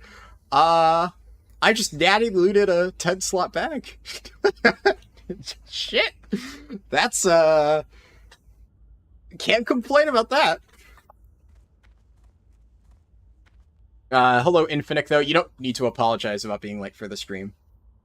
Large red sack, might want to go to the doctor. Nice. Is this guy actually looking for people for Morladim? He said he was gonna look. Is he posting in... He's saying come here. Fine. Rushing to Keystone Hero like that sounds super exhausting, yeah. If there was arenas in Classic, what do I think would be the best comp for twos? I am not familiar with Classic arenas at all. Or, well, obviously there are no Classic arenas. I'm not familiar with Classic PvP whatsoever, so yeah, I am not the person to ask for that. My only experience with Classic WoW is leveling and a little bit of endgame raiding. I know, like, a decent amount, at least up to, like, BWL and stuff. I'm not super familiar with, like, Encourage and Noxramas and stuff, because I didn't play that. But I know, like, enough. But PvP, I know fucking nothing about Classic PvP. I'll grind these mobs, because at least I'm still getting XP from them, but... doing more Ladim or nah? No, I guess I'll ask Devi on the off chance. Oh, Devi went online or offline. Darn.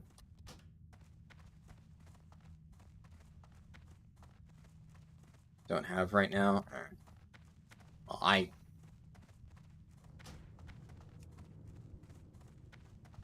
I'll join.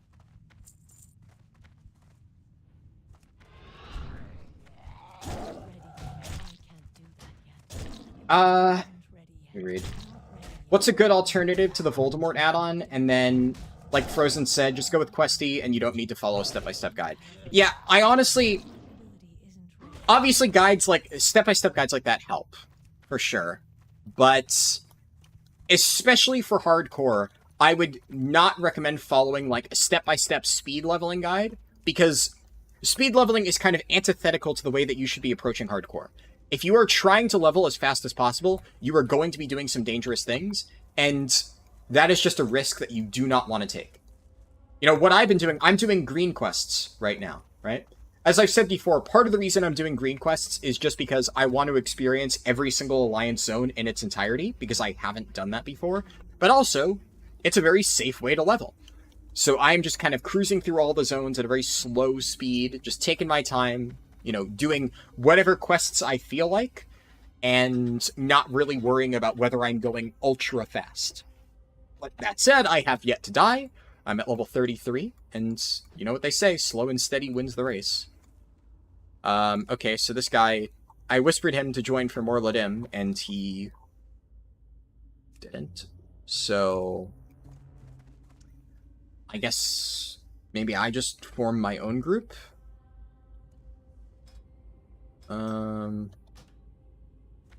Yes, you can get an invite to the guild. If anybody else wants an invite to the guild, just let me know.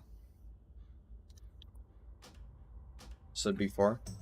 Time to solo more Ladim. Yeah, I think I'm gonna pass on that.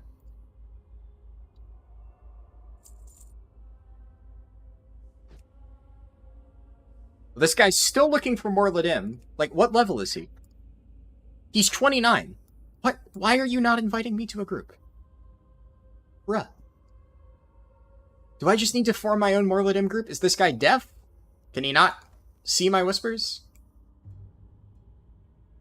Okay. I'm just gonna form my own Morladim group with blackjack and hookers, I guess.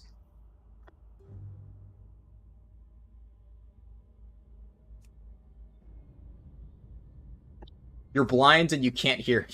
Well, yeah. You know what I mean, because it's in chat. You know. Carissia, Moonhunter, and Feralus. Yeah, I handed in a quest there, so I knew where the trainer itself was. I just wasn't entirely sure how the specialization worked. The only problem is, can I afford to get away with not... You know what? Maybe I won't bother with blacksmithing. Because the thing about blacksmithing is you want to have it as a druid no matter what, because you want to have weight stones to apply to your mauls and stuff, or crowd pummelers and stuff like that. But the thing about that is I could just craft those on my alt and apply them to my crowd pummelers. It would take a bit of farming, right? But it would work, I suppose. The main advantage to having blacksmithing specifically on your druid, in addition to that, is there is a trinket called, like, Mithril Insignia, or whatever, that, let me find it. Classic Mithril Insignia.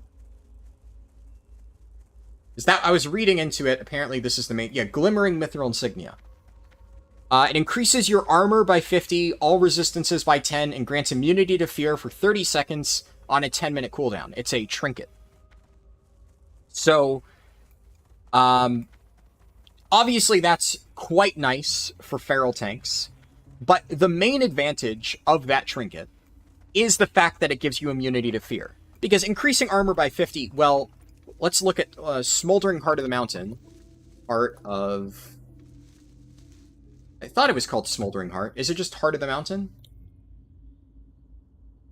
Oh, it's Smoking Heart of the Mountain. Oh, fucking whatever. Yeah, so Smoking Heart of the Mountain gives you passively 150 armor and a lot of resist in the trinket slot. So at some point, one thing I will absolutely need to do is get Enchanting up and get Smoking Heart of the Mountain. That is required. But blacksmithing is a weird one. Random chest out in the middle of nowhere. Blacksmithing is a weird one because you need to have blacksmithing to still use that trinket. And... oh, nice. Coarse stone. That's actually... fucking...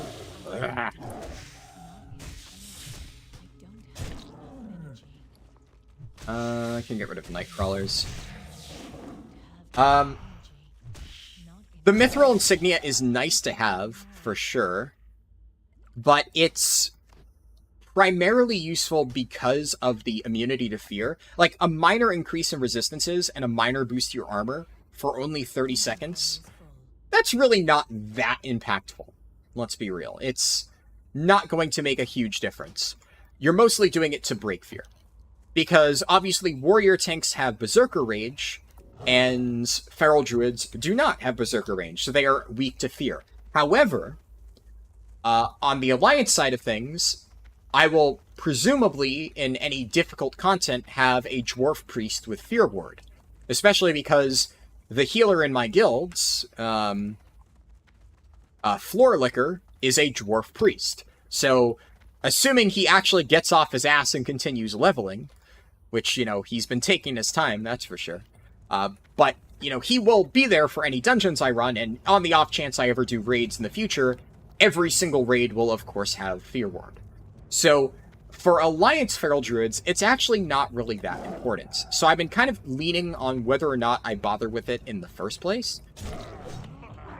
I was planning on doing it anyway, because I figured, hey, if I could get Wolf's Head Helm on my alt, might as well. But at this point, if I have to be on a level 40 character to be able to get Wolf's Head Helm, and I don't really need Glimmering Mithril, just make this character my Leatherworker. So then I will go Leatherworker, Enchanting, until I get Smoking Heart of the Mountain, then I will drop Enchanting and pick up Engineering, and I guess I will be Engineering Leatherworking on this character. There's the Briarthorn. I'm blind. You can at least farm out the mats and get somebody to craft them. Oh yeah, I saw that already. So many of the top-end patterns for crafting in vanilla are BOP. That's another good point, yeah. I think also having leatherworking on my main, where I can get a lot of those really nice BOP recipes, will actually be pretty impactful. So, maybe it was probably good for me to do that anyways. Is anyone looking for more Ladim? I can't carry anymore. Oh, fuck me sideways. There we go.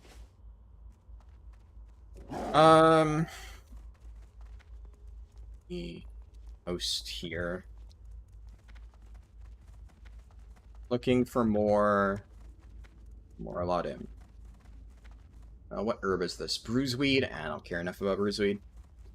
Hello, Giovanni Morais. Good to see you. I'm Alliance side. What server? I am on Defias Pillager. Defias Pillager Alliance.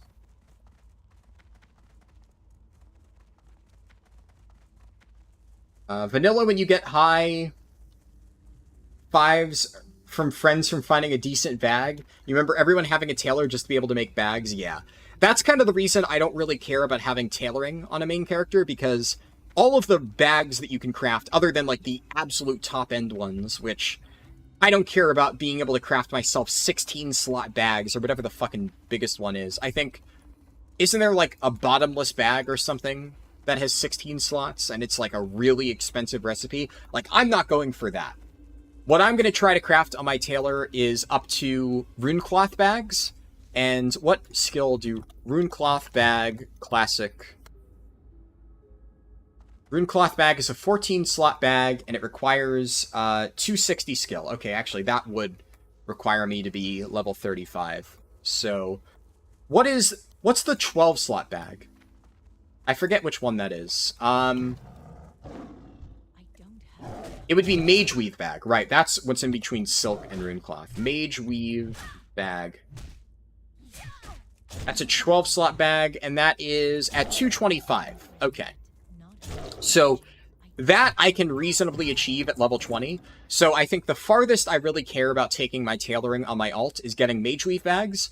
I will get myself 12-slot bags, and then I will figure out how the fuck I'm going to get 14 slots later on down the track. I don't really care too much about crafting that myself.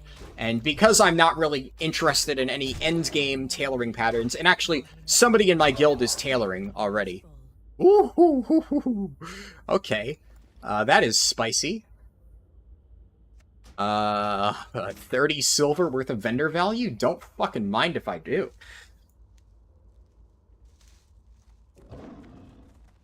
Yeah, so one of my guildies, I think, Gooch over here is tailoring, I want to say. I kept track of it somewhere. I've been keeping a list of who is what profession. So, long term, he'll be able to make any, like, recipes that we actually need for tailoring. In the immediate moment, I, of course, want to be able to make my bags before he actually gets there. So I'll probably still try to get it to 20. And then, I don't know. I'll figure out what to do with my other stuff. Should be interesting. But I think at this point it's pretty safe to say that my best bet for Druid would be to switch to leatherworking when I hit level 35. And just get that pumped up as far as I can. I don't want to accidentally pull one of these mobs.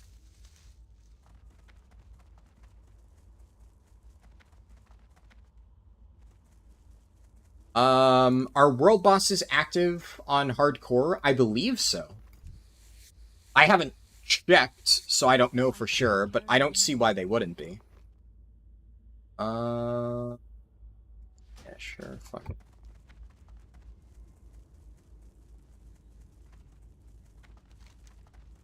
Okay, I saw in general chat that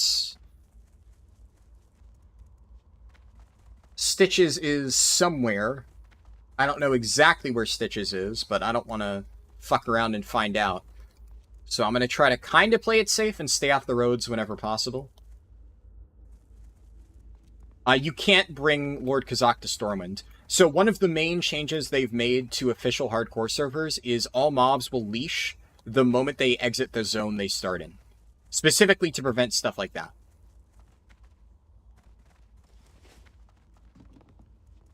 What can I do for you? Clear out my bags. Just move that there. And vendor that. I do still want to sell that particular BOE because that is very, very juicy. Stitches is not in town. So I should be fine. And yeah, now I have Gunny Sack of the Night Watch. Okay. They can't join our group. This guy just joined. Okay, whatever. At this point, I'm going to take a natural shapeshifter.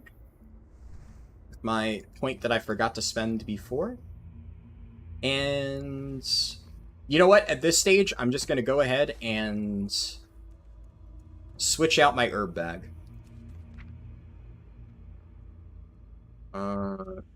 It's switching. Hold on, let me post again. Looking for more. Paladin.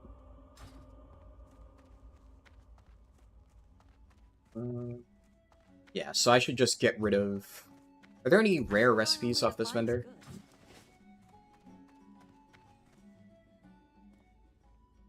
Like how this guy doesn't say, I'll join. He just says, I am on that quest right now. Like, okay. That is one way to say that you would like to join a group, I suppose. What do I want to send to this character? I think that's all. I'll send this, my alchemist healing potions. I'm also going to try to invite this mage again.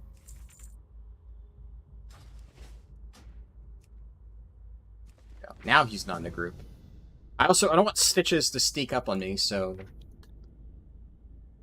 I'm just gonna mail over these things so that I can sell them eventually. I'll send the silk cloth, wool cloth. Yeah, that's probably enough. And... my blacksmith gets the coarse stone.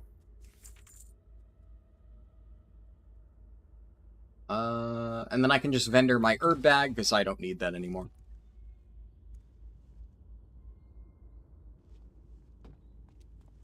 Need help? Good day to you. See you That. later. Cool. I can't pass that. And before I forget, I need to reapply my weight stone before that falls off.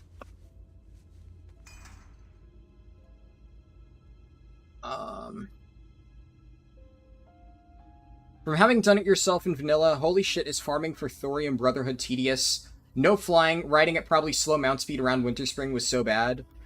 Yeah, I could see that. If I was Horde, I would effectively need to be blacksmithing just so that I could get a fear immunity. But the fact that I have the ability to get fear ward from a dwarf priest means I just don't really think I need to bother with that, especially when it would be so much more convenient to just be leatherworking. So, yeah. Nizal said, I just tested the maw on a fresh, level 10. You reach level 13 in under 40 minutes. And that's with just unenchanted heirlooms on a Volpera monk with no consumables. Yeah, I mean, that's not good, though. So, Nizal, I saw what you posted earlier in Discord. I don't know what to say other than there is literally no way in hell the maw is even remotely an efficient leveling zone. Like, level 13 in under 40 minutes is not fast at all. The maw is very, very, very, very, very slow. There's absolutely no reason to do that. So, I don't know. I saw what you posted, though, but like I said, I wasn't really sure what to say to that, because it's not good. Oh, nice. We, found a chest hiding behind this little bush. And are people stupid? How do they not know if they're on Morladim or not? Fuck me. Like, do you have the quest in your log? If not, why are you looking for a group for Morladim? Like, the way that some people play this game, I just don't understand. It's like, aha, somebody in chat is looking for Morladim. I am going to whisper them and say I'll join, despite not having the fucking quest. Like, why? What the hell? Just do the fucking quests. When you have it, find a group. I do not understand.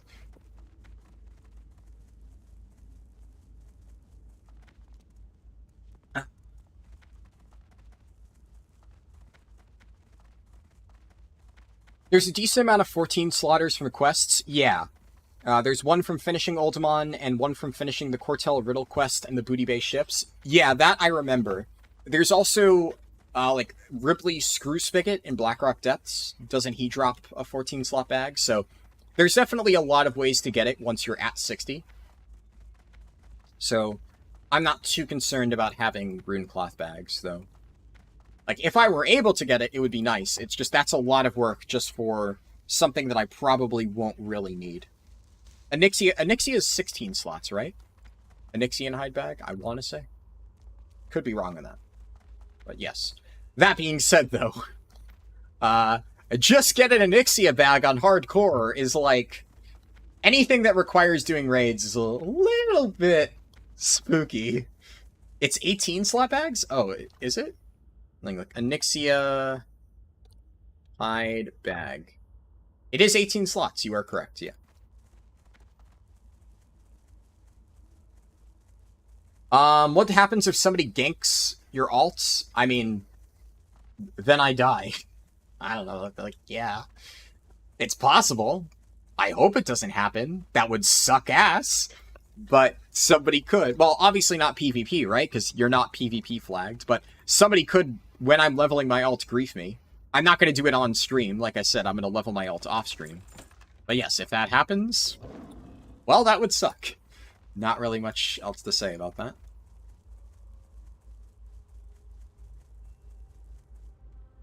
Is this the final quest in the Abercrombie chain? Yeah, this is Note to the Mayor. So, that would be the last one. And there is some bruiseweed over here. Go. Nobody wants to do Morladim today. Is Devi online? No, Devi's still offline. I'll ping Devi in Discord. Just on the off chance you did want to do Morladim, I'm about to do it now. You can't hide from me. People are scared of elites. Yeah, I mean, honestly, elite quests with the full 5 people really aren't too spooky. Oh, I just realized my Discord profile actually shows now that I'm streaming. It used to not do that. I'm not sure what I changed to make it show properly.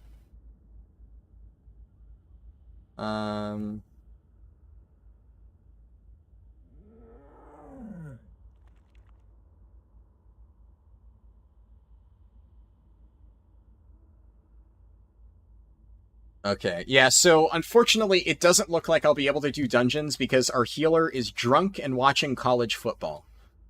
So, unless I want to pug a healer... They can't join our group. Yeah, fuck. This guy says, got a group. Unless I want to pug a healer, I'm not doing stockades. And I do not want to pug a healer for any dungeon that is above dead mines. So, yeah.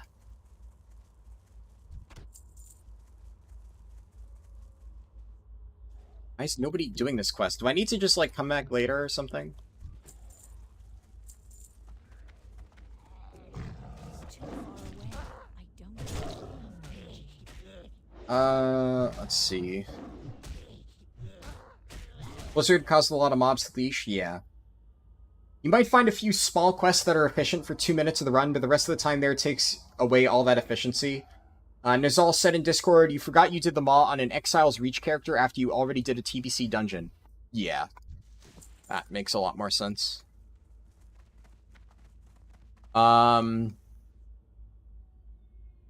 get an Onyxia bags like saying just become president of the United States. Technically it's possible, but it's highly unlikely you'll do it. Yeah. It's been showing that for ages, the Discord streaming thing. I wonder when it started doing that. Because it definitely wasn't doing that, like, when I first started doing streams 2 months ago. Or, well, first returned to streaming 2 months ago. That was not working. I remember because I looked into it and I couldn't figure it out. I must have, like, tinkered with a setting at some point and not realized that that made it work. And now it works. I mean, I won't complain. I'm glad it's working. I've been trying to get it to work for a while. I guess I just didn't realize that I had gotten it to work properly until now. So, cool. It was with the soundboard update? Possibly. Though, that being said, I've seen people have their stream show up in their Discord profile for a long time. It just hasn't worked for me. But it was specifically that, like, I always was able to see people when they would stream on Twitch. It was YouTube that I would not be able to get to show, but now it's working. So, like I said, cool.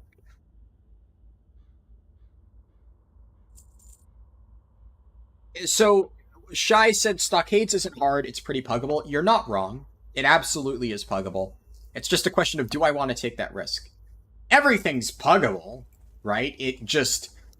Why would I want to take the chance? The average classic hardcore player is fucking dog shit. And I do not want them in my group. So, yeah. I don't care how easy it is. They're probably going to suck. So, would rather not take that chance. Especially when I'm the one tanking. So, I am at the most risk of dying if we happen to get a bad person. Yeah, I just absolutely not taking that risk. Especially because I do have friends who will do it eventually. I guess one thing that I will probably in that case do is the moment I'm done with the stream, I will just stop leveling this character until my friends are ready. Well, I'm going to level it up tomorrow on stream. I'm just hoping that by tomorrow he's ready to do the dungeons and stuff. Because if I have to do Stockades and Black Fathom Deeps when they're all Grey quests, so be it. I mean, hey, this is already a Grey quest. Oh well. But I want to at least knock it out at some point, because a lot of them are part of chains that I want to do. But I wanted to do it earlier, but you saw 3 full wipes of Nomergon in the Deathlog today? Yeah. So that is another one. Nomergon, definitely I am not touching with pugs. I think it's just because Nomergon, right, there's so many ways that you can pull half the dungeon accidentally, and then you're just dead. And yeah, that's spooky. Stockades, at the very least, as long as you clear it slowly, you are correct that, like, you can run out very early. But the problem is, as a tank, right, if something goes wrong in the Stockades, we aren't going to know it until I am dead on the floor. So, it may be easy for everybody else to pug Stockades, because if their tank sucks and dies, they just book it out the entrance, and they're safe. If something goes wrong, and I'm tanking the Stockades, I die for it. Don't want that to happen.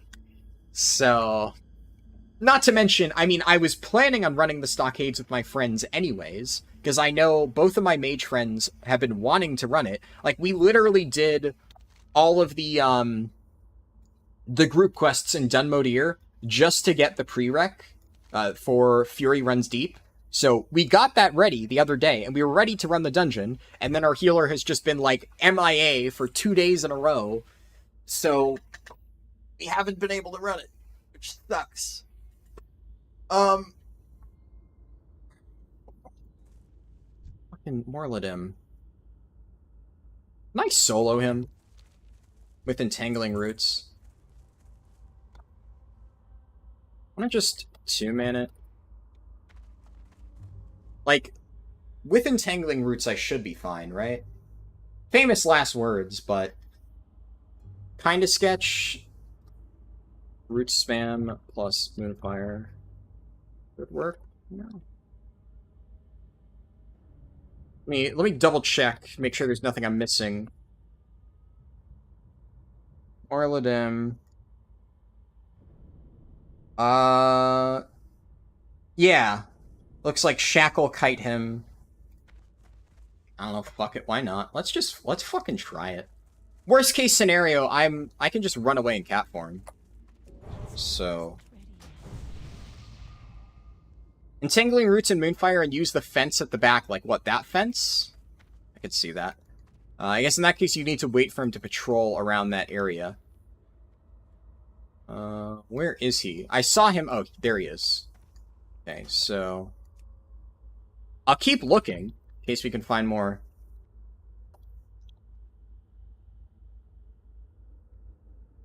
Fuck it, why not? Yeah, worst case scenario, I should be able to just get out of it. Just fence kite it? I could see that being a thing, yeah. You can jump through the gap in the fence. Oh, I see. There's, like, that gap over there. And he walks all the way around. Let me try that out. Just for practice.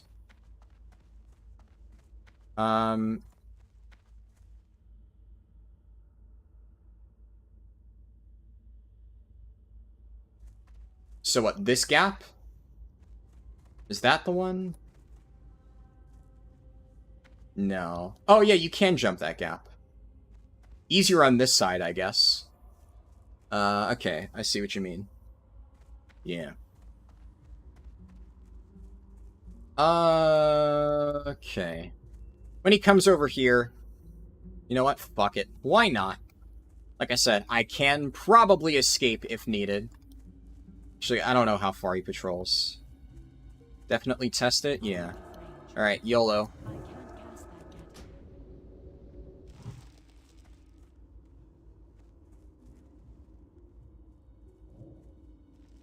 That's still recharging.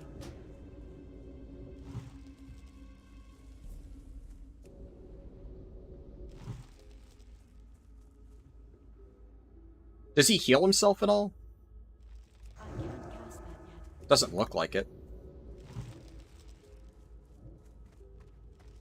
Seems pretty easy.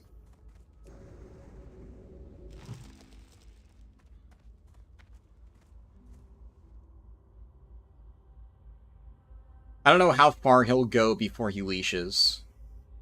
That's still recharging.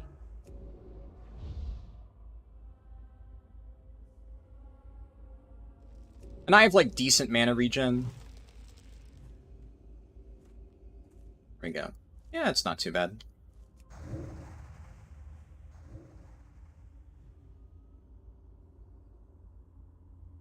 Wait for him to pop out of roots.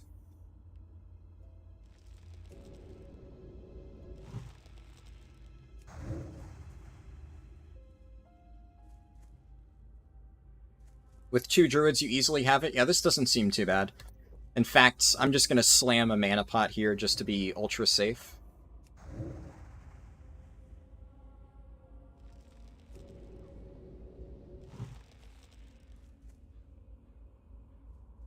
It's...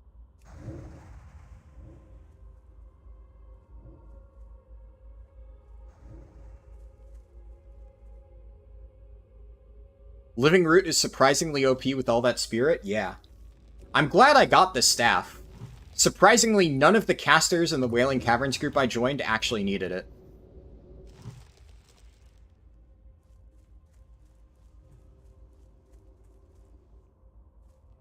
But I definitely haven't been ignoring Spirit, because I know that Spirit, for situations like this, is very good. And just, like, downtime in between combat, right? The less time you have to spend sitting there drinking, it's obviously quite nice.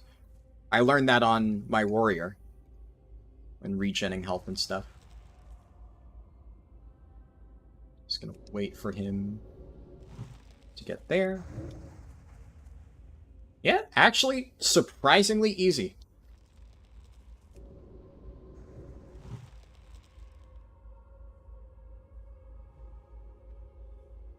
And then, of course, I could just kite around the fence, like you said.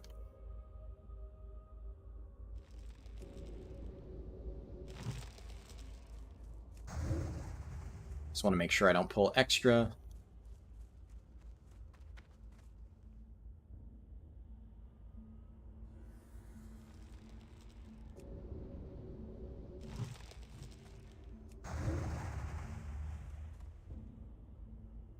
Yeah, it's like, now that I know I can do this, I'm actually so scared because I am going to try and do some absolutely dumb bullshit with this knowledge. And it's probably going to get me killed eventually. But, hey, worked out well.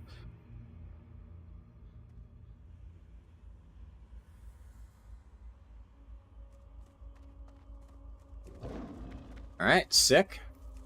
2-man Morladim, easy fucking peasy game.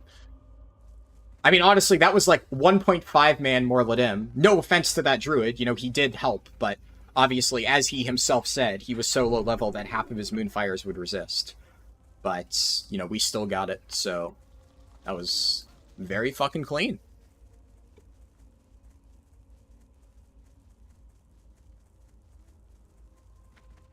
You really want to level a druid, but you do that every time, so you'll probably not enjoy leveling it. I mean, I've been having fun with druid now that I have a lot of tools like that. Obviously, if I was fighting every single mob that way, that would suck. But what I've been doing, like, for dungeons, right, is I enter a room and I do a big pull, and I, like, tab Moonfire every single mob, and then shift into bear form, and then pop in Rage, and start spamming Swipe. And I've been out DPSing mages in leveling dungeons by doing that. Because the amount of damage that Moonfire does is ridiculous, especially when you have it rolling on multiple mobs. So I basically never lose threat, and then I'm sitting there face-tanking a bunch of mobs and generating so much rage that I can just mash Swipe non-stop, and that does really, really, really good damage. So, especially like Bear Druid at low levels for AoE tanking is super duper nice. And then you have Thorns and stuff like that, so I don't know, I've been having a lot of fun with it. I've been playing Classic Bear Druid like I played Retail Bear Druid, and it has been working out quite well. Druid is fun, and you can definitely do some AoE, yeah. And, like, Cat is still pretty fun to play. But, obviously, when you unlock power shifting, it gets infinitely better, of course. So, that's why I want to get Wolf's Head Helm the moment I hit 40. Because with Wolf's Head Helm, the sky's the limit, right? I'll be able to just take on so much shit. Druid is the best because you can be an off-tank, heals, and DPS at the same time. Yeah. I mean, I don't really plan on healing at all. I have healed... Oh, fuck. Sorry if that picked up on the mic. I accidentally bumped my desk. Hate when I do that. I don't really plan on healing anything at all, but I have healed some, like, group quests or something. Like, if we have a warrior who's pulling big, I'm just like, yeah, fuck it. I'll just throw him some healing. I kind of want to kill Stitches now. I don't think I can Entangling Root Stitches, but, you know, just 'cause. Why not? Don't test it. Fuck it, why not, dude? Pitiful creature of darkness, yeah. You're playing Warlock for the first time ever in Classic Wrath, and you're vibing for it on Hardcore? Yeah. I haven't played Warlock a ton, but it definitely has felt fun for the bit I've played it on Hardcore. How high does Morladim rank on the most deadly mobs? I have my deathlog disabled at the moment, but somebody can probably check it. I'm not entirely sure. Oh, Stitches is being attacked.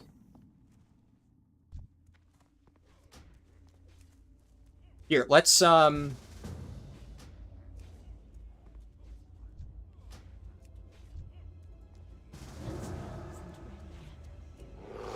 Fuck it, I'm gonna tank Stitches. Did I taunt him? I mean, the Hunter Pet's doing a pretty good job, so I don't really think I need to.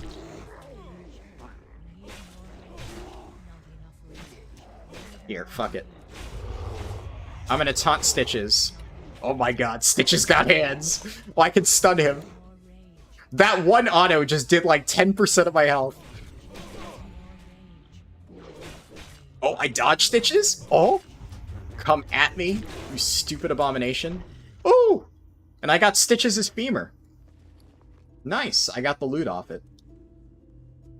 So now I have a trophy to show that I killed Stitches. Where is it? It's in this bag. GG's. Alright. Actually, not a terrible Feral Druid weapon. Of course, though, I have this thing, which is literally the exact same, but with a bonus. But Stitches' Femur is surprisingly not terrible as a Feral Druid offhand. Looking for something specific?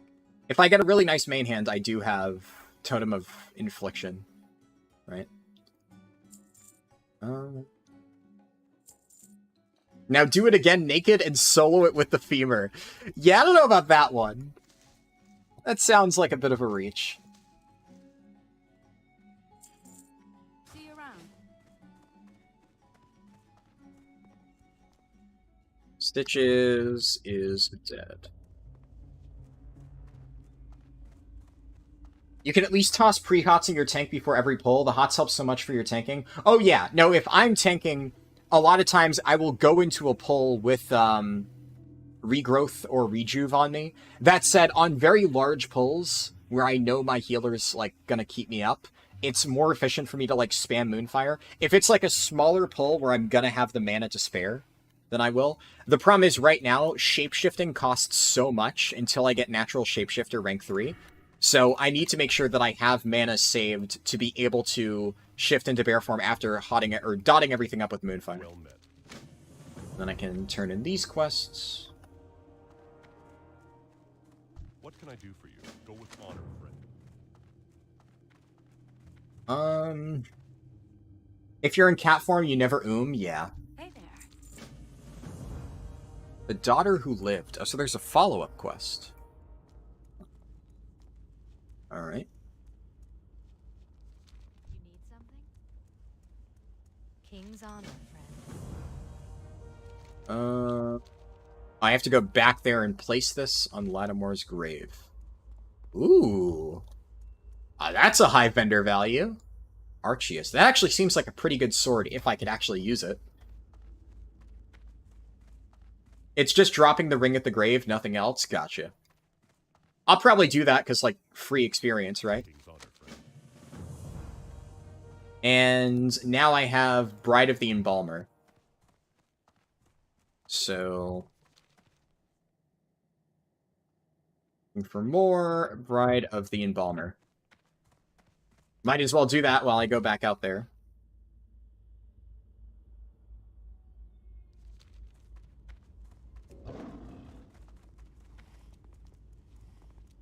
Hardcore Shaman, Ellie, your enhancement. You leveled your 2004 OG Shaman Ellie. Is it better? I am not the right person to ask for that. Personally, I would play enhancement because I think enhancement is more fun in Classic. But, I mean, like I said, I am the wrong person to ask. I don't know nearly enough about ideal leveling builds for Classic, at least outside of Feral Druid and Warrior. I know the right builds for Feral Druid and Warrior because I have leveled it. Other than that, I have no fucking idea. I can't cast that. And I also, definitely not Shaman. I have no idea for that. Ellie is better. Yeah, I figured Ellie, in terms of, like, viability for leveling, Ellie is probably better. Just because Enhance is very reliant on procs and, like, you know, weapon swings and stuff like that. So if you miss that, it's a little bit sketchy. Like I said, I'd still play it because I think it was more fun, but up to you.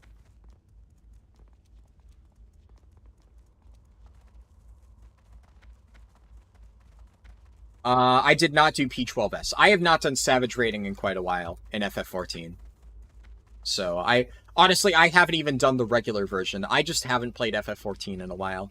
Honestly, like, while I enjoyed the story of Endwalker and whatnot, I just haven't been terribly interested in, like, the endgame stuff. I am going to go back and play it at some point, but it's one of those things where nothing in FF at the moment is really interesting enough for me to really want to play it, especially because, admittedly, a good thing about Final Fantasy XIV is there's basically no FOMO. All of the content you will be able to play eventually. They basically don't remove anything, and most stuff remains relevant for a while. So, there's a lot of other stuff that I'm doing at the moment, and the way I see it, everything that I am missing right now in Final Fantasy, I can go back and do it later. So at some point, I'll go back to Endwalker and finish up all of the post MSQ like questline stuff. I left off on like patch 6.1. I finished 6.1. I don't think I did 6.2 onwards. But I will do all that stuff eventually. I think it should be fun.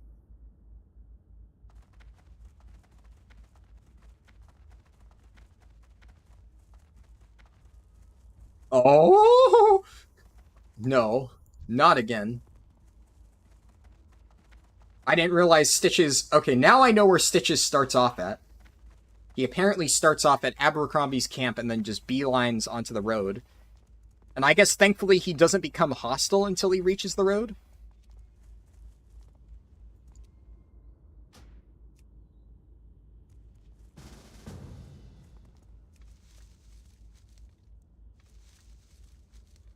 Let me read some of the messages in chat I missed.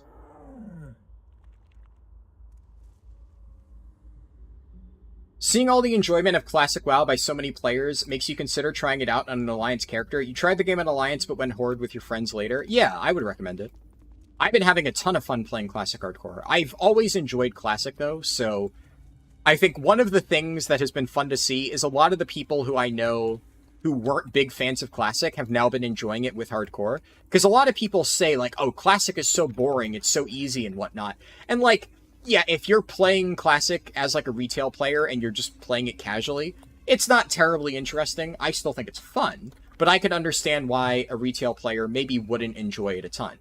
But Hardcore definitely adds an element of, like, sure, it's an easy game, quote-unquote, but you need to be very good at this easy game to not die.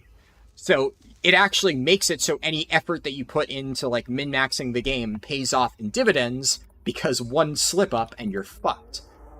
And that's why I really like it, because as somebody who has always really enjoyed Classic, and the thing that I've always found really interesting about Classic is how much min-max potential there is, but how a lot of it is just kind of wasted because you can just kind of face roll everything with minimal effort. Well, to me, all of that effort that I spend on min-maxing, you know, professions and group comps and stuff like that now matters. And I feel rewarded for having all of that knowledge and putting it into practice because it's important to not die. So I already enjoyed Classic just because I thought it was kind of fun to play, but I am especially enjoying Hardcore. I've been having a blast with this, and I've been pleasantly surprised to see that a lot of my friends who initially were kind of like poo-pooing Classic are now actually having fun with Hardcore as well. So it has definitely been very fun to play. You got a bit of nostalgia. A DK named Bilzard whispered you saying your account was under investigation. If you didn't click the link, you'd get banned. Yeah, those guys are still going strong, but they definitely aren't as popular these days as they used to be.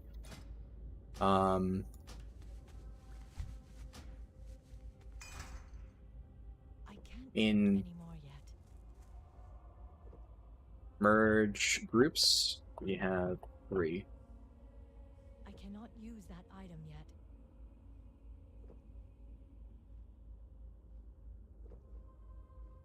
I'm gonna... It's still recharging. I can't pass that yet. Well, he needs to leave his group if he wants to merge. There we go. Slash who cash lock. There we go. Right, nice. We have 5 people. Perfect.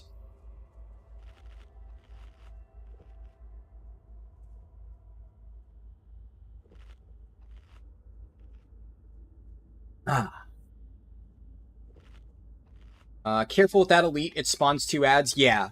I will always look up elites before I try them, but I did happen to see that Eliza spawned 2 ads, because earlier in the stream, Eliza was just, like, chilling here, sitting on top of the grave when I went to turn in a quest to Abercrombie, and I could see on Classic Bestiary that it said, summon Eliza's guards. So I kind of figured that it summoned ads, and I was going to play it safe. There's a way to cheese it with Moonfire and Wrath. You can stand on the shed. I did hear about that, yeah.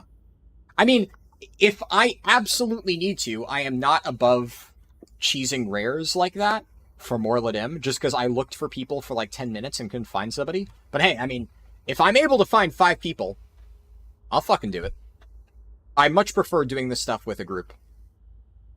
Also, fun fact for people who watch the PTR streams, this mage is in Uwu. Uwu was the guild that I joined on the PTR, but of course, now I am in a guild that me and my friends created. And once again, if you just joined the stream, if you would like to join my guilds just for fun, anyone's welcome. Just like let me know what your character name is, and I'll throw you an invite. We're not doing anything super crazy. Not planning on doing raids. Not planning on doing anything like really involved. Literally just made this guild with me and my friends. But if you would like to join, a few people have. You are welcome to do so. And of course, you know, one of the advantages is you can very easily ask me to craft stuff for you, because I do have tailoring, alchemy, and leatherworking at the very moment pushed up pretty high. And long term, I'm also going to get blacksmithing pushed up. You absolutely can get an invite to the guild mode in bar.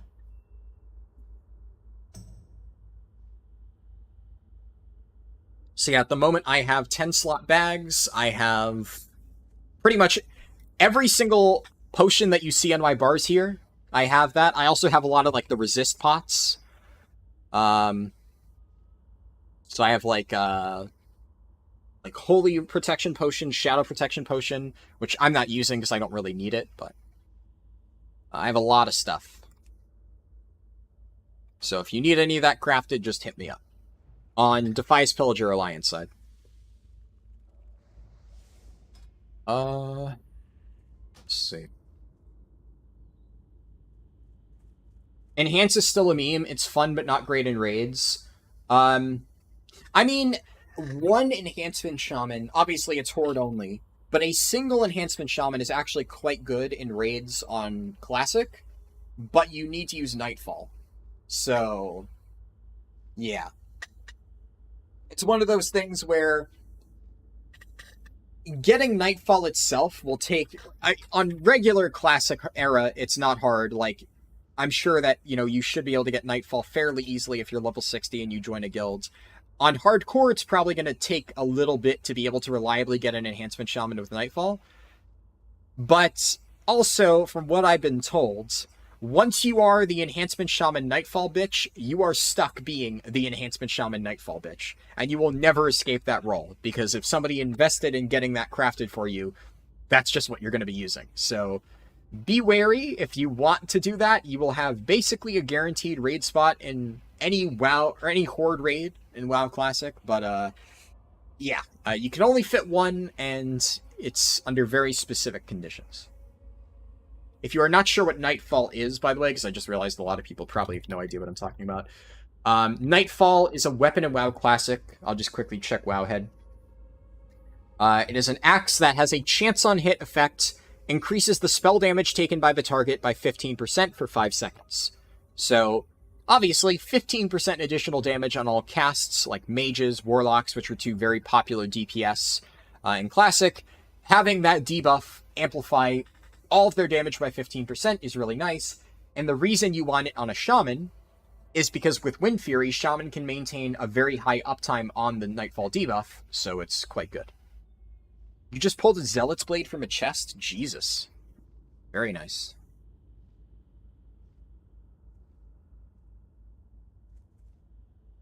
Let's see. Attempt number 3, Druid this time. You don't think Pally for you as you've died twice in Paladins. Yeah, I think Druid's definitely a good pick. Druid is a bit slow early on, but definitely fun to play, as I think I've shown. No, don't do it, buddy. I swear to God, if he tries to do this, I'm going to let him die. If he opens it... well... let him die. I'm not helping him. Yeah. Like, fuck it, whatever.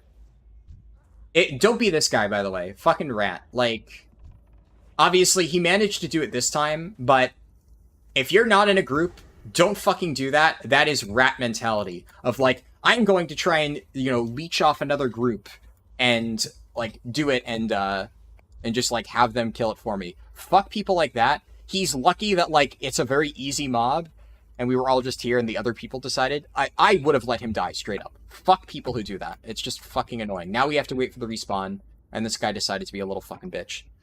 So, one thing that I've seen a lot is, like, Chok Sul in, Lock Mode On. So many people try to snipe the tag on Chok Sul, and then they fucking die for it.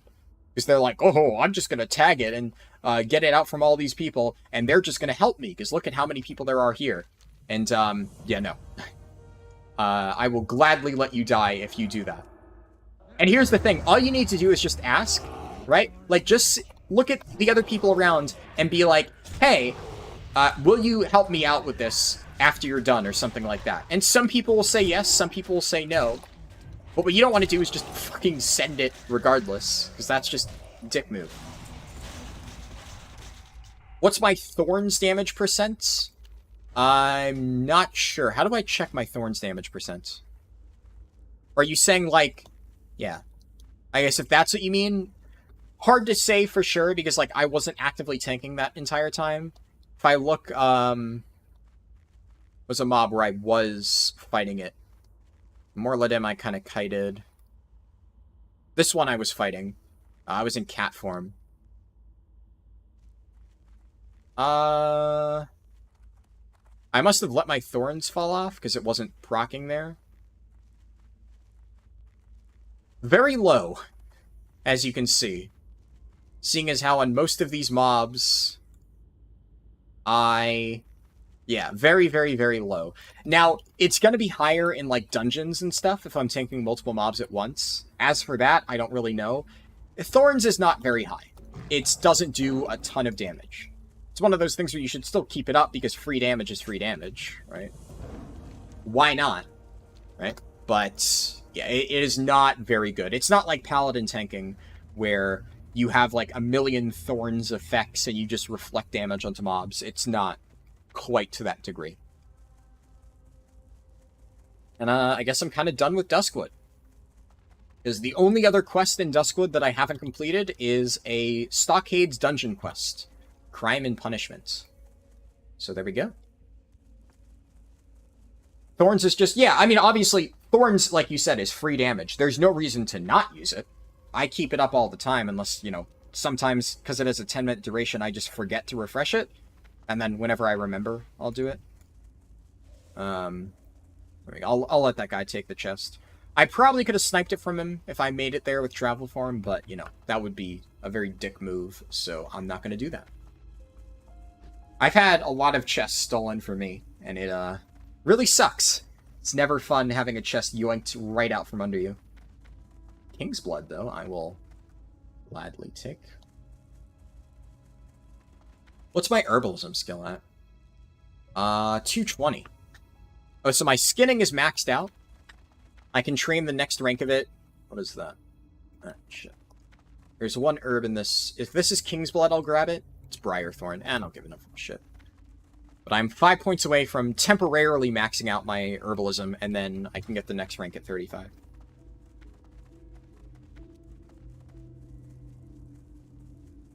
What did I miss in chat?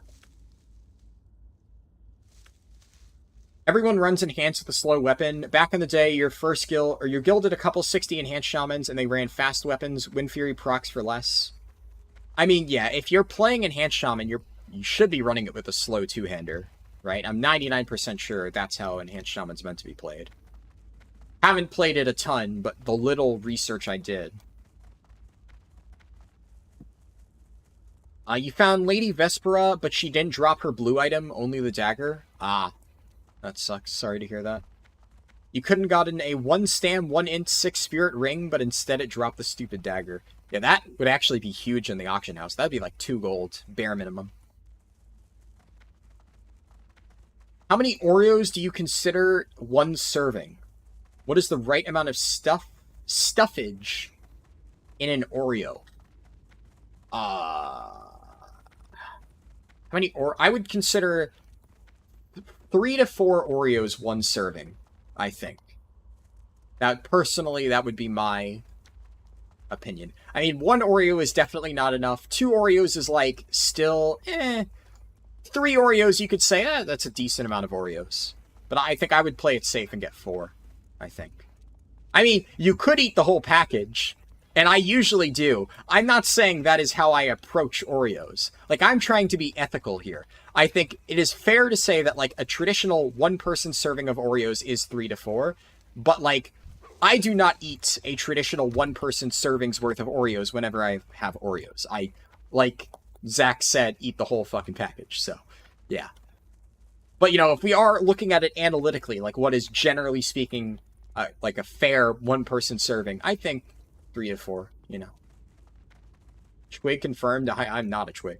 Like I said, that may be, like, what you would theoretically consider to be a one-person serving. That is not the amount of Oreos I eat. I already said before, my sister brought me, like, a fucking box full of Oreos, and I ate, like, the entire thing. And then she brought over more. So she had some left over that she was saving for Germany guy, and I guess, like, he didn't have all of it, so she brought over all the remaining Oreos that she had. And that one, unfortunately, I did not get to finish, because I had it, like, sitting out on my desk, and then my dad got home from his vacation, and he saw the giant bag of Oreos sitting out on my desk, and he was like, what the fuck? And he was like, I'm gonna call your sister and ask her what the fuck she's doing. So he took the Oreos, so I'm like, oh, it sucks. I could have hidden it, right? But it's like, I don't really give enough of a shit. Like, at that point, I had already eaten an entire box of Oreos, so I really could have cared less. Couldn't have cared. Whatever, words. I guess I just Hearth to Stormwind down. Clean up my bags a little bit. Oreos are not Pringles. You can have one Oreo and be done with it. I mean, yeah. But, like, there isn't a single person, at least not a normal person, who can just have one Oreo. Let's be honest. You know, that's not normal. Crime and Punishment goated. You fucking love Dostoevsky? I don't know if I pronounced that right. I've heard the name before. What is that quest? Morgenstern. I'm also probably high enough level to do the Missing Diplomat, right? I think I should be fine. 3 mobs. That's, like, reasonable.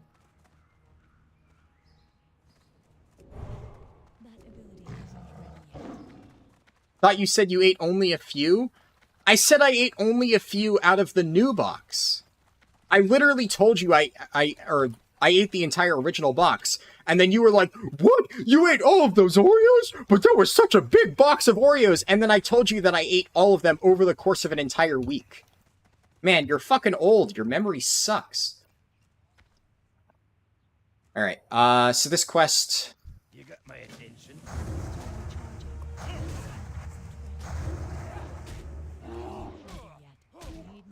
I almost died to this in the PTR because I wasn't expecting it. But, you know, when I know what to expect, really not that bad.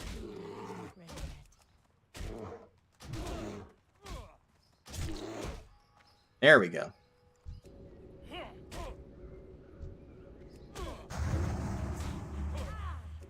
Okay, what the fuck?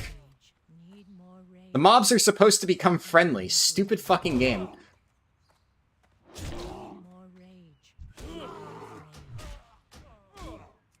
That was a lot of leveling off stream? I mean, yeah.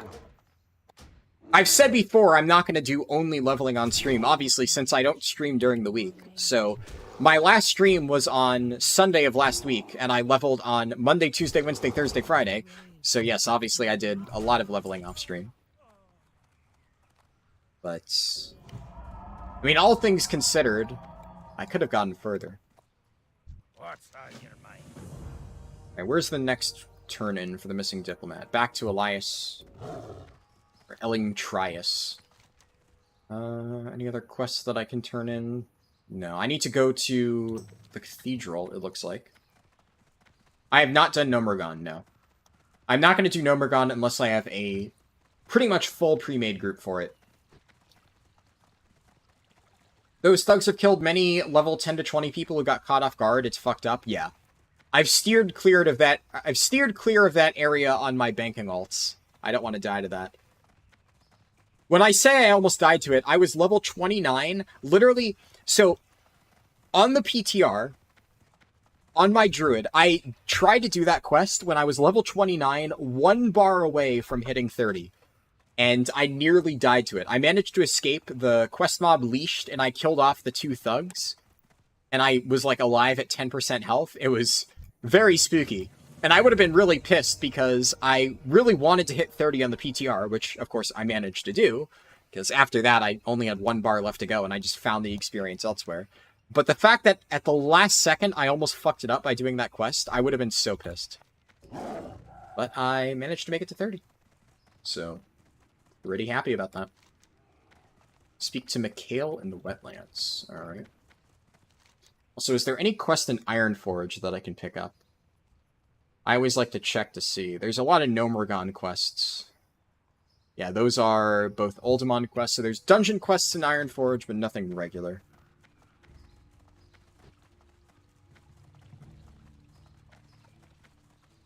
Wanted to know, at level 15, it's around 10% on 1v1 and like 30% if you pull 2 mobs. Yeah, Thorns is always going to increase in damage the more mobs you pull, for sure.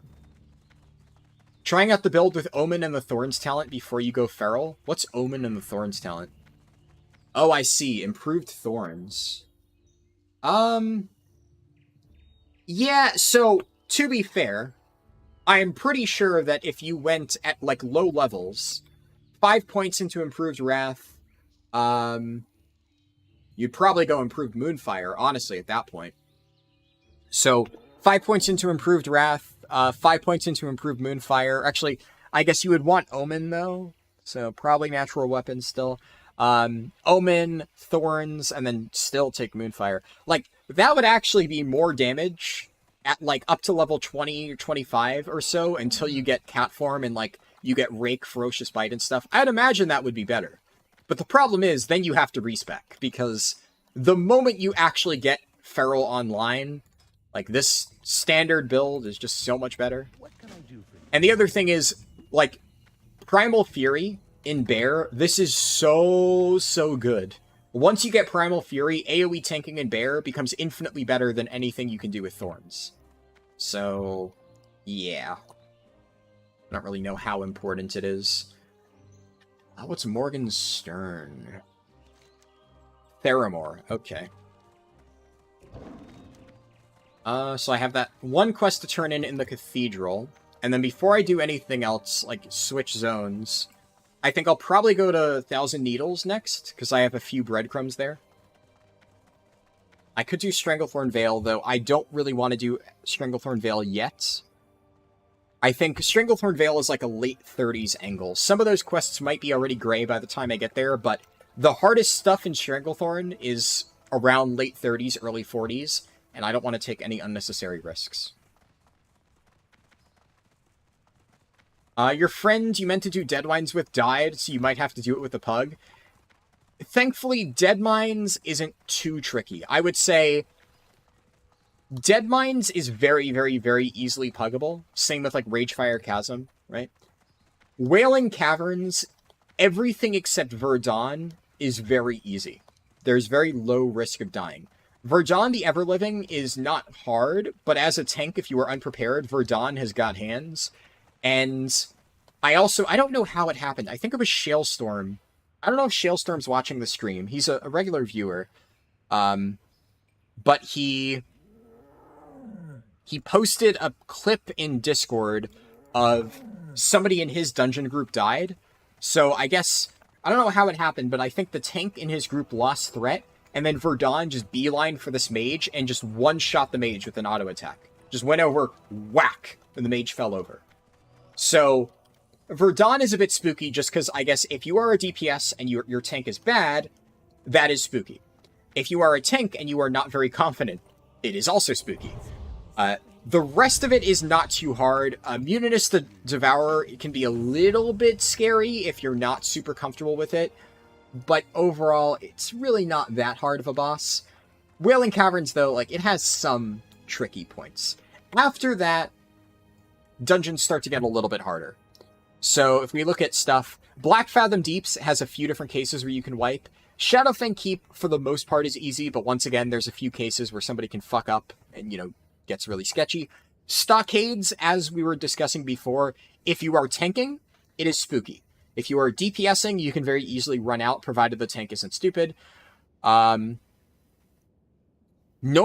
is very, very scary. A lot of people wipe in Nomergon.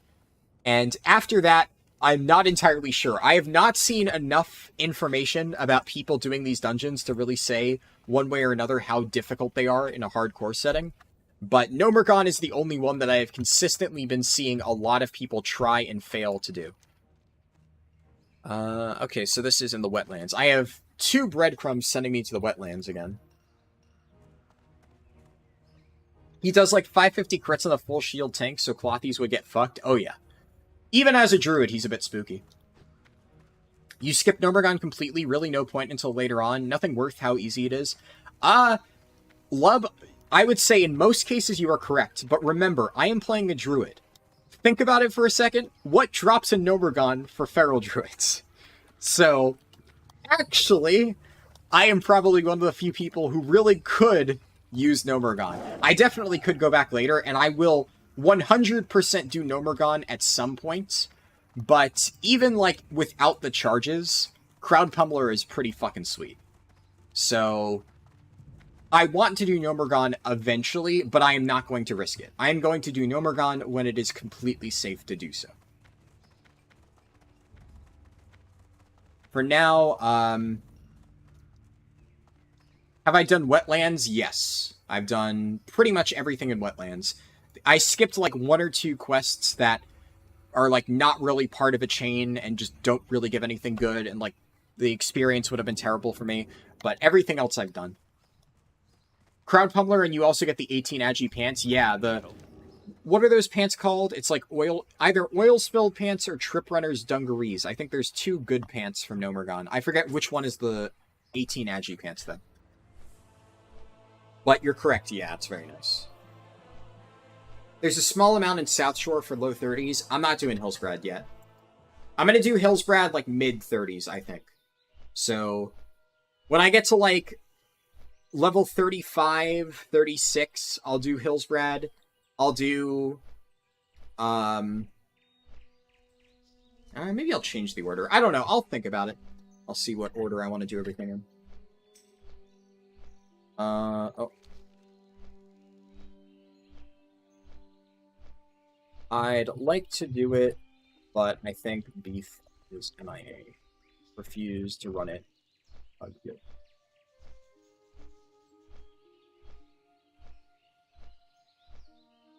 see. Originally, 2-hand enhancement was brutal. They eventually nerfed that hard. Yeah.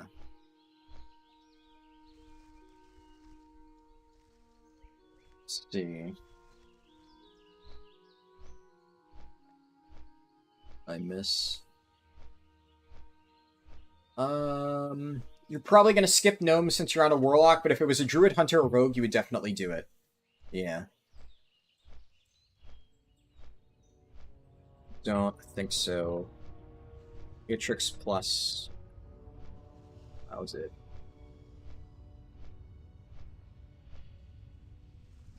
You're better off going in when you're able to solo it. Yeah, I mean, of course, when I hit level 60, and I can very easily solo Nomergon, of course, I'm going to have to farm it a million times to get Crowd Pummelers, but I would like to at least get that and some of the other stuff at level. I think it would still be pretty good. Goose Comic said, I died in my duo, Rogue Druid in Hillsbrad at the farmer camp as Horde. It was your fault too. You went into when the place was clear, but respawns happened and you got swarmed. Ah. Yeah, that is unfortunate.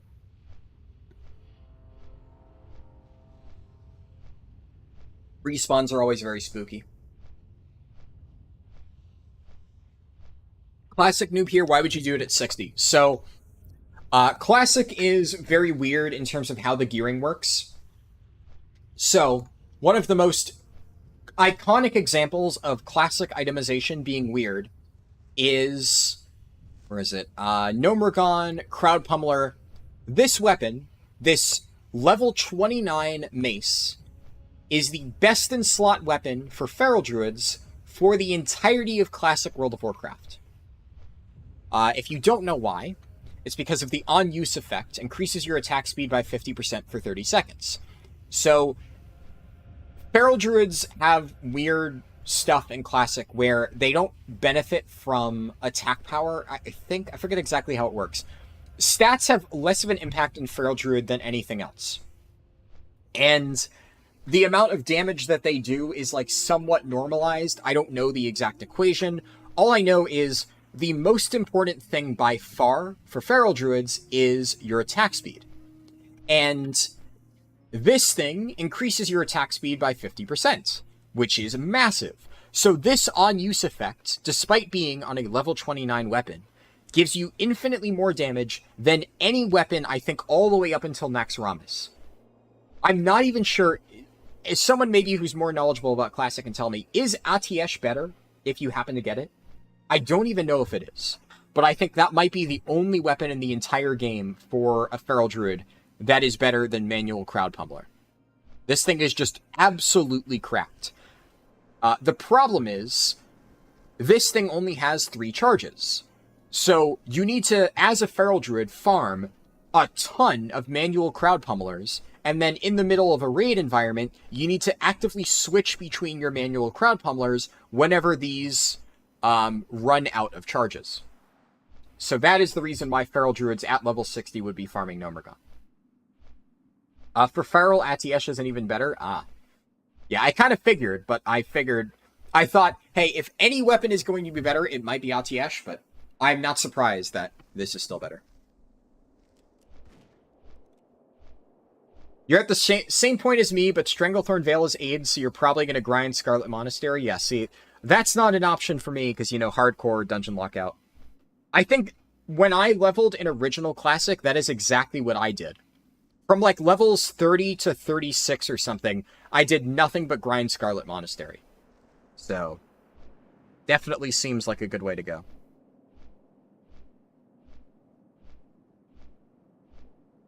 Can you make the Hellman's Cloak for your Hillsbrad quest? Yes, I believe I can.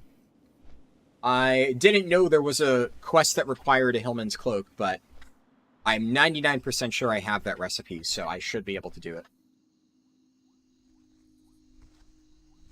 You're debating farming Naga until level 22. They drop the clamshells for clam meat, which is really nice for cooking. Yeah, I got a ton of clam meat for leveling my cooking up. My cooking is sitting at 195 now. I've got to push it up a little bit more at some point. It's even weirder than that. The weapon effect has charges, so Feral Druids need to farm that boss for hours on end so they can have a bunch of them for every raid. Yeah.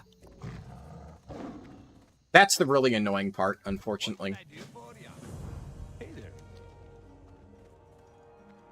Missing Diplomat and Lightforge Iron. Search the wreckage of the Flying Osprey. And, where's Tapok Jan?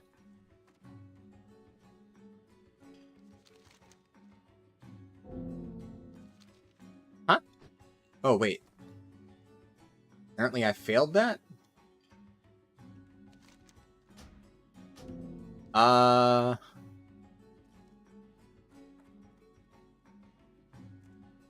are you? Well, look who it is. Where the hell is Tapok Jan? I'm guessing I just didn't fight him fast enough or something?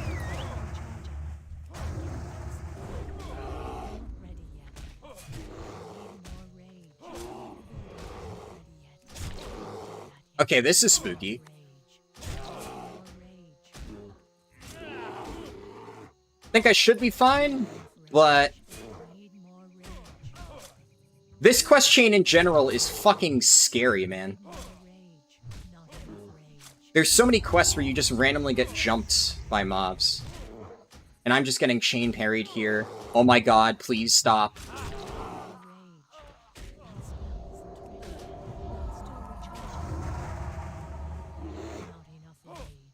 Oh my goodness.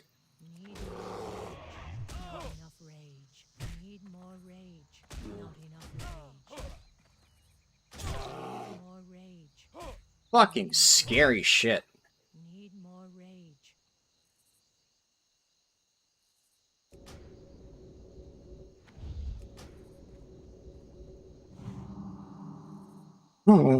Okay, okay, I'm alive.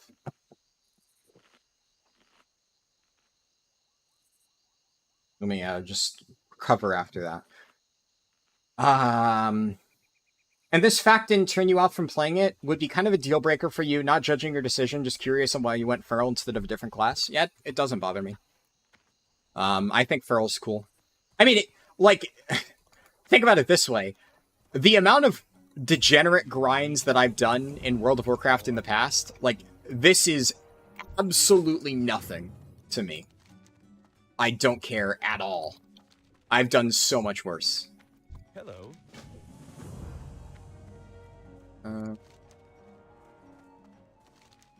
Find Commander Samal in Duskwalla Marsh. I'm gonna start checking these quests before I do them. The missing diplomat. I just want to make sure I don't get jumped again.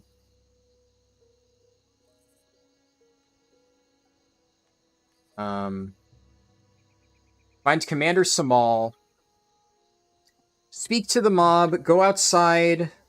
Theramore. Enter the tower. Speak to the Archmage. And then you have to go kill Private Hendel.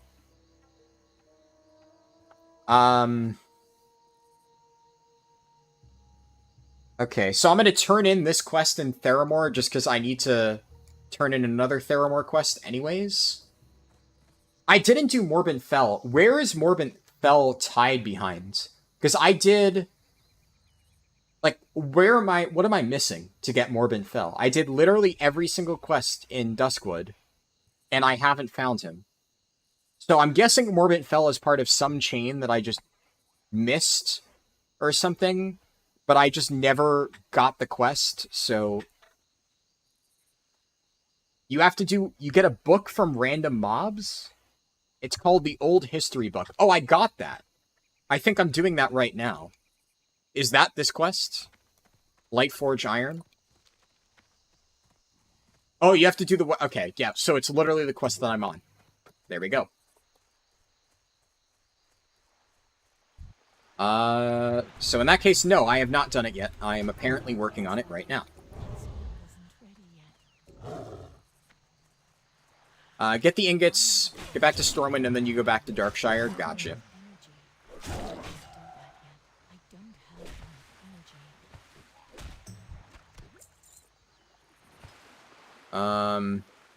I know Gooch said he might be doing Gnomergon. I'm curious to see if he actually attempts it. Be safe with Morbid Fell. I mean, if I do it in a 5-stack, I should be fine. But I will definitely try to be safe.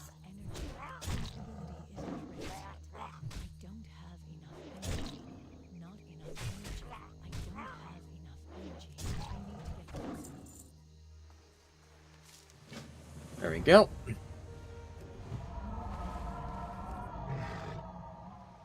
Oh fuck, I need to...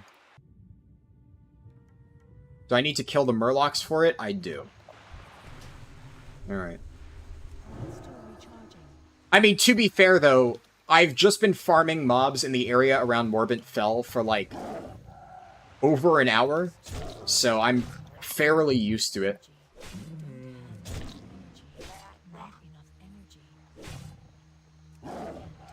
I forgot how little you get to do as a Paladin starting out.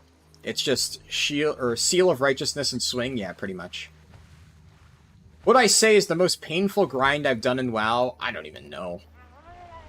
I've done a lot. It's hard to even keep track at this point.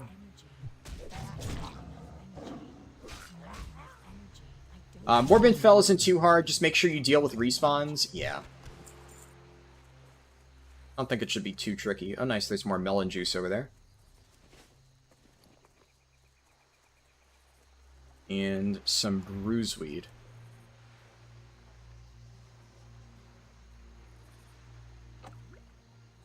Keeping ahead on artifact power for your neck that one time? Yeah. Don't remind me. Yeah. Yeah. I did that in Legion, too. I think that might actually be it. In terms of, like, the amount of effort... Oh, nice. In terms of the amount of effort I actually spent, like, min-maxing and farming it, I think Zach is probably right. Back in, he's specifically referring to the Heart of Azeroth artifact power grind. I did it there, too. But in Legion... Zach, it was worse in Legion, because, by the time Emerald Nightmare came out, I was, like, top 50 in the world for item level on my Guardian Druid. And the way I did that was by farming, you remember the Warden Towers? The Greymane's forces hold this Warden Tower.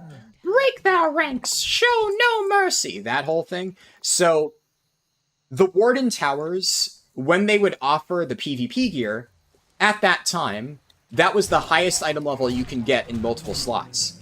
So, the Warden Tower world quests rotated every 4 hours. So, for the entire week of Legion launch, however long it was until Emerald Nightmare came out, I never got more than like 2 hours of sleep at a specific time. Because I would literally set alarms, wake up to do the Warden Tower world quest before it would expire, and then sleep again, wake up, do the next Warden Tower quest, go back to sleep, wake up, and then, you know, eventually I would be actually awake. But I had to sleep like that so that I could get every single Warden Tower quest as it appeared. So, yeah, I would say that is probably a contender for, like, the most degenerate grind that I've done. It's up there.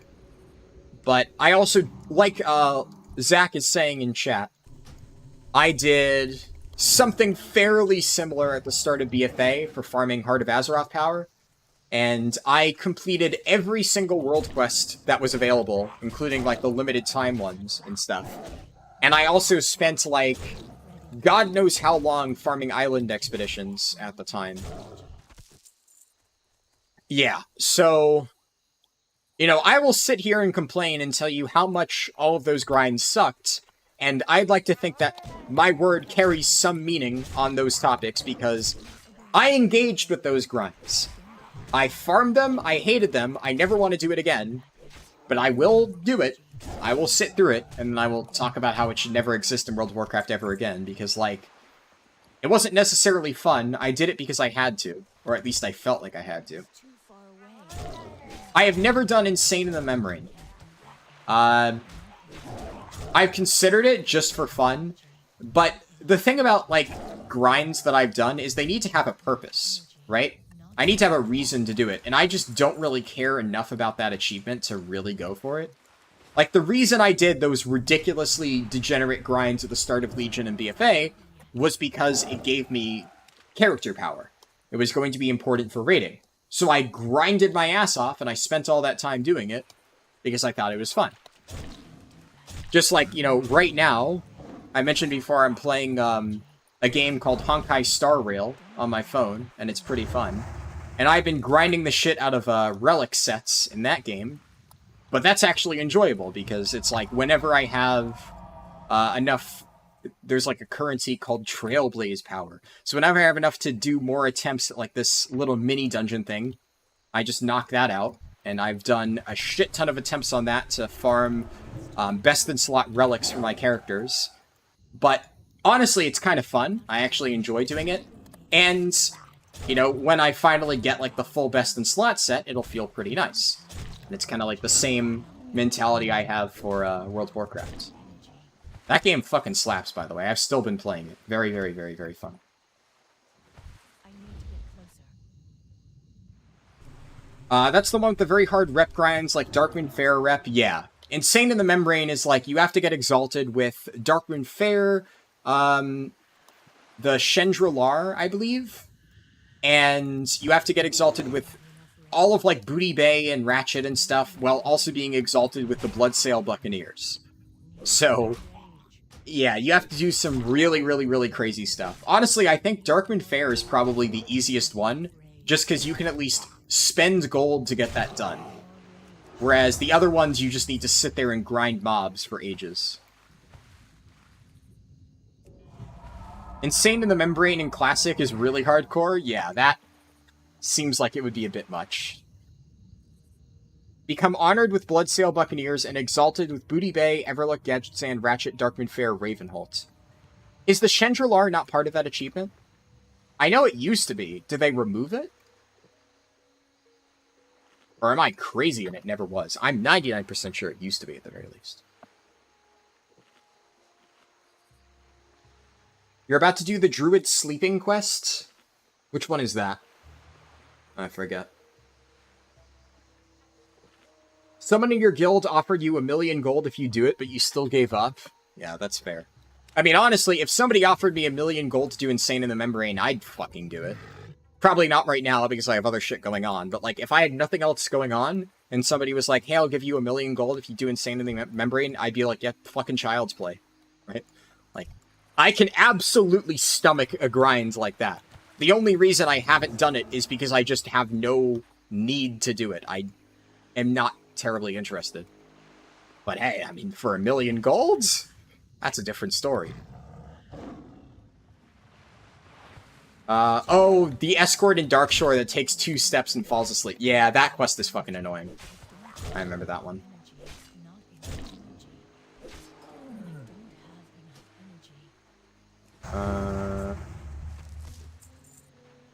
Go.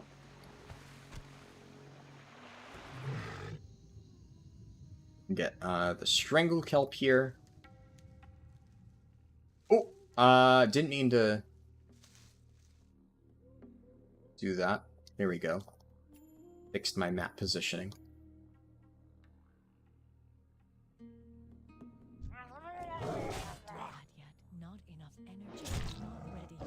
Chandrilar was removed in Kata. You no longer need it. Ah, I see. I feel like Chandrilar is the most iconic part of that. At least I always thought it was. Because that was like the really obscure rep that like, who the fuck would farm that? I guess Ravenholt and Syndicate kind of as well. Although you only need Ravenholt, I believe. So there we go. Here's the last one. Go over there and turn it in. You feel like you're gradually converting to the classic side. You have 4 characters you're leveling on hardcore, and your friend and his wife started characters on Merziel last night. You're leveling a druid with them? Nice. Yeah, it's really fun. For sure. I'm really enjoying hardcore as well.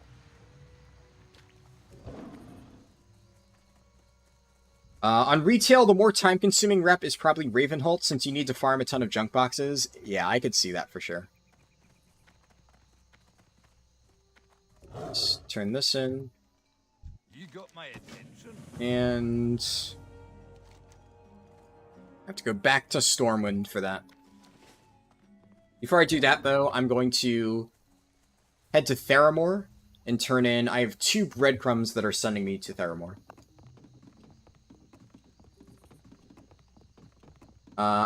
Fuck. Well, that's unfortunate timing.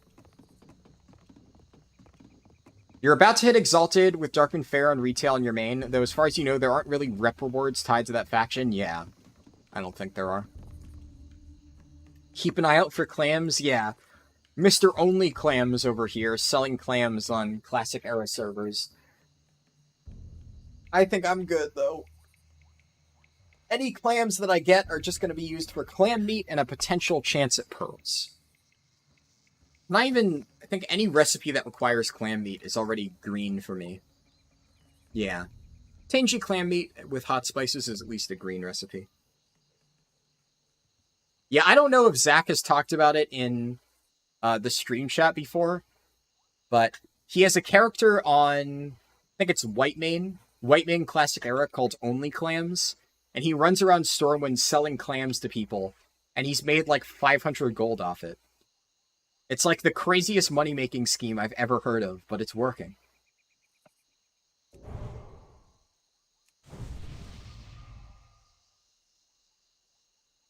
Your Guilty on Wrath Classic got the Insane in the Membrane achievement and flexes it on the rest of the guild, including yourself.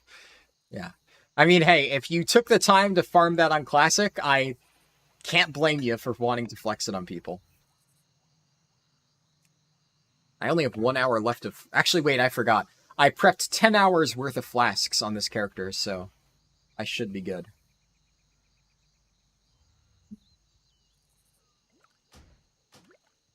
Destroy fish oil and shining fish scales. Isn't the most time-consuming rep Darkman Fair?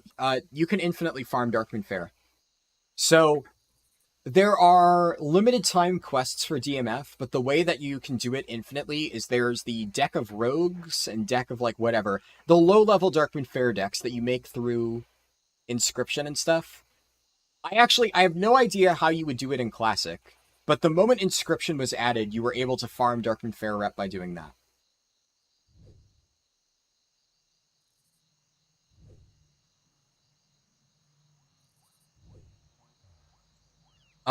You're forcefully selling clams. They don't have a choice.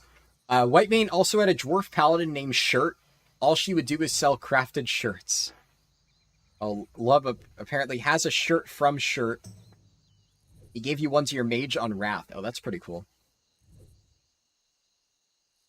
The problem with Ravenholt rep farming is that you needed to make a rogue. Yeah, for the lockboxes and stuff, for sure.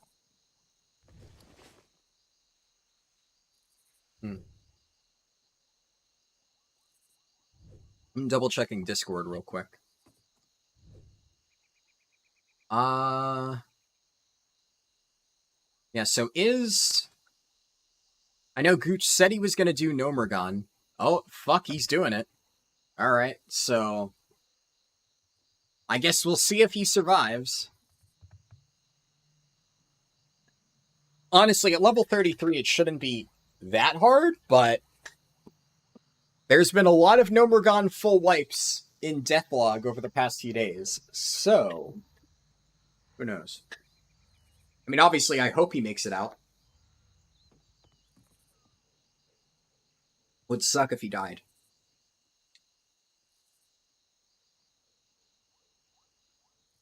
As long as you hug the wall in Nomergon, you should be fine. Yeah, I could see that. So, I still need to figure out what zone I'm going to next. What about Dustswallow? I see Devi is there. Yeah, I don't really want to do Dustswallow yet. I'm going to go here just to hand in these 2 quests and then leave.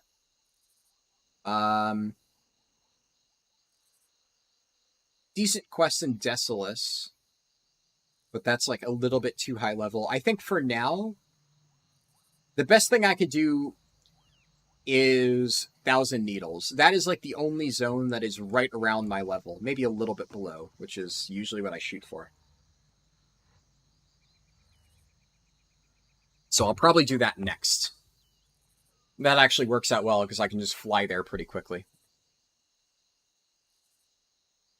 The entire shaft training the group was the main source of wipes in Nomergon. What's the entire shaft training the group? I'm not sure what that means. You have a character named Pedidos, since the work order system is called Pedidos de Profesión. Ah, that's a clever name then. So you just use that character to fulfill work orders in retail. I can see that. That works out well. Hold on, let me whisper Gooch. Don't die in Nomergon, please. And I need you alive for stockades at some point. Maybe I will just do stockades without beef. Or floor liquor. In Classic. Because I've been waiting for him, but like...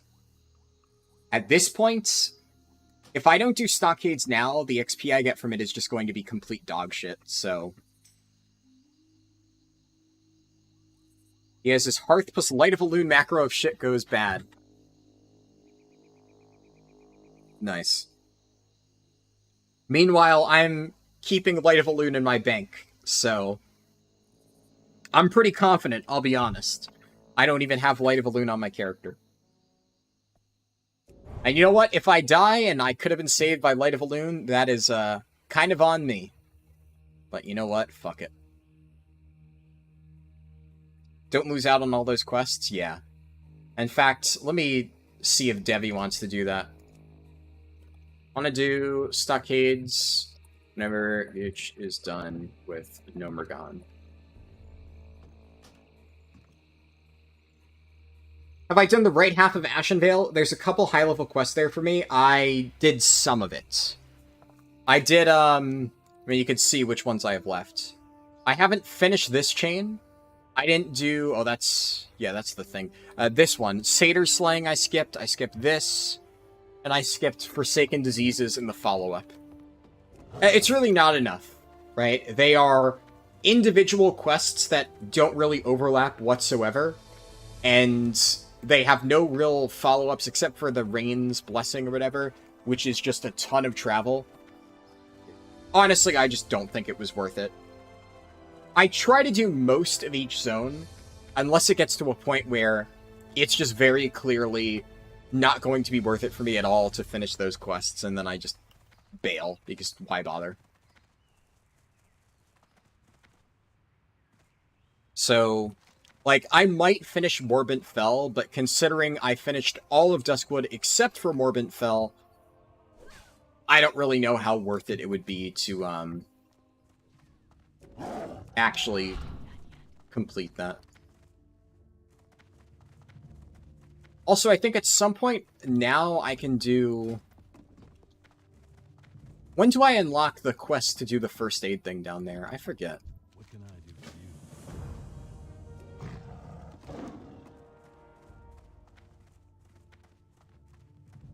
you? I think I'm gonna wait until later to do this quest, because this is a level 35 quest.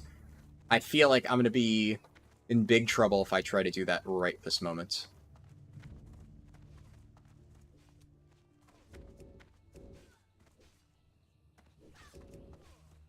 God. I fucking hate how any little thing on the ground prevents you from using mounts or travel form. It's super annoying. Hello, Cheeky. Good to see you. The last section before the end, you go down the walkway on the left, but the enemy detection from down below is strong. Yeah, Good day to you. for sure. Merge Rock Soup and Bugs. Yeah, I'm gonna toss that quest for now. In fact, I'm just gonna toss this quest too, because when I come back to, Dustwallow Marsh eventually, I can just pick up the quests then. So, Devi is AFK in a flight point, I'm guessing. Let's see.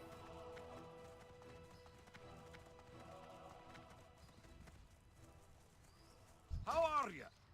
See you soon. Alright, I'm gonna fly to Gadgetsan. I did unlock those flight points earlier. I ran all the way through Thousand Needles just to get that stuff unlocked. What's up? You just tanked Aberrus for the first time today. Nice. I hope it went well. You're down to one more M+ run for being done for the week on weekly keys. Nice. Decisions. Do you start with a regular classic character to learn the game, or do you jump straight into hardcore? Yeah, like Naomi said, jump straight into hardcore. Definitely. I mean, it's up to you, but I just... Yeah, I don't really think... If you are interested in hardcore, played hardcore, like, you can play classic era. There's nothing wrong with it. But you're not really going to learn as much, I would say. I mean, you learn from experience, right? So if you get your teeth kicked in, it sucks losing your progress. But I would say most of the deaths that you're going to have in hardcore aren't really necessarily going to be avoided just by playing classic era. A lot of times you may not necessarily look at something the same way. They're also just very different servers, honestly. One of the main issues with Classic Era is the inflation on there is so wild at the moment. Which, like, it's fine. But it just means that you are going to... The price of gold, effectively, will be completely different than what it actually is in practice.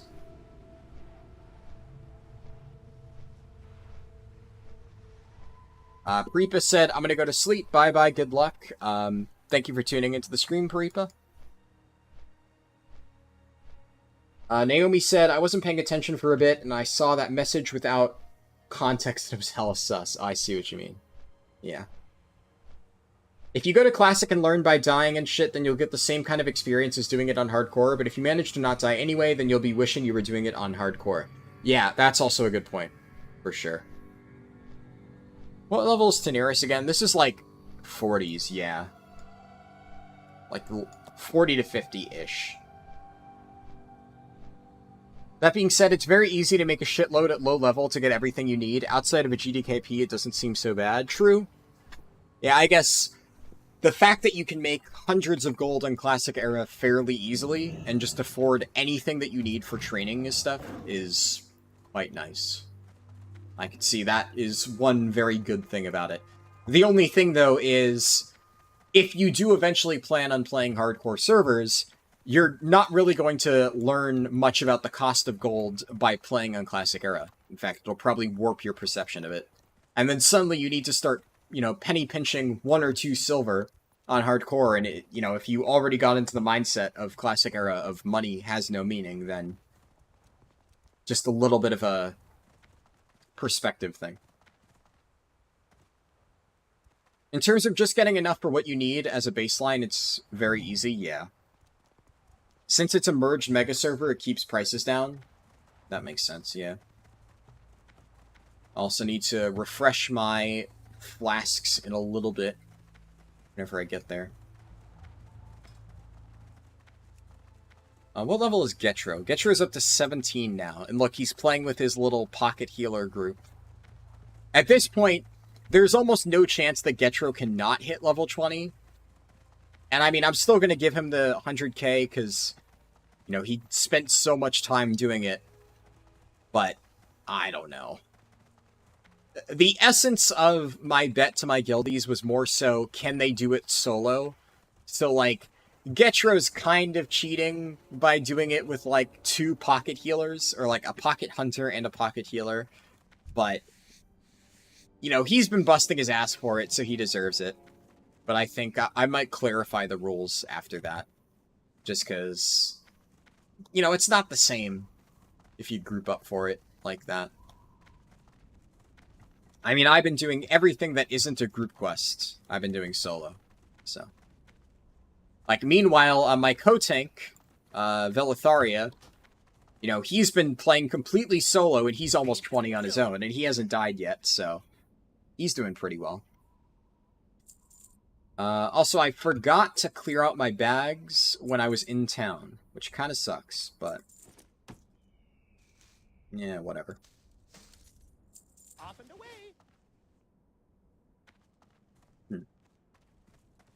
Talk to me. Hello, Annie Ma64. Good to see you. Here there. How are you? Hi, how are you? I can't pick up the next quest from that guy, apparently. I am on NA. Yeah, I am on Defias Pillager Alliance. And I mean, just in general, I'm on North America. I'm not European. What's up? Ugh. Man, I'm already yawning. If Classic had a bunch of the quality of life stuff, you'd probably be willing to do a hardcore run, but it's just a walking simulator. Yeah. It's definitely helped by the fact that I'm playing Druid, so having travel form and cat form with dash and stuff makes it feel a lot better, I'll be honest, but definitely is a bit of a walking simulator, you're not wrong there. Interested on the pint? Greetings. Very good. Talk to me. Okay, so what quest did I just pick up? The Rumor Monger. Alright, I need to find somebody in Booty Bay, it looks like. And now I just kill a bunch of mobs in this area.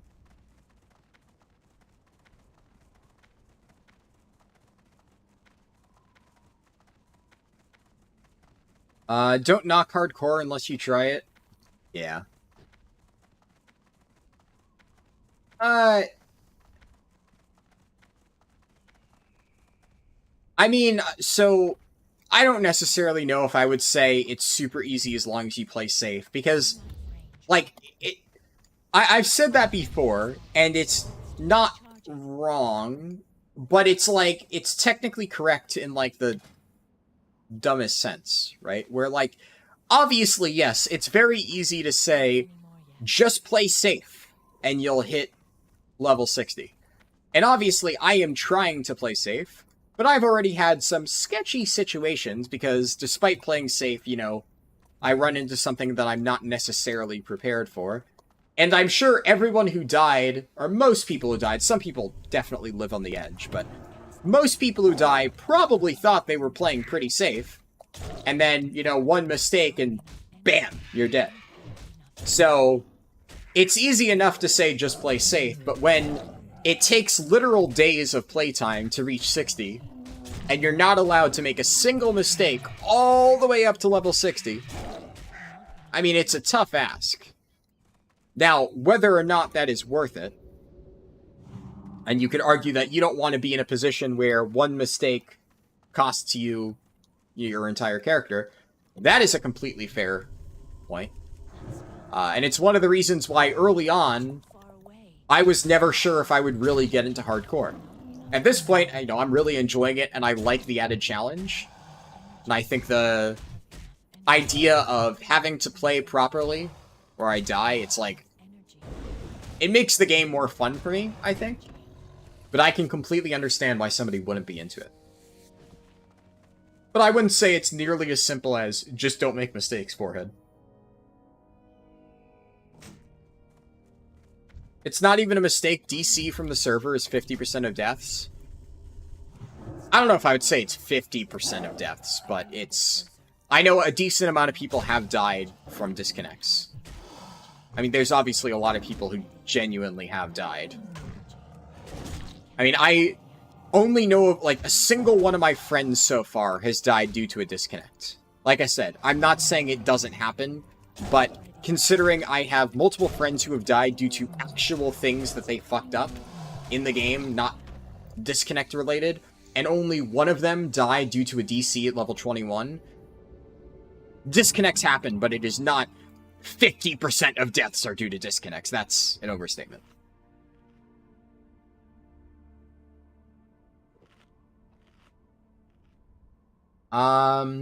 Goose Comics said, I thought the same thing, you wouldn't take it serious, but here you are, you're on your third attempt. Yeah. Isn't it the charm of old WoW that you feel accomplished by having a 60% ground mount? Kind of. I mean, that is one opinion that I've always disagreed with. The fact that, like, so many people view old WoW as being like, the reason I like classic WoW is because it kicks you in the balls repeatedly and everything is super fucking tedious. Like, no. No. That is not the charm of old WoW for me. And in fact, that is honestly my least favorite part of it, how slow it is. So, there are some, like, really weird classic purists out there who are just, like, obsessed with having a difficult time for everything. Like, that is a weird mindset to have. Some people do. To me, like, the charm of old WoW is just kind of, like, the more RPG elements to it.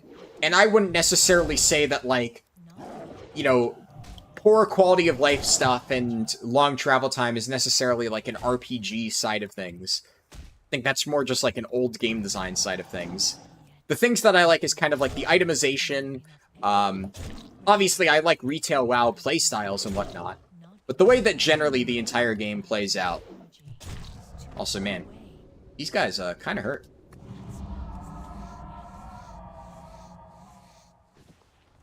The charm is having pretty zones you have to walk through and not just fly over them. Yeah, for sure. The general, like, interaction with the world, I think, is, like, the biggest charm for it. Still recharging. I need to get closer.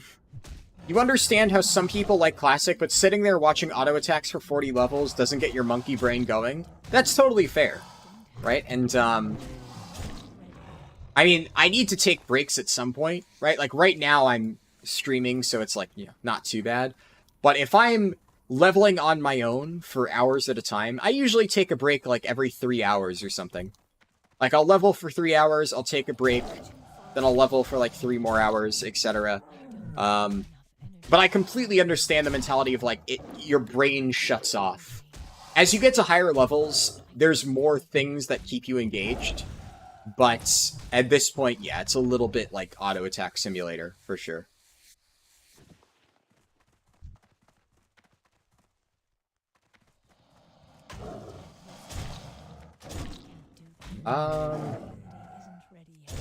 I get that you can fuck up and stuff or have sketchy situations and you don't expect to prepare for. But it's also just sort of do this boring as fuck slow grind and maybe get fucked by a small mistake. Yeah, I mean... kind of. Obviously, like, I've spent a lot of time preparing, and if I die, it probably is because I just made, like, a small mistake. Like, obviously, I know what I'm doing in the game. I've made it to 6dv4 in Classic, so it's not like I can't do it. So you're not technically wrong, but, like, that's just hardcore in a nutshell. And I think the entire idea of that is, if there was no way to mitigate it, I would agree with you that it is annoying. So if you had absolutely no control over, you know, mitigating the risk, and it was all just, do you get fucked randomly? Which I guess in a DC would be getting fucked randomly, right? But do you get fucked over randomly, or do you grind your way up to 60? Yeah, that would be a boring game, and I don't think anybody would play that. But the reality is, like, you have ways to mitigate the risks and to kind of help make the process easier by planning ahead. So that is kind of what I like. Obviously, I have professions in all my alts, and I've been farming leather and stuff like that. You know, I went out of my way to get the Deviate Scale Belt, because it was really good. Stuff like that, where, like, the preparation and planning that you can do makes your journey easier. That is kind of what I like about it. So, who knows? Maybe if I hadn't taken the time to farm all of this really good gear, it is possible that I wouldn't have survived that quest that I did in Menethil Harbor earlier. You never know. That's kind of the thing that I like about Classic Hardcore. It makes me feel like all my preparation and strategy and stuff actually pays off. But I can understand not liking it, but I wouldn't say that it's literally just there. Or just like grinding and, you know, you just hope you don't make a mistake, right? There are ways to avoid making mistakes.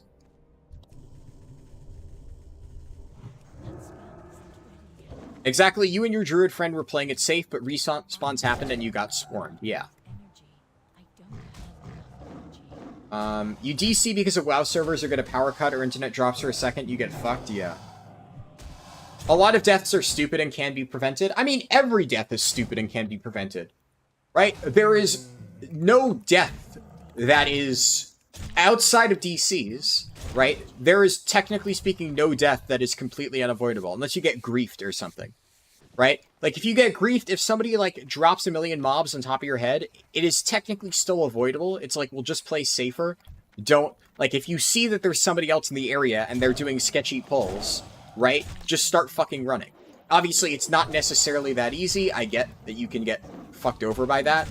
But I would say 99% of deaths in hardcore are avoidable. Outside of DCs. Like, excluding DCs from the mix, 99% of deaths are avoidable. That's the point, right? The entire point is trying to figure out what could possibly kill me and play around that. Bugs, DCs, griefing are the only non-preventable deaths? Exactly, yeah. So, like, to give an example that, you know, Goose Comics was saying, you know, he and his friend went into, I think he said, like, the area with the human farmers in Hillsbrad, and they all respawned on top of him. And, like, obviously that sucks, and, like, you know, they just didn't consider it at the time, but, like, is that avoidable? Absolutely. You know, you could have just thought ahead and been like, hey, there's supposed to be mobs here, it's completely empty, they're probably going to respawn on us. I'm not saying that Goose Comics is bad for not thinking about that. Like, obviously, it's hard to be considering all of that stuff 100% of the time. But then, when you think about that, and when you think to yourself, aha, there should be mobs here, I'm going to wait out the respawns, and then you see all the mobs respawn and you, like, successfully avoid it, you know, you feel good. That is the entire point. It's avoiding scary situations like that and making it out because of game knowledge and skill. That is the entire appeal of hardcore. So, I have gotten out of some pretty close calls because of game knowledge, and it feels great.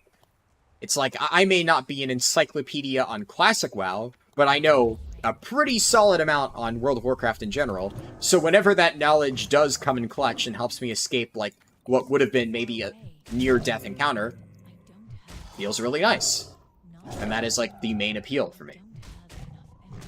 Or just doing difficult stuff and managing to escape it, right? Like soloing Morladim, or technically soloing Morladim. The other Druid was along for the ride. You know, I basically 1.5 manned Morladim using Root Spam and Moonfire. And, like, was it hard? No, not really. But I used tech that I had figured out earlier by soloing Thresh Wackinator, and I pulled it off on Morladim, because I was like, fuck it, why not? And that felt good. Would it have technically been smarter to wait to get a full group of 5 people? Sure, that would have been safer. But using game knowledge, I managed to do a difficult challenge, and it was cool.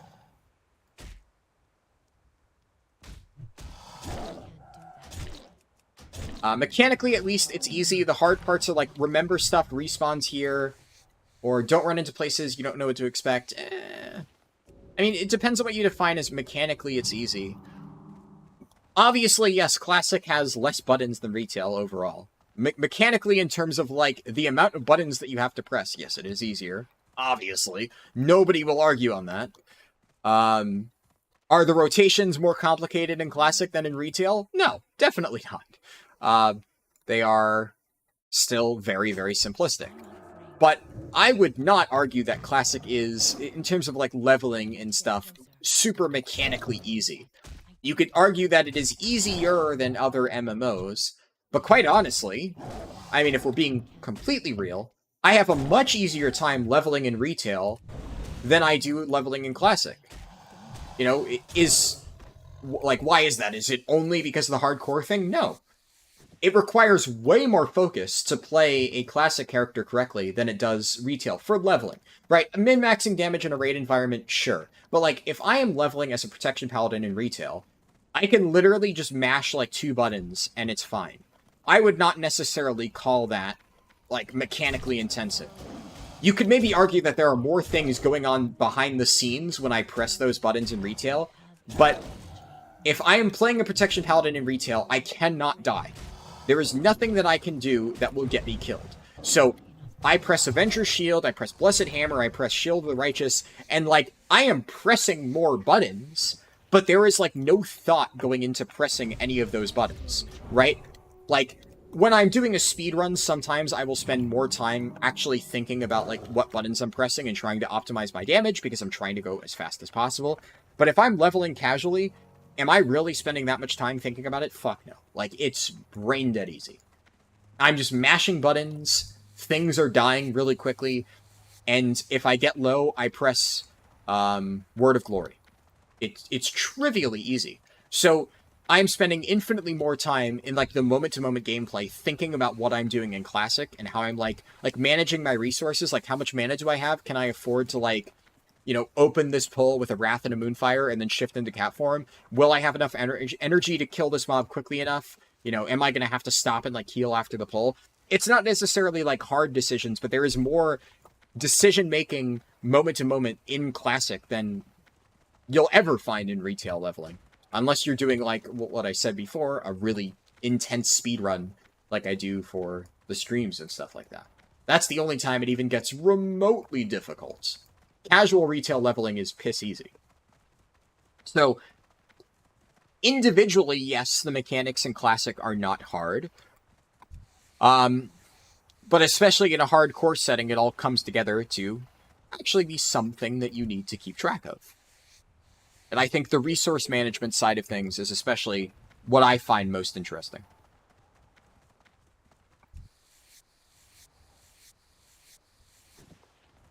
Huge maps and slow travel means you have your own niche areas to farm. It's more of a living world. Yeah, for sure. I definitely agree with that.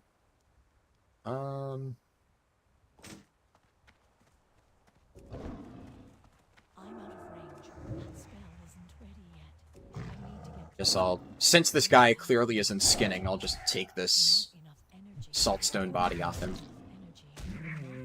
Like, I think this area, to me, is one of my favorite examples of classic, like, zone design. The salt flats, like, I literally can't even see the other side of the subzone. The shimmering flats, or whatever. This is such a massive little subzone where all of the quests are scattered around the entirety of this section of Thousand Needles. It's a really iconic area. I love the shimmering flats.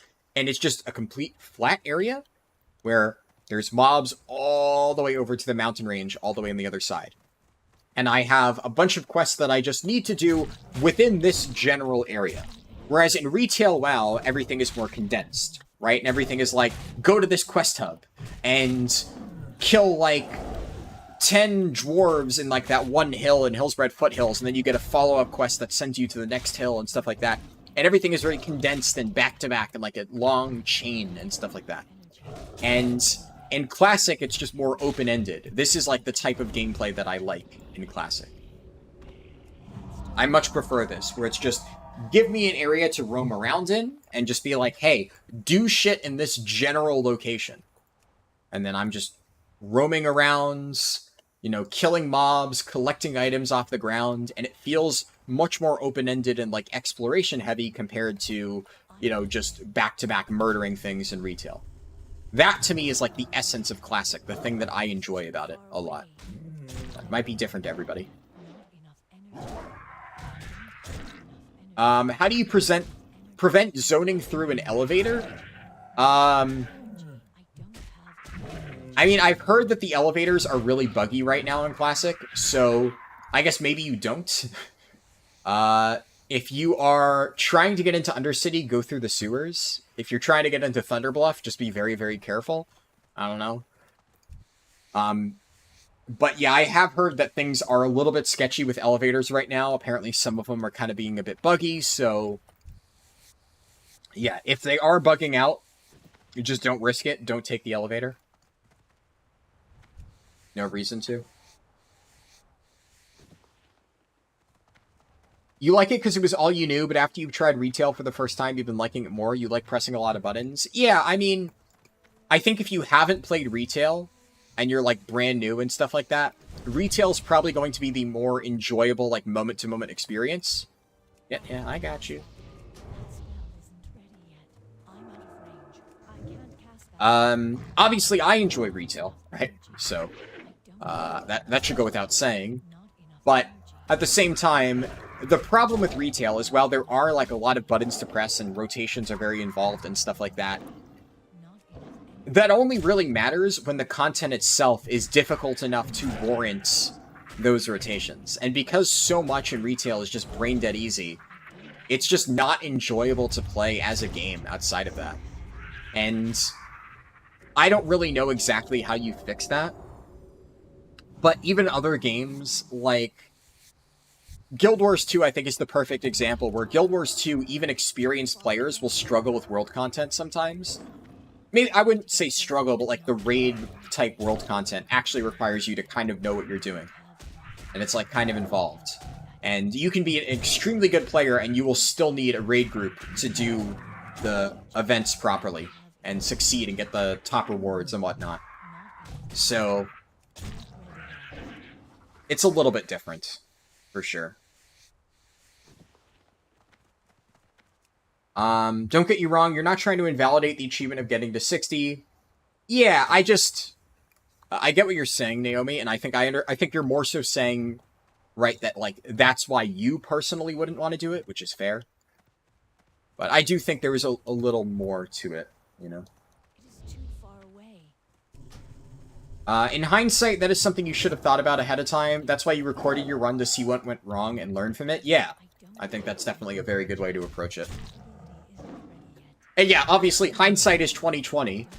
And I'm not going to say that I haven't gone into caves where, you know, I saw that it was kind of empty and I just kind of figured, fuck it, like, the odds of the mobs immediately respawning on top of me are very low. And I took that risk. Like, I absolutely have taken that risk before. And Who knows? If I had gotten a bit unluckier, it is possible that I would have died in those situations. Can't say for sure. So I have also done similar things. You never know. And I'm sure if I had died to it, I probably would have felt pretty fucking stupid. I would have been like, wow, I really should have known better. But then, because I didn't die to it, I come out of it with the opposite mindset of, like, survivorship bias of, wow, that cave wasn't very scary at all. Next time, I'm just going to do it again. And, yeah. And eventually, it's going to bite me in the ass, and maybe then I'll learn, but that's how it goes. Basically, WoW hardcore success is mainly having knowledge of the game through research or repetition and no gaming skill needed. That's incorrect. Right? Like I said, you're not wrong that there is a lot of knowledge required, but, I mean, just look at some of the ways in which people die, and gaming skill is definitely needed. I'm sure it is, in theory, possible if you had the ability to pull an infinite amount of knowledge on every single quest in the game, and you were dog shit like a keyboard-turning clicker or something. Yeah, I mean, maybe you could still hit level 60. I don't fucking know. But I think it is safe to say that you need to be at least somewhat knowledgeable, generally, to level up in Classic. As for how important it is, that's, a little bit variable. Good night, owner. Just saw. I scroll down to the bottom. Like, I'm not saying you need to be God's gift to, like, World of Warcraft to be able to hit level 60. Definitely not. There are a lot of people who make it to 60 who are not that great at the game. But there is, of course, a variable amount of skill that you would need, or like a slider, however I describe it. If you're on, like, the bottom end and you have absolutely no idea how to play the game, you're going to struggle even if you have knowledge of every single quest. Now, Classic WoW doesn't necessarily require the most skill in the world, but there is enough mechanical complexity here where you need to at least have some idea of what you're doing to successfully pull it off. And considering a lot of deaths in tight situations are to people, who are clickers, who aren't able to react fast enough, whenever shit hits the fan and you really need to react fast to survive, that's where that stuff comes into play. So, there's a lot of situations that I've probably run into so far in my Druid's process where if I had been a keyboard turner and a clicker, I probably would have died, because I would not have been able to react fast enough to what was going on. But because, I am able to play the game, and I was able to react, then wasn't too bad. Can I sell? There's a lot of really good vendor items here, though. Ooh-wee.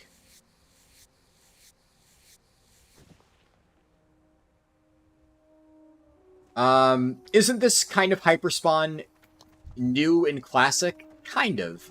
I mean, we had hyperspawns in original Classic. I think they've turned it up a little bit, especially because keep in mind that everybody is on a single server for, well, one of two servers. On North America, the vast majority of people are in Defias Pillager. There are people playing on Skull Rock, of course, but a huge chunk of the hardcore population is on Defias Pillager.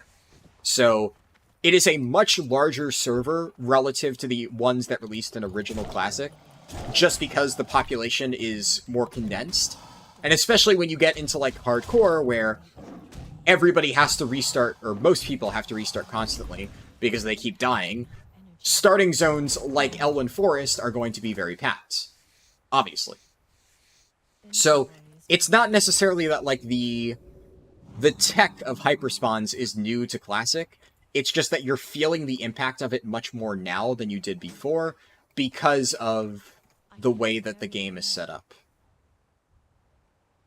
I don't need tangy clam meat. Hyperspawning has always been a thing, but people didn't figure out how to hyperspawn until future expansions. Oh yeah, and Goose Comics elaborating on that. That said, hyperspawning is a variable thing that they can tune up and down. They definitely have spawn rates turned up way, way higher for classic hardcore than it normally is. Blizzard can modify that a bit, and they have, definitely. Naomi said, don't worry, I think leveling in retail is easy and boring too. The end game is the only game. Speedruns and fully optimizing it is a different thing, but even just leveling kind of fast or slow casually is ridiculously easy, yeah. Unless I'm doing a world record attempt, I don't even begin to start, like, caring about my rotation. Or, I guess, on some of my testing runs, where the entire point of the run is testing out a different spec, like, when I was doing the Fire Mage run, obviously, even though I hadn't really played Fire Mage, and I wouldn't necessarily need to play it super well to level, I was trying to do fairly aggressive pulls in that Mage, and trying to, like, optimize my damage, just because the entire point was limit testing, right? It was, how difficult can I, or how, like, crazy can I pull in this Mage, and how difficult is it to kill all this stuff, you know, in a reasonable amount of time. So in those cases, I will spend a lot more time focusing on making sure that my rotation is correct. But yeah, most of the time, even in my casual runs and whatnot, I'm, like, zoned out 90% of the time. It's just super fucking boring. And, like, right now, I'm on, even in Classic, to a certain extent. I said before that there was more that I need to consider. But when I'm farming mobs like this, I'm mostly on autopilot. I'm not really spending too much time thinking. I'm just kind of looking at, like, on my map, where are the thingies that I need to collect, and I go in that general direction. That's just kind of how leveling is in general. Endgame is not the only game. So many more things to do, and not just endgame. I'm gonna be honest, I kind of agree with Naomi on that one. Outside of raiding, why are you playing retail WoW? I get it. Some people enjoy it, but for me at least, retail World of Warcraft outside of raiding and, like, M+ and stuff, and I guess some people PvP, I don't really think there's much of a game to it. I get that some people collect, but I'm going to be completely honest. If you are just collecting for the sake of collecting, I do not understand you. I understand collecting in a game that you actively play and, like, you know, you enjoy playing the game and then you want to collect stuff just to have it so that you can have it in other aspects of the game. I'm like that in many ways. If I'm, like, actively playing my Demon Hunter a lot in Raids and Mythic Plus, I will like to go out and collect Warglaives and stuff like that, or leather armor, to try and make new transmog sets, but I'm never going to just collect something for the sake of collecting it just cause. That is a mentality that, I'll be honest, I've never understood. And I know a lot of people are like that, and, you know, hey, more power to you if you enjoy that. I just personally do not understand it.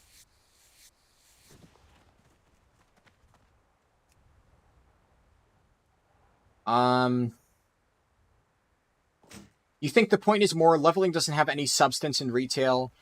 Getting to max to do everything is your only goal. It's not like you're running T-Mog or mounts mid-level. That's, yeah, definitely true.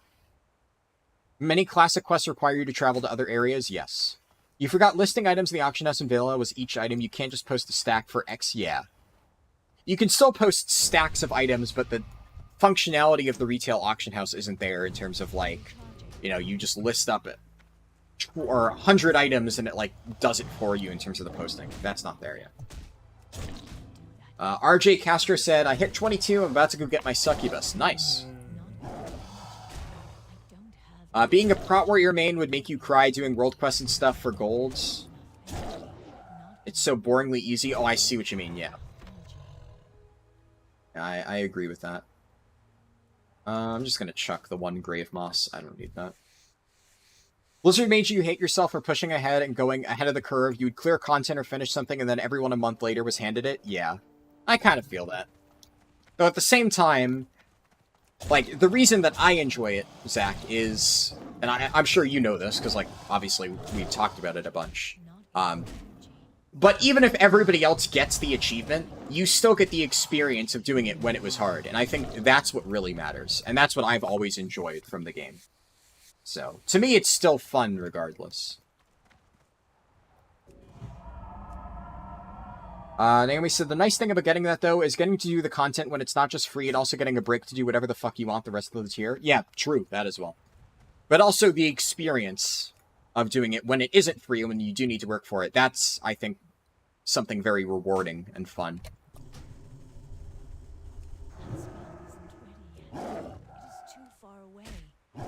Ben Morgan said, I'm a keyboard turning clicker, you find it easier. I mean, that's definitely not true about finding it easier. Now, if you don't really want to learn about, like, how to, you know, use numbers and stuff like that and turn with your mouse and stuff, that's fine. Not everybody wants to spend the time learning it. There's absolutely no way that it is easier for anybody. Anybody who says, I find it easier, as somebody who, when I was very young, I, you know, keyboard turned and I clicked when I was like 5 years old, I guarantee you it is not easier.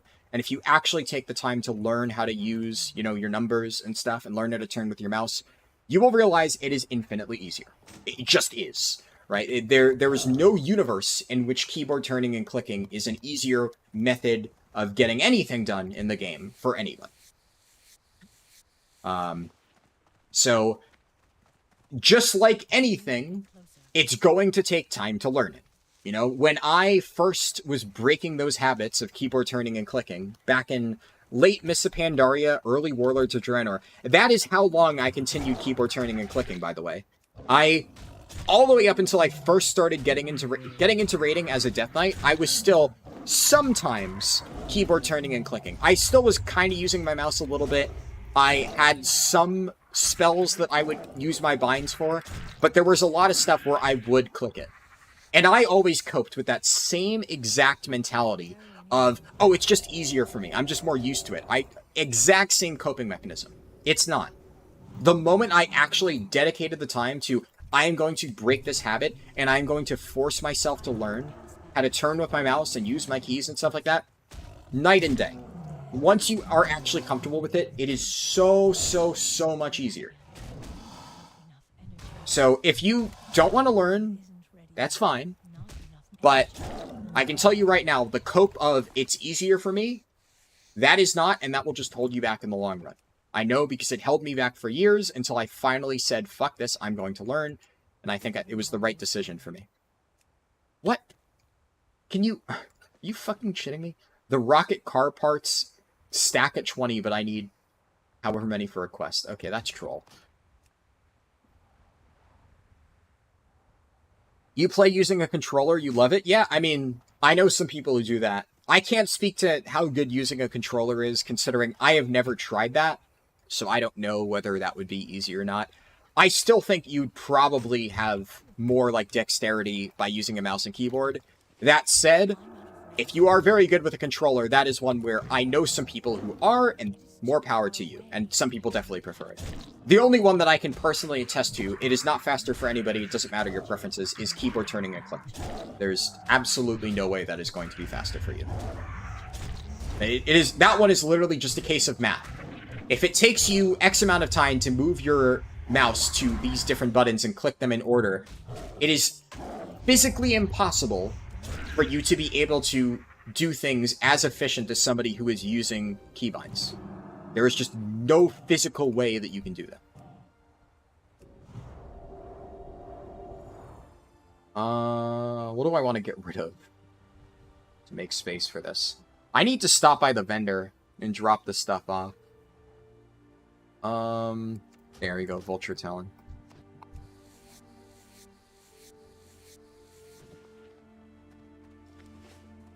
I kind of want to at least finish the Scorpion quest, since I am 4 out of 6 on this.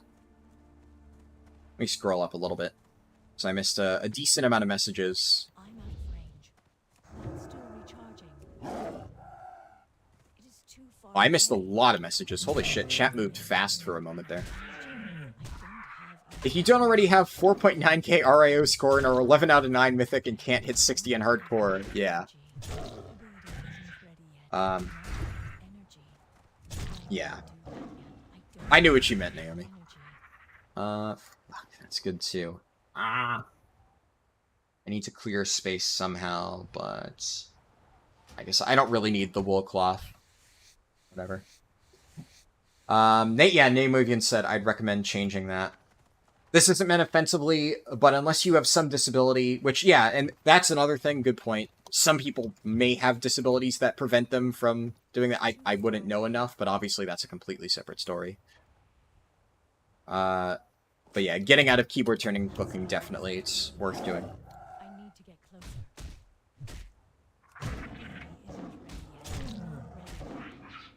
closer. Classic has the old school giga-long leveling, yes. Not sure you could stomach it only to die at 50. Yeah. I mean, just don't die at 50, Forehead. Just play safe. Of course, it is scary. I am terrified of the possibility of dying at level 50. I'm not gonna lie. It could happen. It would suck. But I figure if I play smart, I can probably get there. So, we'll see.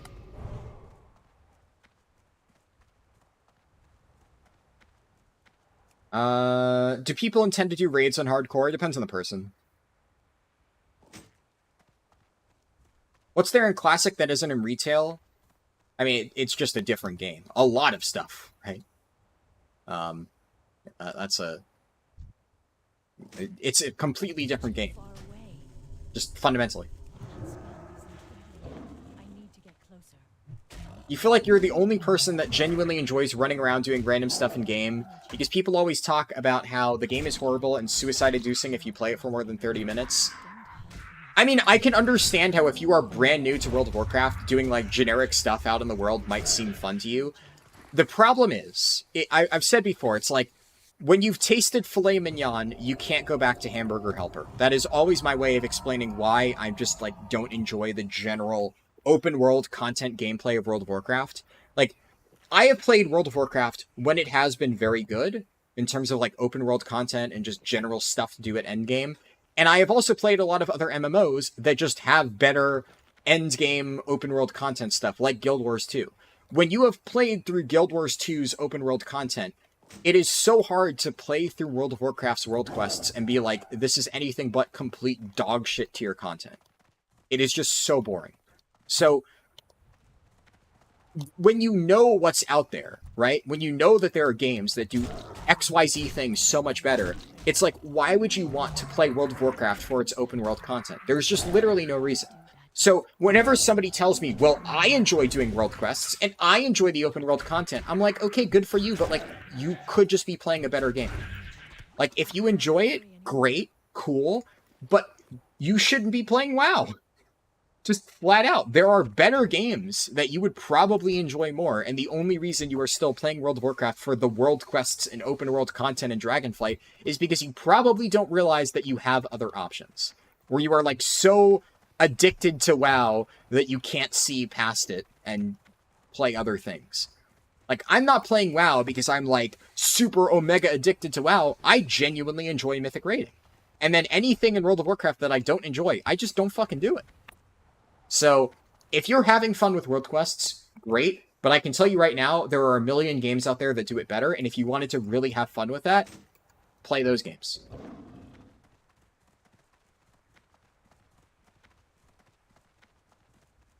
Oh, fuck. That mob can't be skins. Somebody forgot to loot it. Damn. PvP is great on retail. Yes, some people enjoy it. I'm not one of them. I am of the mindset that World of Warcraft PvP is a minigame and really not actually a well-developed part of the game. But I know a lot of people really enjoy it, so I'm not going to continue on that because I know I'm going to piss a lot of people off, but I don't think World of Warcraft PvP is good. I'm glad some people are having fun with it. PvP is in a pretty good spot overall. Yeah, I mean, from what I've heard, PvP is better now than it has been in the past, so cool. That's all I can say that, from what I've seen, is probably true. Whether or not PvP is any place existing in a game like World of Warcraft, that is a completely different story, and one in which my opinion is probably gonna clash with a lot of others, so, yeah. You were kind of enjoying PvP on retail, but you can't find many people to play with, and queues are... Yeah, the queues are pretty rough. The fact that the need for high levels to revisit past zones for gathering mats for endgame, doing this keeps world PvP halfway alive, that's a good point. That's what you're getting it. It's not free. Getting to do it before it's nerfed is rewarding, yeah. Retail feels dead in the world outside of current content zones. Love, even current content zones feel dead. Yeah, that's the thing. Like, if you try to do events in Zarela Cavern, unless you specifically go into LFG and look for a group that already has 40 players, Zarela Cavern is current content, and it's already dead. Blizzard can't actually design an interesting zone that keeps people engaged for the life of them. It's really, really bad in Dragonflight right now. And it's kind of frustrating because I'm seeing so many people praising Blizzard for, like, putting out new content, and it's like, they are putting out new content that is, like, as wide as an ocean and as deep as a puddle. Like, sure, every few months they add some new crazy world event that, oh wow, it's new content, but it sucks ass. Like, just because we're getting Dream Surges as content doesn't mean we should be getting that as content. I'd rather that development time was spent doing anything else because Dream Surges are just such nothing content. But, you know, you're going to see people on Reddit going, can we give some appreciation to the developers for putting out a patch every 5 or every 3 months or whatever? Like, cool, I'm glad they can do that. But the reason they're able to do that is because they put literally zero effort into making the content good. Literally, Dream Surges were made by, like, 2 interns with a piece of string. It's not interesting content. There's literally no depth to it. It's boring as hell. I guess it's better than nothing, but in some ways I would actually argue maybe it's not better than nothing because, like, there is a non-zero chance that development on things like Dream Surges is coming at the cost of actual patch content that could be good. And in that case, it literally is not better than nothing because it is nothing content and it is taking away resources from something that could potentially be good. So, I don't know. I don't know for sure. What do I still need? I need Hardened Tortoiseshell and Hollow Vulture Bone. I'm gonna go... Let's go out this way. Look for that. You're playing on White Mane Cata Classic and enjoying it more than you were enjoying retail? Is that a private server or something? I don't know. Back on the keyboard turning clicking topic, it's easier in the short term to not change something and keep doing what you're used to, but long term you're actually working at like 1% of your capacity. Yeah, completely agree with that. To fix retail, all they have to do is go back to actual realms. Nope. Nope, that would not fix retail. The moment I saw all they need to do is fix retail, like, as much as I will complain about some of the decisions Blizzard has made, it's not as simple as, like, there is no magic bullet to fix retail. Retail is where it is due to a variety of changes Blizzard has made over the years that, you know, for better or for worse, has led the game to where it is now. Honestly, the way to fix retail at the moment is to just embrace the fact that what Blizzard has created is just a raid and dungeon finder, like, simulator, right? And just design around that and put all of their development resources into just making that better. And, I mean, if they want to make world content, great, but then they need to actually put effort into making meaningful world content. But Blizzard has just been kind of going along the track of, we're just going to throw out generic world content for a while, and that's enough, and it just isn't. And part of it is because, you know, there's just no substance to the world itself. So, I don't know. There's no silver bullet to fix WoW. Personally, I think at this point, the general world and stuff is too far gone, and I think they should just accept the fact that the game they have is just raids and dungeons. It's really not going to get much more than that. And just focus all their resources into just building that.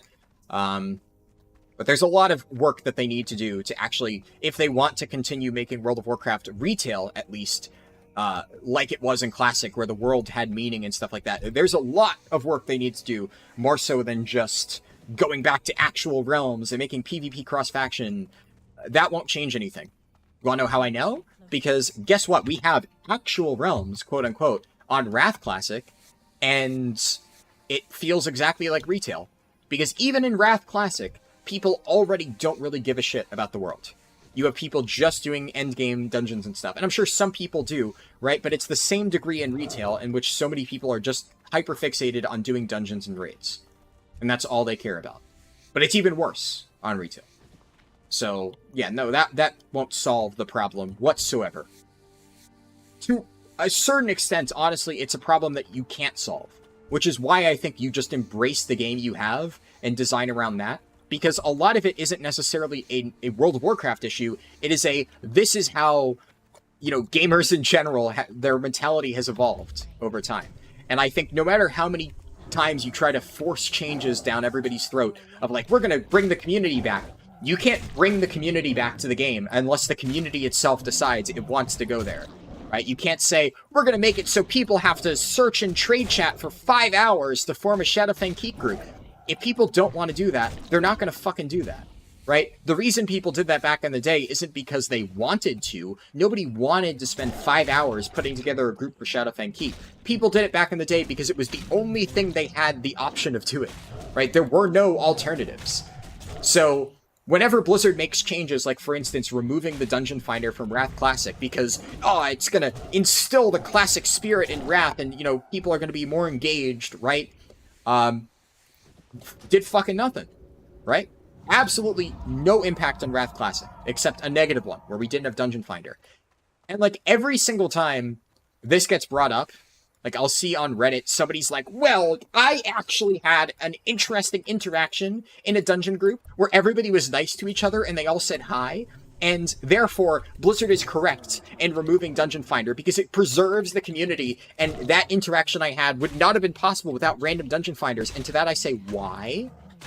Like, the fact that you had to form your group on your own, is that what made you be nice to other people and interact? Like, what's stopping you from joining a random dungeon and saying hi, right? And if you say hi to people in a random dungeon and nobody responds and you're met with dead silence, well, guess what? That's because the people you're talking to have no fucking interest in talking to you. If that was a dungeon that they had to form on their own, here's what they would do. I know because I do this in Classic. They would post in LFG saying, looking for group for Gundrak Heroic ++. I would find the people I need, I would invite them to the group, and then I would say nothing and clear the dungeon. And I'm not going to have, like, some nice interaction with a random person that joined my Heroic ++ dungeon group just because I feel like it, right? It's like, no, I am here to clear this dungeon. If you want to interact with people, great. I'm not here to do that. I'm here to get my daily Heroic done. I'm not going to be an ass. If somebody says hi to me, I'll say hi back, right? But it's not like having to form that group in the LFG channel magically changed my mood and made me suddenly want to talk to people and have an organic interaction in chat. No, I am here to do one thing, and I'm going to do that whether the game forms the group for me or I have to spend 10 minutes looking for people in LFG. I don't know. I mean, it's obvious shit. It should be obvious to anybody with, like, 2 brain cells, but, like, you see people unironically defending the system and saying, like, oh, because it forced me to talk to somebody, I had a better experience. And it's like, nothing's stopping you from talking to people. I talk to people all the time. I don't need to be forced into making my own dungeon groups to interact with somebody. When I'm making a dungeon group, I'm doing it to run a dungeon. When I want to talk to somebody, I message one of my friends in Discord, right? And it's like, if somebody needs... if you want to make friends, right, there's a million other options to do that outside of, like, forcing every Wrath Classic player to form their own dungeon groups, right? I don't know. It's a stupid argument, and it's an argument that unfortunately a lot of people have been, like, regurgitating over the years, and it's the reason that Wrath Classic has not had the random Dungeon Finder for over a year now, which is fucking annoying. At least Blizzard is finally coming to their senses and realizing, wait, why did we listen to the dumbest subsection of the Classic player base? And now they are finally adding it back because they realize that, like, only the really loud idiots were the ones advertising or advocating for no random Dungeon Finder. Whatever. At least we're getting it now. But it took a while to get there, and it's because of annoying shit like that. Anyways, I forgot how I got on this tangent. Oh yeah, the whole, like, just make this one easy change and suddenly retail WoW is going to be fixed. Like, yeah, if only it were that easy. It's not. And fuck the idea of limiting Mythic and Heroic rating. Fuck that. Why? Why? We had that before. There's a reason we don't. There's literally a clear reason why Blizzard has loosened rating restrictions, because nobody fucking wanted it. As somebody who does Mythic and Heroic rating, why the fuck would you want arbitrary restrictions limiting the amount of players you can group with? What does that add? It's like dumb shit like that, where it's like, oh, we're just going to add restrictions and it's magically going to make the game more social. How? Explain to me how that's going to make it so people are more social. The only thing it does is it means that you have to go through more hoops to play with people that you want to play with. You want to join a new guild of people who you think are pretty cool? Tough shit. They're on a server that you are not on, and you can't group with them, so now you either need to fork over $25 to be able to play with these people, or you can't. How is that interacting, or interesting interactions? Like, how is that fun gameplay? How is that bringing back the community? Like, nobody's going to just be like, well, I guess I can't play with the people I want to play with, so I'm just going to randomly join dipshit guild number 3 on my dead server and raid with them instead. No. Either you're just not going to play at all, or you're going to, in most cases, realistically, fork over the $25 to transfer to the server that your friends play on, which is how we get mega servers in the first place. There is a reason all of this stuff has happened over the last few years. It's not like mega servers just formed one day because everybody just said, you know what, I want to play on Illidan, or I want to play on Area 52, and then everybody and their mother just transferred to Area 52 one day on a whim, and that is the origin story of the mega server. No, it's a slow burn. It's because of situations like that, because there are restrictions in place preventing you from playing with the people you want to, and slowly everybody groups up in the same server, because obviously that sucks, and you want to be able to play with your friends, and that is how it happens. So, adding restrictions to, like, raiding and stuff like that, that is not going to have any positive impact on the community building. The only thing it's going to do is it's going to kill dead servers even more.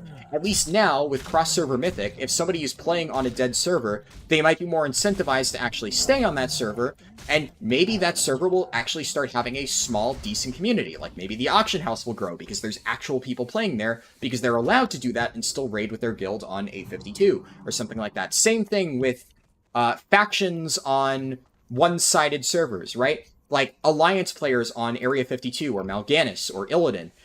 Before, there were absolutely no Alliance players in those servers because there was no Alliance guilds there, so why would you play an Alliance character there? Now that you can play cross-faction, well, there's actually a decent amount of Alliance players there because people go Dwarf for Mythic Plus, and because they can still raid in their Horde guilds on their Dwarf character, now you have a small community of Alliance players on these Horde mega servers. And they stay there. Whereas if Blizzard added additional restrictions, all of those players would either be forced to go back to Horde characters, or they would immediately leave the server and find one that was Alliance-dominated and join a guild on an Alliance-dominated server, if they, let's say, cared more about M+ than they did about raiding.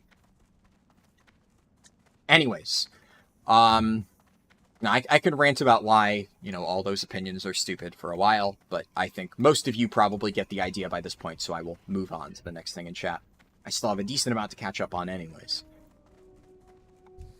I also kind of don't really want to fight these level 34 turtles, but they're the only ones I can really find. I mean, I guess it's decent experience anyway.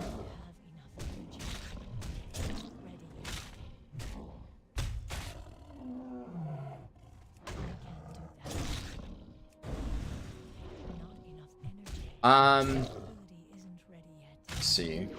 You have a couple of abilities on your Prot Warrior where you have to have them on, like, Alt 7, and they are infrequent enough that you just click it, easier than doing the hand stretch. I mean, you could just rebind it. If I ever find that a keybind is too difficult to click, or difficult to hit with a keybind, I just change the keybind, right? Sometimes it leads to having, like, weird keybinds and stuff like that, but it's, as long as you can hit it effectively, that's all that matters. I mean, Alt 7, yeah, I can't even imagine having something bound to Alt 7. It's, like, at that point, just don't bind anything to Alt 7. Like, change the binding. I don't know. Like, obviously, yeah, I'm trying to hit Alt 7 right now, and, like, you have to do some weird fucking finger acrobatics to manage that. But then, like, why would you have it bound to Alt 7 in the first place? Just change the binding.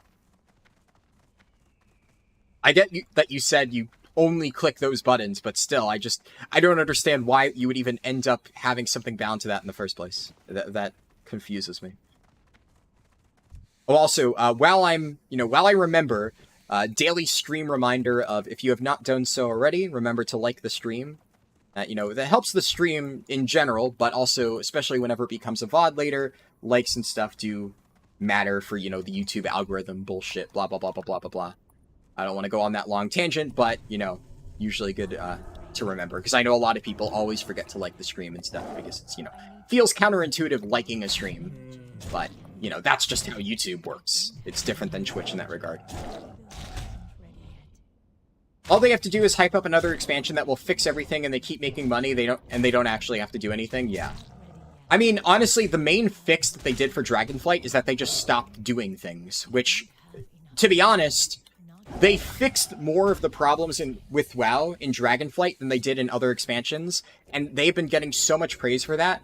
And the problem that they fixed in Dragonflight is that they can't keep their stupid fucking hands out of the game systems. So their promise to fix the game in Dragonflight is, hey guys, we will stop doing our jobs, and everybody cheered. Honestly, I'm not even joking about that. 99% of the enjoyment that I get out of Dragonflight, or, the thing about Dragonflight that I like compared to Shadowlands and BFA, is that there is no bullshit grind tacked on to endgame. Which, it's great, I'm glad they didn't do that this time. But it required them to literally put in less effort, which was my main complaint for pretty much all of Shadowlands and BFA, that it was just mind-boggling that Blizzard was actively investing development time and effort into killing their game. They are over-engineering the shit out of all of these terrible systems like the Heart of Azeroth and Shadowlands Legendaries and Covenants and blah blah blah blah blah, putting all of this effort into something that literally nobody fucking wants. So it was just a lose-lose situation where all of this development time that could be going to other things was being spent on things that actively made the game worse. And people kept trying to tell them that, and they didn't fucking listen. And finally, in Dragonflight, they said, okay, we will stop doing this dumb bullshit. And the game has been better because of it. Now, that said, is that really worthy of praise? I don't know. I don't really think so. I'm glad that they finally stopped over-engineering and running their game into the fucking ground. It's great. I can actually enjoy playing World of Warcraft again. But, Jesus Christ, the answer was there the entire fucking time. They just refused to look at it. So, I don't know.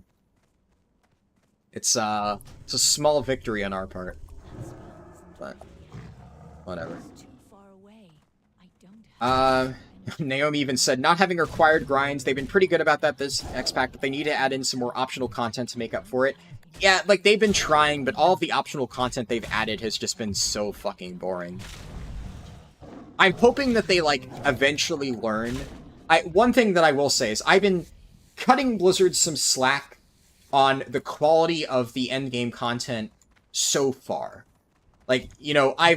I obviously rant about it on stream, because, on stream you get me, completely unfiltered, unedited, I'm just gonna bitch and moan about, whatever the fuck I feel like bitching and moaning about. So, here I will gladly talk about how I think Dream Surges are dogshit content and just a waste of development time, but am I really going to make a video about something like that? I don't really care enough to do that. It's not really worth my time. I complained about Covenants and other stuff because I think it was actively making the game worse. Is Dream Surges, or are Dream Surges making the game worse by just being boring? Not really.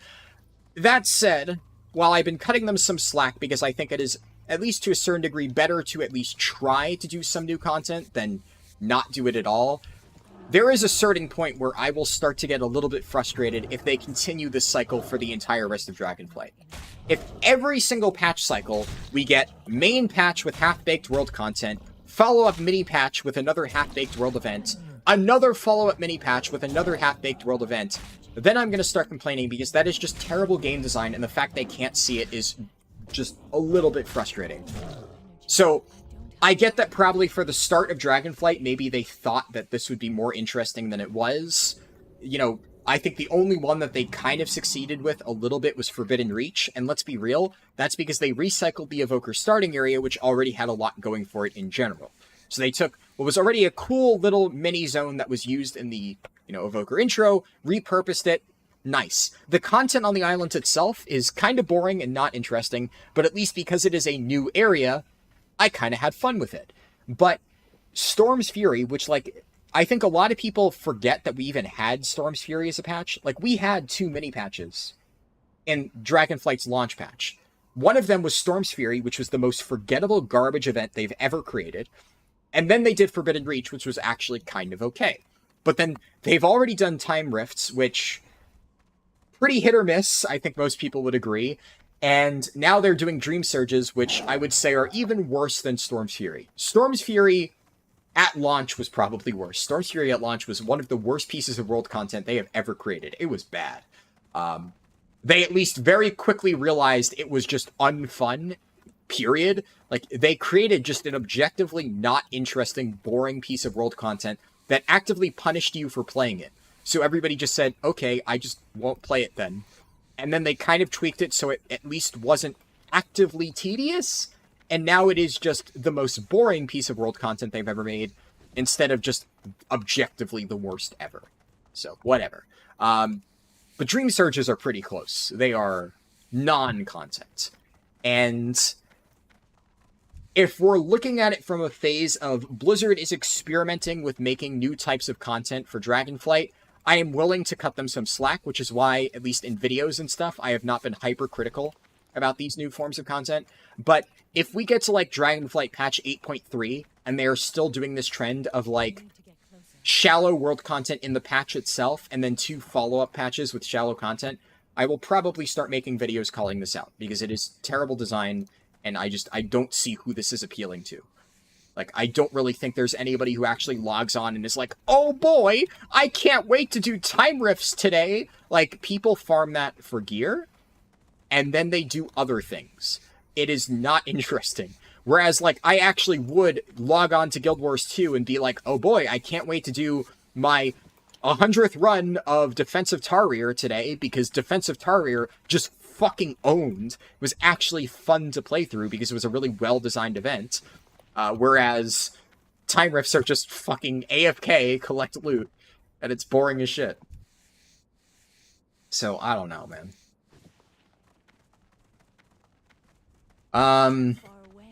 If you don't want to die at level 50, stay away from Sunken Temple. Yeah, probably a good idea. Honestly, though, I think I will at least try Sunken Temple just for shits and giggles, but we'll see how it goes.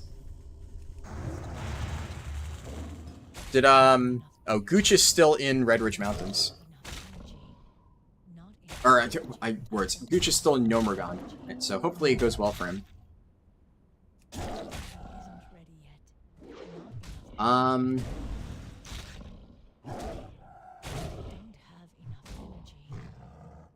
Yeah, scroll up and read. I missed. Let's see. Most of chat... Oh, my head on my dresser. Most of chat is just Naomi spamming, don't worry about it. Fair enough. Let's see.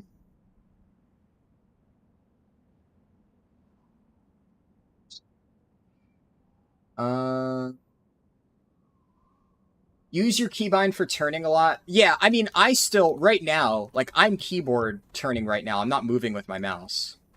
Right, actually, I was instinctively a little bit. But, like, sometimes, for instance, if I'm eating pizza, then you know what? I will keyboard turn a little bit.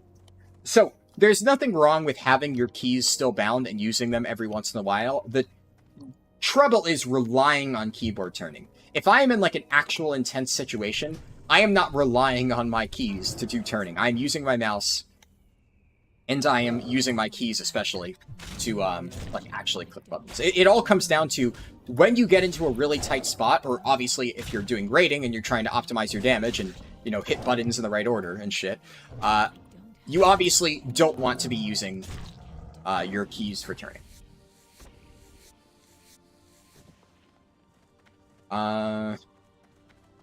Zach quoted me there, yeah. What bothers you is it's always the people playing it that keep shitting on it, and they shit on you for enjoying it. I mean, yeah, that's obviously not good, right? Like, I even said, if you are enjoying world quests, I am glad that you are enjoying it. I'm not going to say, oh, you are an idiot for enjoying world quests, though. But what I will say is that if you do enjoy world quests, you probably would be having more fun in another place. So that's where I will always say, it's don't knock somebody's idea of fun, but I will gladly tell somebody, hey, you know, this part of the game is definitely not strong. If you really enjoy that aspect of a video game, quite honestly, there are better video games than World of Warcraft for you. That's not because I'm like, oh, you're an idiot for liking XYZ thing. It's just, obviously, I want to see people actually enjoying their time spent and having the most fun they possibly can. So, it's like, if you do really like open world content, then it's like, I don't want you to be wasting your time on WoW, because you probably haven't tried Guild Wars 2, and if you are a big world content fan, you will fucking love Guild Wars 2. And you would probably be having way more fun with it than you are with World of Warcraft. So that is, like, my mindset on it. Obviously, if somebody's giving you shit for enjoying a part of the game, you know, fuck them, right? But, yeah, depends on the mindset, right? Ari Luna said, you don't agree, you quit Guild Wars 2 and you played it for a long period, and you enjoy WoW open content, so it's a personal thing. I mean, to each their own, I suppose, but you are literally the first person I have ever heard express that opinion. Every single person I know who has tried Guild Wars 2 open content has agreed with me that it is infinitely better than World of Warcraft open content. I mean, it's just really fucking good. I would actually be curious to know, Ori Luna, what it is about Guild Wars 2 open world content that you dislike, because, I mean, honestly, I think it is just the best on the market right now for that type of stuff. I personally think it's really fun. You know, if I had more free time, I'd be playing Guild Wars 2. I actually, just like a few days ago, I was talking to some of my friends from Guild Wars 2, because apparently, some of my friends from my old guild apparently met up with each other in, like, Budapest or something. Which surprised me, but, like, I noticed that our old Guild Wars 2 Discord was, like, active, and people were messaging there. So, like, I popped in to say hi, and a few of them were like, oh, yeah, you know, me and so-and-so, like, I was on a trip in Budapest, and so-and-so lives there, so, like, we met up or something, and went out to a bar or whatever, and I was like, oh, that's pretty cool. And then, like, all of us were catching up on, you know, what was going on. I told them, so, I've talked about this story before, but when I played Guild Wars 2, we had this, like, crazy guild leader who was, like, super controlling and manipulative and, like, super big asshole. I made an entire video about it. I even posted it on my Discord, like, a little while ago for people to watch because it was funny. And I've gotten repeated messages over the years about that guild leader that I had, because apparently the video that I made talking about my experience with him and telling the story about, like, him fucking over my friends and stuff like that, he has continued to do that bullshit all the way up until the present day. So, my video, despite being poorly edited and multiple years old, is still being used as a reference for guild leaders in Guild Wars 2 as, like, a stay away from this dude who's, like, infiltrating guilds and stuff. So I'll get, like, a lot of messages regularly from people who are like, oh yeah, I saw your video about, like, X person, and, you know, oh my god, they're an absolute nutcase, let me tell you the story about what they did to my guild. So, I was talking to some of my old friends who were in that guild with the crazy GM, and, you know, telling them the stories that I had heard from random guild leaders that messaged me on Discord, so, unfortunately, a lot of them aren't actively playing Guild Wars 2, but, you know, I talked to them, I was like, oh yeah, one day we should all, like, get back into it. I'd love to play it again. I had a lot of fun playing it. I just, one of those, there's a million different games that I'd love to play, and I just can never find the time, so, yeah. Do you need Stone Talon Flight Point to fly to Ratchet? I think you need the Ashara Flight Point to fly to Ratchet, actually. Which, thankfully, isn't super hard to get. You just kind of need to run all the way to the other end of Ashenvale. World PvP is dead as fucking retail. I mean, you can thank War Mode for that. War Mode killed off World PvP and retail just like that. It was, ironically, despite what I think Blizzard was intending, the death sentence for any sort of actual World PvP. Nazmir is more active than Sarah like Caverns, yeah. New World is going to be an awesome open world game after the expansion with artifacts. I don't know. I've heard very mixed things about New World. I played New World on launch. I even streamed New World on launch, because that was, I was already streaming by that point, so I actually streamed New World for a little bit. My stream was much smaller back then, but I did play it a decent amount.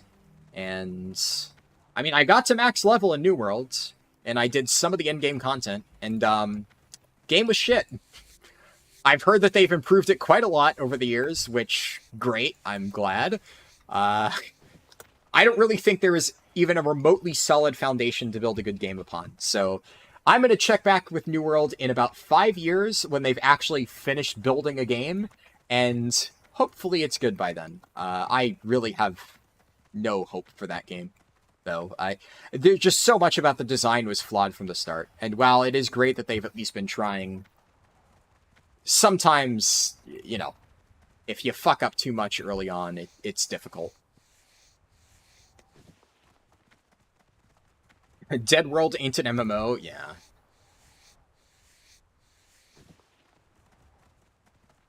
WoW content pacing in terms of raid seasons and such is great, but the filler content is ass. Yeah, completely agree. Anyone that rides Blizz Dev Dick definitely has every sword and mini statue in their room at their mom's house. Yeah. You're not wrong. Let me grab the King's Blood over there. You're sure they could release a raid once a month if they got the guy that designed Tiskarn to make every boss? I mean, I'm sure they could. The question is, would we want a raid consisting entirely of Tiskarns? I think I would rather quit the game if they ever did that. That sounds fucking miserable. Still recharging. Um... Not enough energy. Ready yet.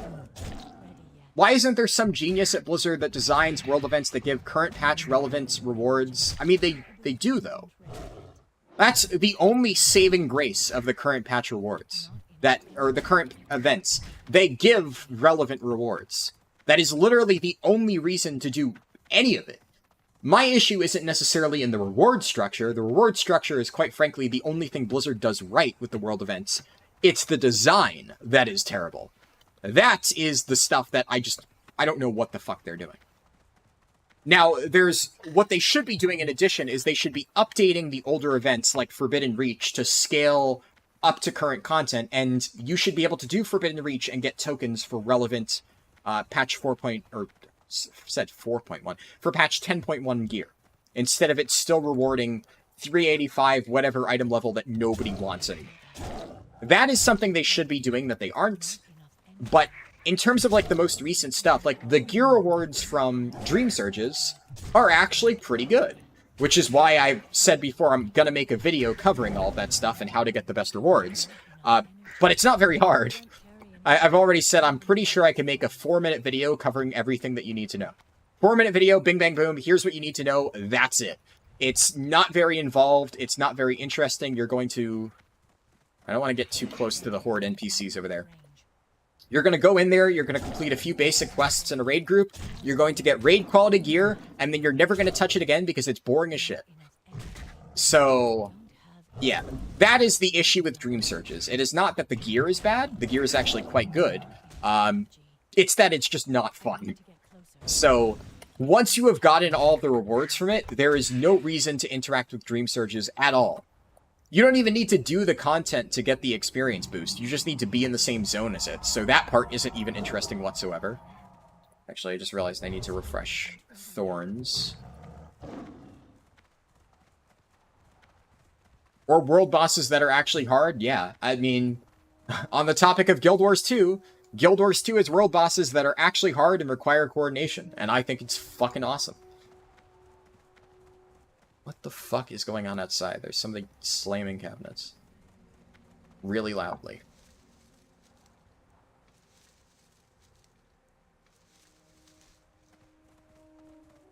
Every expansion... return people level 1 and world will become alive for at least 1 month. I mean, that's a terrible solution, though. That's like the hammer or sledgehammer solution of, I am going to force the world to become alive by resetting everybody's level. Yeah, but like nobody likes that. So just because you might be getting like a sense of satisfaction of like, haha, everybody has to level up back from level 1, like that doesn't mean that's good design. That's terrible design. Why would you do that? It would accomplish your goal, right, of forcing everybody to be active in the world, and MMD were honest about the fact that it would only accomplish it for a month, which you're correct. The moment people get back up, it wasn't like, you know, they'd do anything else. So, absolutely correct that it would only temporarily solve the problem. But why would you even want to do that? It's like, I'm going to arbitrarily, like, fix the problem by making it so everybody has to start at level 1. Congrats! You've made the world feel more alive. You've also pissed off the entire player base by forcing them to re-level their characters because reasons. So, yeah. I don't really think that would pan out too well in the long term. Just toss that.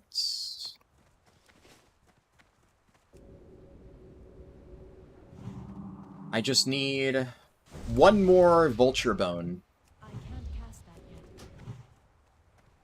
yet. Skin this. One more vulture bone and I can hand in these quests. You bought Dragonflight and they put it on sale 3 weeks later after a sale just ended 2 weeks before. That's rough. Likes from the VOD transfer directly to the video? Yeah. So if you like the stream, then whenever this becomes a video, all of the likes will carry over. The VOD is effectively just the stream processed for like a video format. I don't know exactly how it works. It is effectively the same thing though. So like if you follow like the link that I post in my Discord to when the stream is live, even though it has like live in the thing, following that link will just redirect you to the VOD, which is exactly the same. Yeah, likes carry over 1-to-1. Where are the vultures? I guess there should be a few vultures down here. You were auto-running and ran into the Horde guards. Thank God you're void that cart. Oh, yeah. Any zone where there are multiple faction towns, I never auto-run and, like, zone out or something like that, because the risk of just pulling a million guards and dying is way too spooky. Also, oh, look at this. Look at all the money. There's just so much free money lying on the ground here. This is why you need to be skinning. Like, imagine just letting all of this free money just go to waste. Like, every single medium leather, 50 copper, bam. And of course I can sell it for more. Every single heavy leather, 1 silver, 50 copper, bam. Oh. Delicious. Fucking delicious. This is like one of the greatest sights in WoW, honestly. Just a mountain of dead bodies strewn across the subzone, unskinned, and you can just run around. What the fuck is this mob doing here? I'm out of range. I'm still recharging. That spell isn't really not enough rage. I need more. Unfortunately, there's that one basilisk guarding it. So I'm gonna have to kill him if I want to get the rest of the dead basilisk bodies.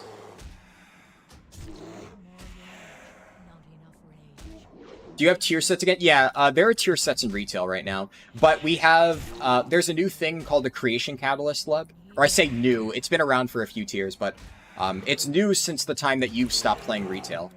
And basically you can take any item in like that slot, like a generic helmet, and throw it into the Creation Catalyst, and it just becomes a tier helmet. So getting tier in retail WoW is actually very easy now. It is one of the better changes that they've made in recent years. Inventory is full. I'm full on bag space again. Whatever. No, the mobs are despawning! My precious leather! Oh no. Most of the mobs back there despawn too. Fuck it. Alright, I'll get my final vulture and then head back to town, and I really desperately need to clean my bags out. I also need to get more flasks and stuff from the mailbox.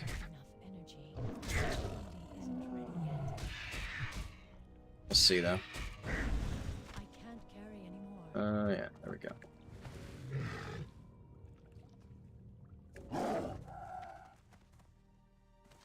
Yeah, I can just go back. Turn in this stuff. They should make the game more basic in general so new players actually stand a chance of understanding anything at all. I completely disagree. The game doesn't need to become more basic. That's always a dumb suggestion. Why would you want to just dumb down the game to make it, like, more understandable when you could just do better new player tutorials? Nobody wants a more dumbed down, simplified game. They want better introductions for new players so they can understand the game, which I obviously enjoy. I enjoy the way the game is now. Is the new player experience a problem? Yes. Is the solution to that to dumb down the game? Fuck no. The solution is to just do a better job teaching new players. What can I vendor here? Just like, don't need that. Don't need that. You have a great day now. No problem on the G invite, Hagen Kirk.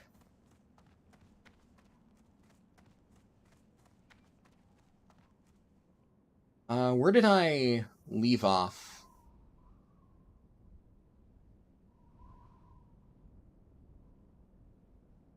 I forget where I left off. Okay, here we go. I found it. What's the difference between red heart in chat and the like button? You click the red heart to like the stream. Yeah, that's a completely different thing. The like button is the same as always. It's like the little thumbs up icon on the video. Honestly, I don't really know what the point of the red heart in chat is. If you hit the red heart, what happens is like a little red heart appears on my screen, like flutters over the chat. It's called like live reactions or something. Like I said, I don't know what the point is. All it does is it causes on my screen little like emojis to flutter over the chat, right? So if somebody like mashes the red heart button, my chat box gets like flooded with a bunch of like little heart emojis or whatever. That's literally all it does. It doesn't have any other impact on, well, anything. Yeah. But the like button is just the traditional like thumbs up little thing on the video. You can't see many people diving into this game solo. Yeah, I can completely see that would be a bit rough. How far along are... Okay, Devi's in Desolus. Gooch is in Nomergon. When Gooch is done with Nomergon, I'll ask him if he wants to do Stockades. If not, I'm probably just going to pug it. Not on stream, though. If they want to do Stockades, I'll do that, but I'm absolutely not going to pug them on stream. What quest did I get? Martek the Exiled. Oh, that's, completely different zone. This is... What the hell? Off the coast of Stranglethorn Vale. I guess I'll hold on to that. Speak to Gazlo and Ratchet. Okay, it looks like at this point, I'm done with all of the quests in this area. The only place I could go is... I could get High Perch Venom Sac, but you know what? I'm not going to go all the way out there just to do this one quest to get a belt that is worse than my Deviate Scale belt. So we're just going to toss that quest, and I'm going to make my way back to Gadget Sand, and then I can hop on a flight point, clear out my bags, all that fun stuff. Dream Surges would be better content if we had nobody to play them, with being on servers with 10 players only. I don't know what that means. I'm going to be completely honest.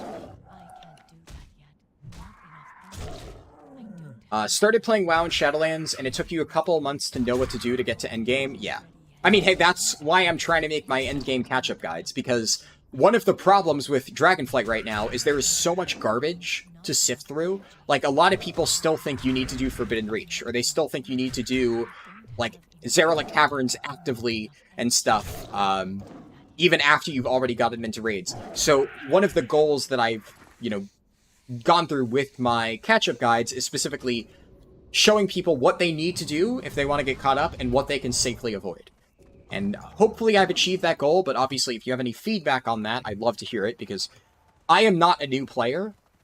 I'd like to think that I am fairly good at, like, putting myself in a new player's shoes and trying to, like, understand from their perspective, like, what they think is important, and that's like the mentality I try to approach my guides with. But of course, one of the most invaluable things for me is being able to talk to new players directly. So a lot of like my best video ideas I get by either talking to one of my friends who is getting into World of Warcraft, or talking to people like from the stream and who watch my videos, who will like message me and ask me questions. Because then a lot of times if I keep getting the same question over and over, I'm like, this is a recurring thing that a lot of people are struggling with.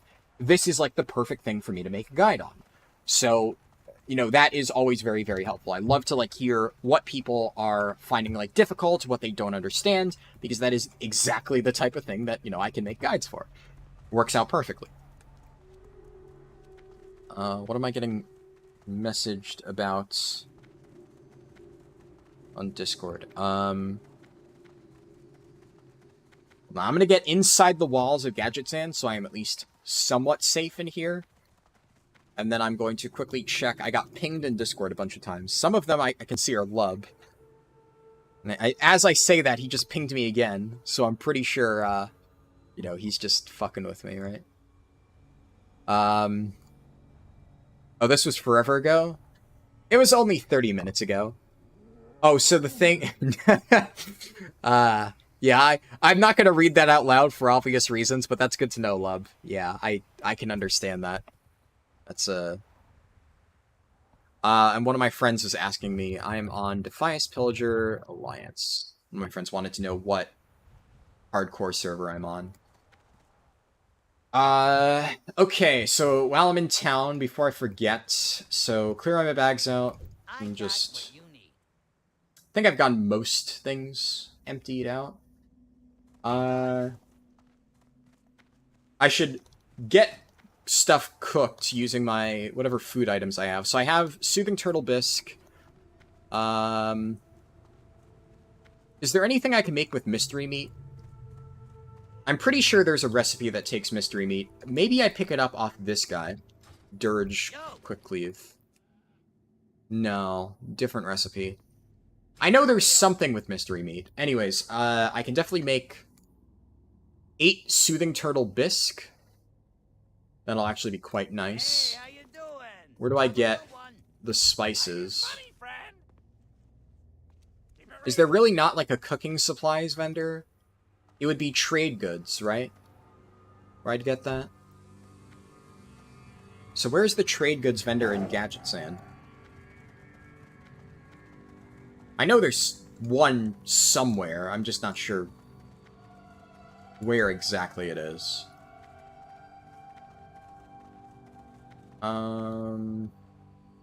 No. Minor. What the fuck? Where's the trade goods vendor? Am I blind? I don't really care enough to... Questy can show you trade goods vendors on the minimap? I actually didn't know that. I would do that.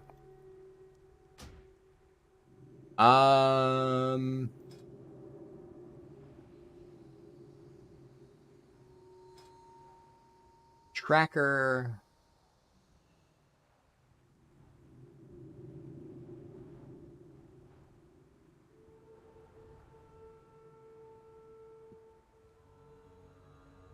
There must be something.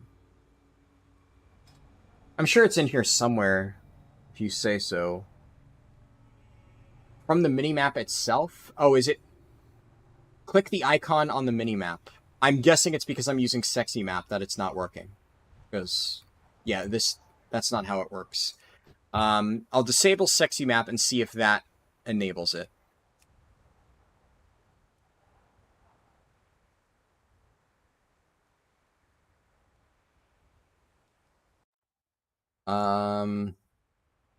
Yeah, it's not working. Yep. I don't see it anywhere. So... Yeah.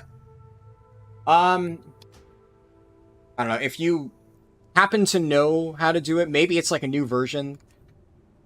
Let me know, like send me a message on Discord with like an explanation on how to do it, and I'll look into it after the stream, but I'm not gonna sit here trying to figure it out middle of the stream. I'm just gonna assume there isn't one here, and whatever. I'm just gonna mail off all my other stuff.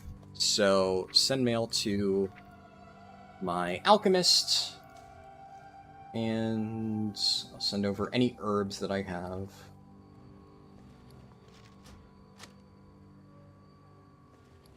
Strangle kelp, and that's it for now. Then my leather worker, at least for now, I'll mail over all of this stuff to send it in 2 batches. That's how much I have. Actually, that was it for my leather, but then I still want to send over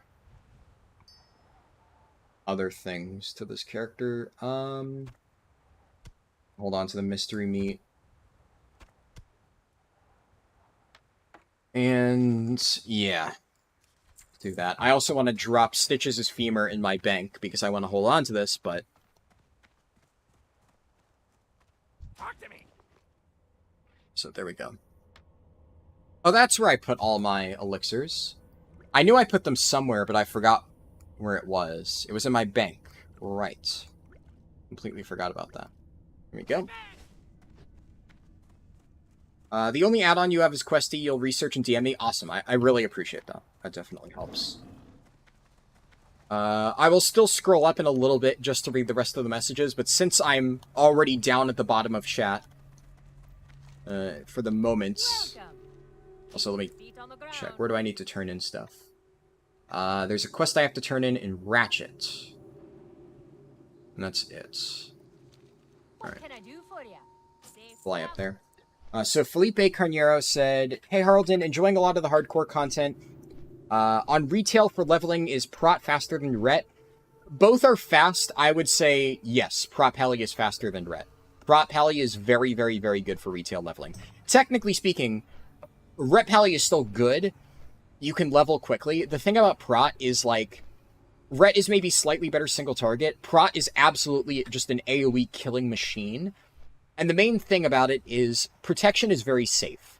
So Retribution is also pretty safe, but it requires a little bit more micromanagement and awareness on, like, your health, because you will need to self-heal yourself, and that can be a little bit spooky if you're not paying attention. Protection Paladin, you literally need to fall asleep on your keyboard out of boredom to ever be in danger of dying. In retail, specifically. That is how broken it is. So it's, like, almost as good as Ret for single target.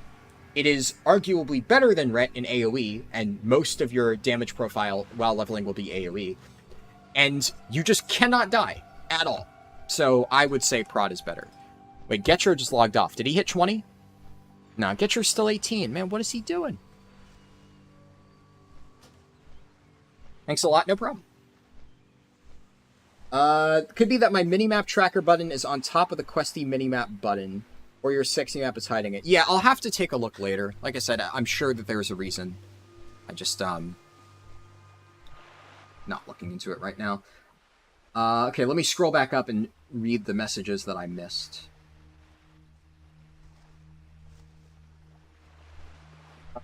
Storm's Fury was added in 10.0.5.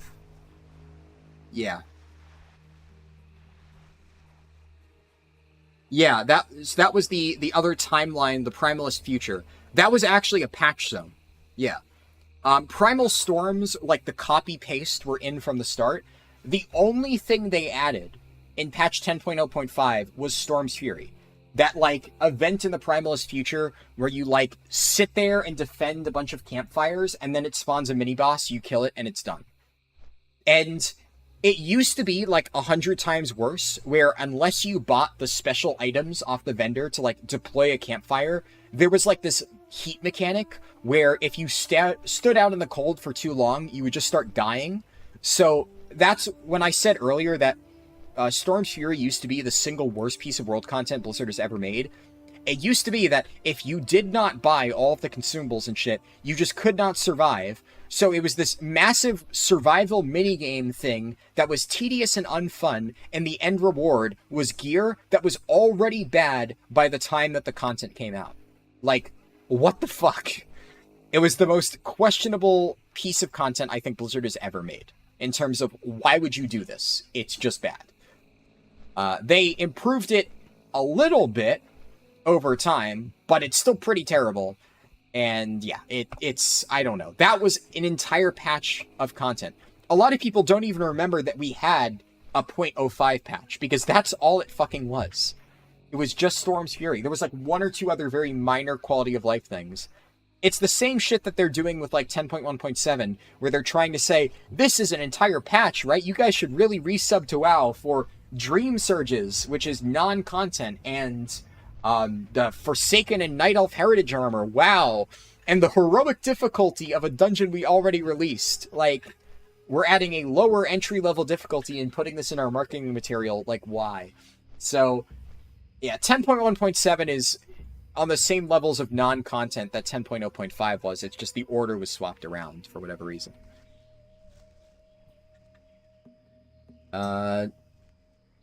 It's always tripped you that they create 4 to 5 massive zones, use them for a patch, and then make boring timeless isle recreations instead of utilizing the zones. Yes. Tyler Lindsay, that is a fantastic point.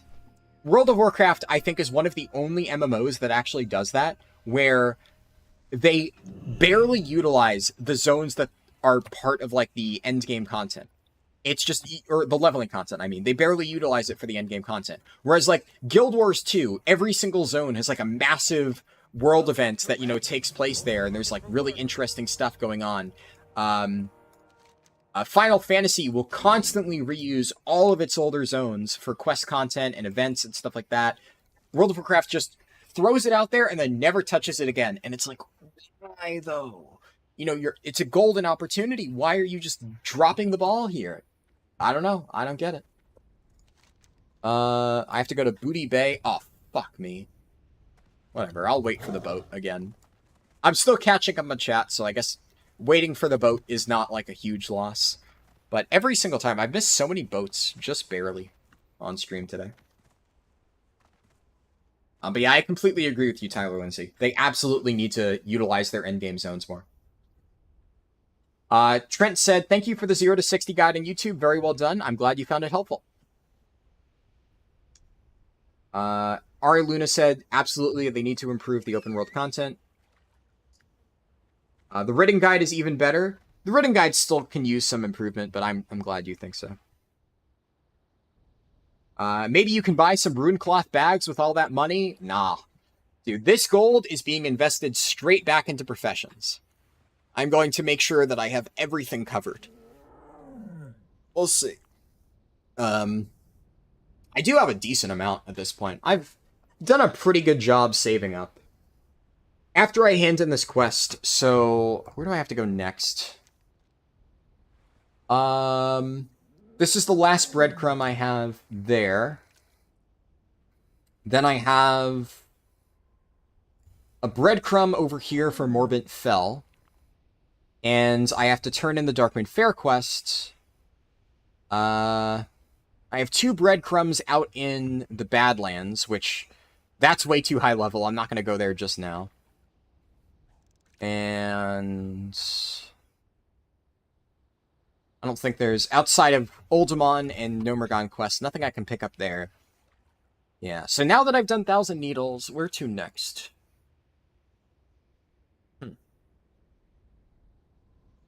Maybe Desolus? I think Desolus is still a little bit too high level.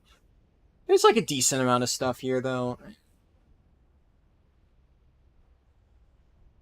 Dustwallow Marsh isn't terrible. I'm like almost at the level required for that. Okay, the boat still hasn't arrived. Where could I go?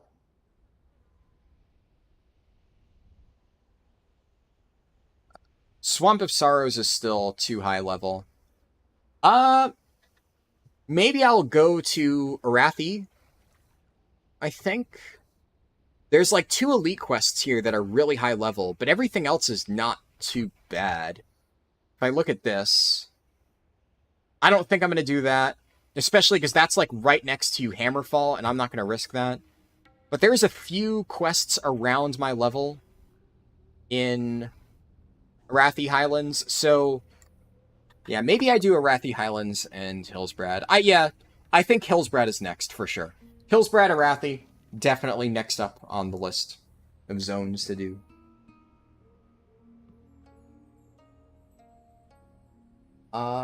You were pondering skinning versus herbalism to pair with mining on the Paladin, and you think skinning for a money, banking for a future leatherworking makes sense? Yeah.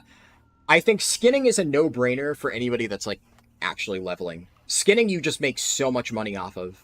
Even if you aren't able to sell it on the auction house, if you just vendor the skinning stuff, you make a ton. And then, of course, if you plan on getting into leatherworking, then duh. But, yeah, skinning is very, very, very, very good. You can go herbalism mining, but, yeah, I don't know. Personally, the main reason, like, if you're a druid, you go skinning herbalism 100% for, like, gathering professions, because you can do both of them while still in your shapeshift forms. You have to actually shift out of your form to do mining, so if you are going to use a character for farming mining, definitely don't use a druid, because it's like, why? Why would you bother? Ori Luna said, you agree it's 4 months since you played, so you can say it's not easy to understand, or, yeah. You've been playing for 4 months. It's not easy to understand a lot of things. They are not very intuitive for new players. Oh, you're memeing about the small communities. Ah, yeah, I see what you mean.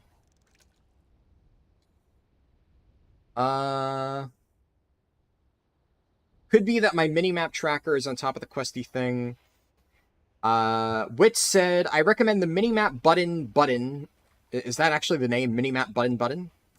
Or is it just minimap button one time? You recommend the minimap button add-on to neatly organize add-on buttons for the minimap. It's really helpful for when they stack together and you can't find what you're looking for. Yeah, fair. I mean, half of the minimap buttons I don't even use, so my go-to method on retail, at least, I haven't really cleaned it up, right? So let me actually do that before I forget.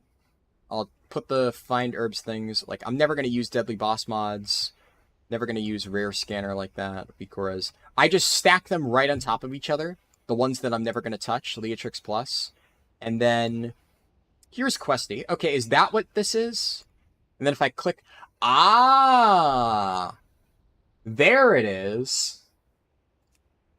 Okay, we found it. So it was buried under all of those other things. So I can track reagents. I need to vendor. Okay, this is trade goods. There we go. That's very nice.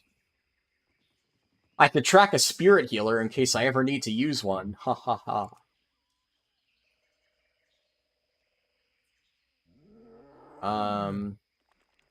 I get rid of this. There we go.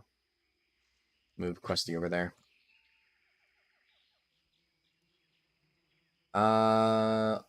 Naomi said, I remember having a 0.5 patch, but don't remember what was in it except for some small class changes and such. Yeah. Faraka assaults are a thing. Yeah. I mean, Faraka assaults are kind of also non-content. Just the problem that I have with a lot of content in World of Warcraft is I cannot genuinely understand them playing through this content and thinking, yes, this is fun. And I feel like so much of this content is not designed for the sake of fun, but it's designed for the sake of fulfilling a checklist that they like set themselves. We need to have some sort of open world catch-up event set for the new patch. So we are just going to make that. Is it fun? No. Who gives a shit, right? It doesn't need to be fun. It just needs to be something players can do to get gear. And I just think that's such a terrible way to design games. And because, like, if they at least tried to make it fun and failed, at least then it would appeal to some people. But it's so clear that fundamentally nothing about the, like, world events, like Faraka Assaults, nothing about it is actually designed to be fun. Also, I'm going to turn this trade goods thing off because it's showing up off every vendor, which I don't think is intentional. I'm also going to turn off the repairs and basically everything. Reagents. I'll only show the big ones that I actually... What the hell? I have to click cancel, apparently? Yeah, it's just very clear that no thought was actually put into whether the events are actually fun. And I think that's a real shame, honestly. Where do I go for this next? Okay, now I need to speak to Baron Repelgoss. Fuck.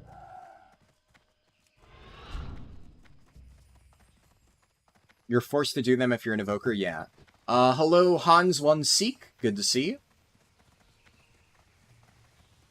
you. Everyone else just kind of ignores them unless they want to farm RNG transmog. Yeah, the reward structure is especially terrible for that stuff. Oh, so I have 2 quests here. I have the Rumor Monger and the other one. What is this quest? Singing Blue Shards. What's up?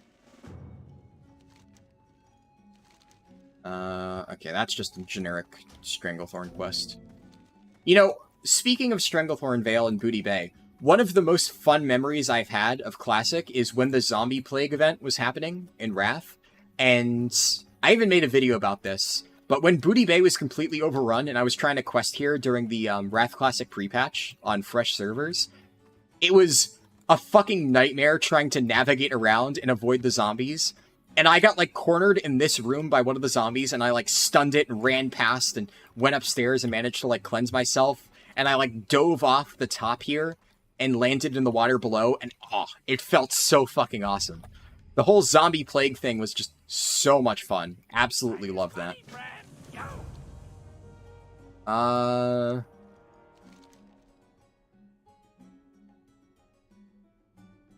Supplies to Private Thorson. Oh, okay. Well, I guess it's good that I picked this up now. Where's the Haunted Isle? Oh, this is... I guess I need to talk to Baron Revelgaz for both of these. Cool. The Stone of the Tides. Where is the Haunted Isle?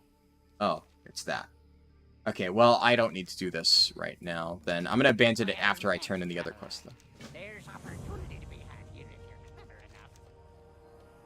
Also, Baron Revelgaz's classic voice actor is, a little bit whack.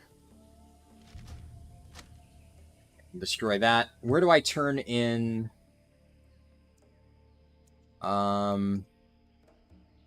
Quest accepted Goblin sponsorship. Ah. Thank you. Where is this? Oh, I see. Okay. In that case, I'm just going to abandon this quest. Whenever I come back to Booty Bay later on, I can just grab this quest. For now, I should Hearth to Stormwind and turn in all of that stuff, and then I can go do Morbid Fell. So that is what I will do. What was I saying? The Fire Rock Assaults were mentioned because of the comments about utilizing current leveling methods. Yeah. So I just have... Blessed Arm? What's Brother Anton? Alright, I guess I'll go do that quest and then turn in Blessed Arm. And then I believe somebody said that's the final quest before I get Morbid Fell, which at this point I am, like, decently over-leveled for, but who cares? A lot of current content that isn't rating /M+ just feels like we needed to release something and this counts as something. Exactly, yeah. That's my biggest issue with it. I'd rather, honestly, that they just didn't release anything at all, because just cluttering the game with so much generic garbage content that isn't enjoyable, it honestly makes the game feel a lot worse. Like, the reason I've said that I don't like to criticize Blizzard on that too much is because I hope, like, my copium for it right now is that Blizzard is still experimenting. And they just aren't exactly sure how they want to go about this stuff. And, you know, they're still figuring out how they want to do, like, you know, the new types of content. And if that's the case, cool, fine, I get it. They're not going to strike gold in terms of content design right out of the gate. Do I turn this in? I have to go to Desolus. Oh, I remember there was, Scarlet Monastery guy in that camp. I actually vaguely remember seeing that. Yeah, so I'm pretty sure, at least I'm hoping, Blizzard is still in their experimentation phase about, let's do a more aggressive content cycle and have, you know, more new events coming out. And that's great. I'm fine with that, as long as they improve eventually. As long as they eventually come to the realization that this is not working, and vomiting out generic events every single few months is really not going to drive player retention. And if they actually start adapting and making more fun events that people enjoy playing, cool, great, that's awesome. So what I'm hoping is that that's not the case, Naomi, but I think you're probably correct. As much as, like I said, that is my copium, I'm pretty sure you are spot on that it really is just that, of just, we need to make something, so we are going to make something. And that sucks. That's like, terrible design, and I really hope they shake that off soon. What's the quest that I got? Armed and ready. I need to bring this to Sven in Duskwood. Okay, so he is over there. In fact, in this case, the fastest way for me to get there would probably be to just run outside of Stormwinds. And that way I can just go through Goldshire, turn in the Darkmoon Fair breadcrumb, and then pass all the way down, swim across the river, and talk to Sven. And then I can just kill Morbent Fell, and bing bang boom, I'm done.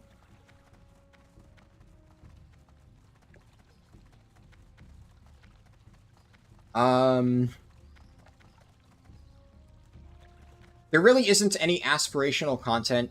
You need to feel like the temporarily embarrassed millionaires we are, and not the lazy peons we are in life. Kent Williamson, I have no fucking idea what that means. I do not understand. Just give us guaranteed ways to get certain collectibles and cosmetics with some challenge behind it. Yeah, like, that is the main appeal of the Mage Tower, right? The Mage Tower is nice because it is just a guaranteed path towards getting the cool cosmetics, but of course you need to actually be good at the game to do that, so. It's definitely a good way to implement something like that. Also, what is there to get from the Darkmoon Fair?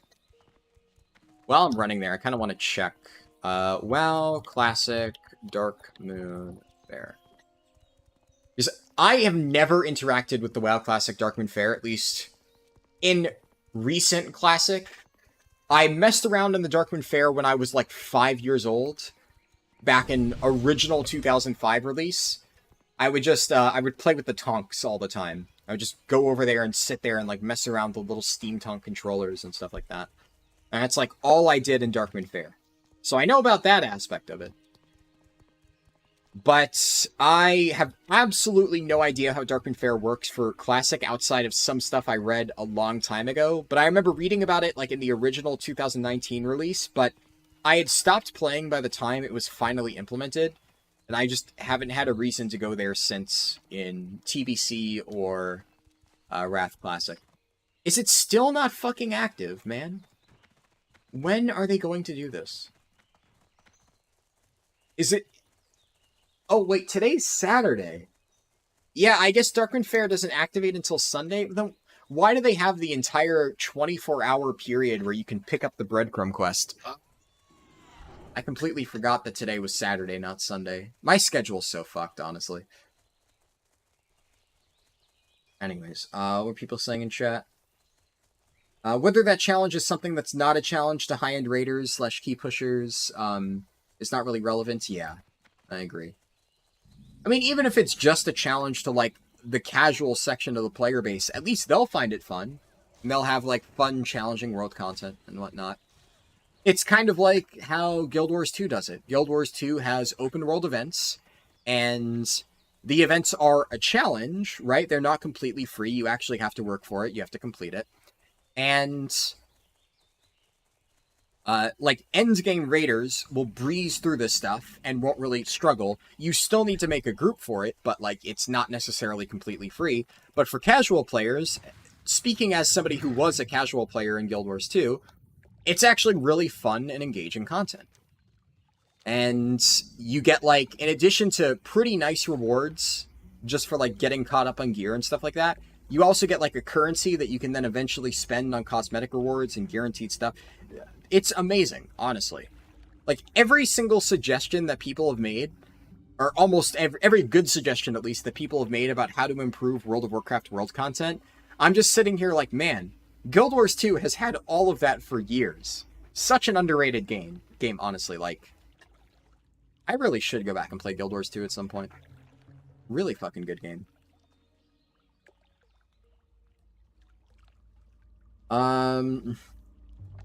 You're excited for Old Scarlet Monastery coming back? Yeah, for sure. That should be pretty cool. What's interesting is I think we're going to get the old Cataclysm version of Scarlet Monastery, which The Cataclysm version of Scarlet Monastery is the same as vanilla, but it had, like, the quest giver and stuff. So, interested to see how that all pans out. Should be cool. All the shitty non-content honestly means they're taking resources out of actual content? Yeah, absolutely. Feels like every previous expansion is an overcorrection from the previous, or every expansion is an overcorrection from the previous, yeah. But as Naomi pointed out, if that were true, Shadowlands wouldn't exist. Yes, that is correct. 3-day weekend to boot? Yeah, I mean, technically I don't have a 3-day weekend. For me there's, like, I'm kind of in a limbo where every day is a weekend, but also no day is a weekend, right? Like, at the very least, I am not tied to, like, any particular schedule, but also every single day I need to be working on something related to, like, the YouTube channel, which, you know, there's a decent amount of work that goes into that. You've not been playing for 2 years or so. Did they ever do a Lich King Stratholme Mythic Plus? Yes. Assuming you mean on Wrath Classic, yeah, Culling of Stratholme has a hard mode version on Wrath Classic. That's what you meant, even if the content is only challenging to casuals, yeah. Retail? No. Culling of Stratholme would fundamentally not work as a Mythic Plus. It does not fit the format. So no, they have not. The earliest they've done as, like, a Mythic Plus dungeon for, like, the new seasons is, what's it called? They've taken Vortex Pinnacle from Cataclysm. That's the earliest they've gone. Which you could argue was maybe not necessarily the best move. I don't know. I don't hate Vortex Pinnacle, but I know a lot of people do. You're between jobs and waiting for interviews to happen, so it's all whatever for you too? Yeah. Oh, somebody's looking for Morbid Fell. I will join. Perfect. Oh, so they apparently have 4 out of 5 people from Morbid Fell. Awesome. Well, that makes my life easier. Assuming they actually invite me.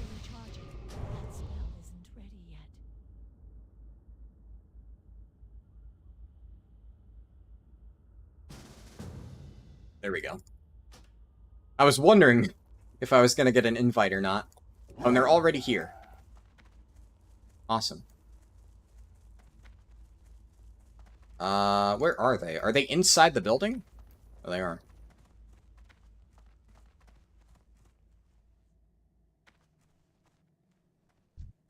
Alright.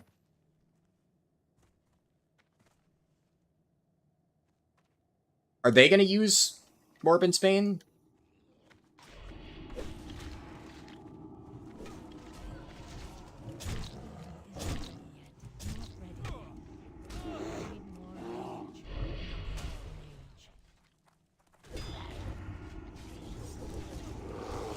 Can I LOS this? Yeah, I can. Stun him. Nice. Oh, so that guy used retaliation. I guess it doesn't show up in details. Nice. That went pretty well.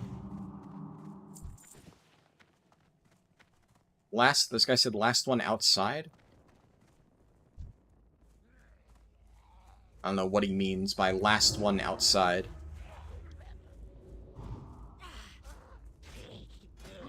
Also, oh. I did not realize that was an equipable item. I did that entire fight without my weapon equipped. Whoops! That is, oops. Oh, they're doing Eliza. Yeah, I already did Eliza.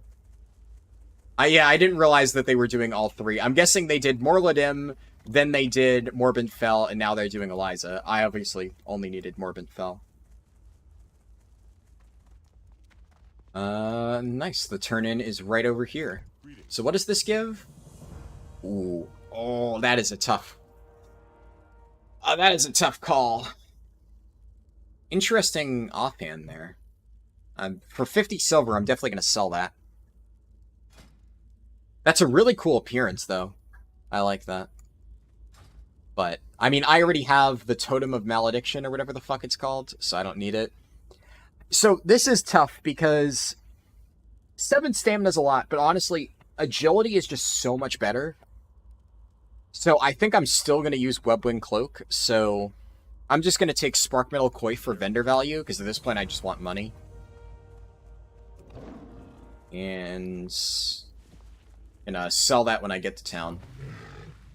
So I'm just going to go to Sentinel Hill. I'm going to vendor this stuff and then fly back to Stormwind. In fact, actually, the next place I can fly would be... Well, the next place I need to go, which would be... I think I'll probably go knock out the stuff in Arathi Highlands first. Actually, yeah, I'll do... What level is this? Arathi Highlands is a level 36 quest and a level 31 quest. And South Shore is a bunch of stuff at like 35, but there's 1 or 2 31 quests. I'm going to do Arathi Highlands first. I think I should be fine. Either way, long flight path, so... What can I do for you? You thought I was going to solo Morbid Fell. Jasu, do you think I'm insane? Look, I managed to basically solo Morladim, but Morladim is 1 mob, and I am a druid. So I was able to kite him around with entangling roots and stuff. Wasn't too spooky. But Morbid Fell? That is spooky. There's a lot of mobs in that little house. I would have gotten my cheeks clapped. I really am not interested in soloing Morbid Fell, or even trying to. Bear mode OP. Look, bear mode is good. It is not that good. I have limitations, for sure. Let me scroll up. Vortex Pinnacle is such a dogshit dungeon. Horribly designed, horribly tuned.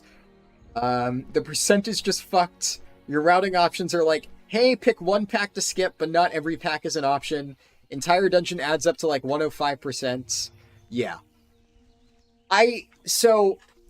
The thing about Vortex Pinnacle is I don't hate Vortex Pinnacle as a dungeon. I think in a vacuum, out of all of the dungeons from Cataclysm, I think Vortex Pinnacle is one of my favorites.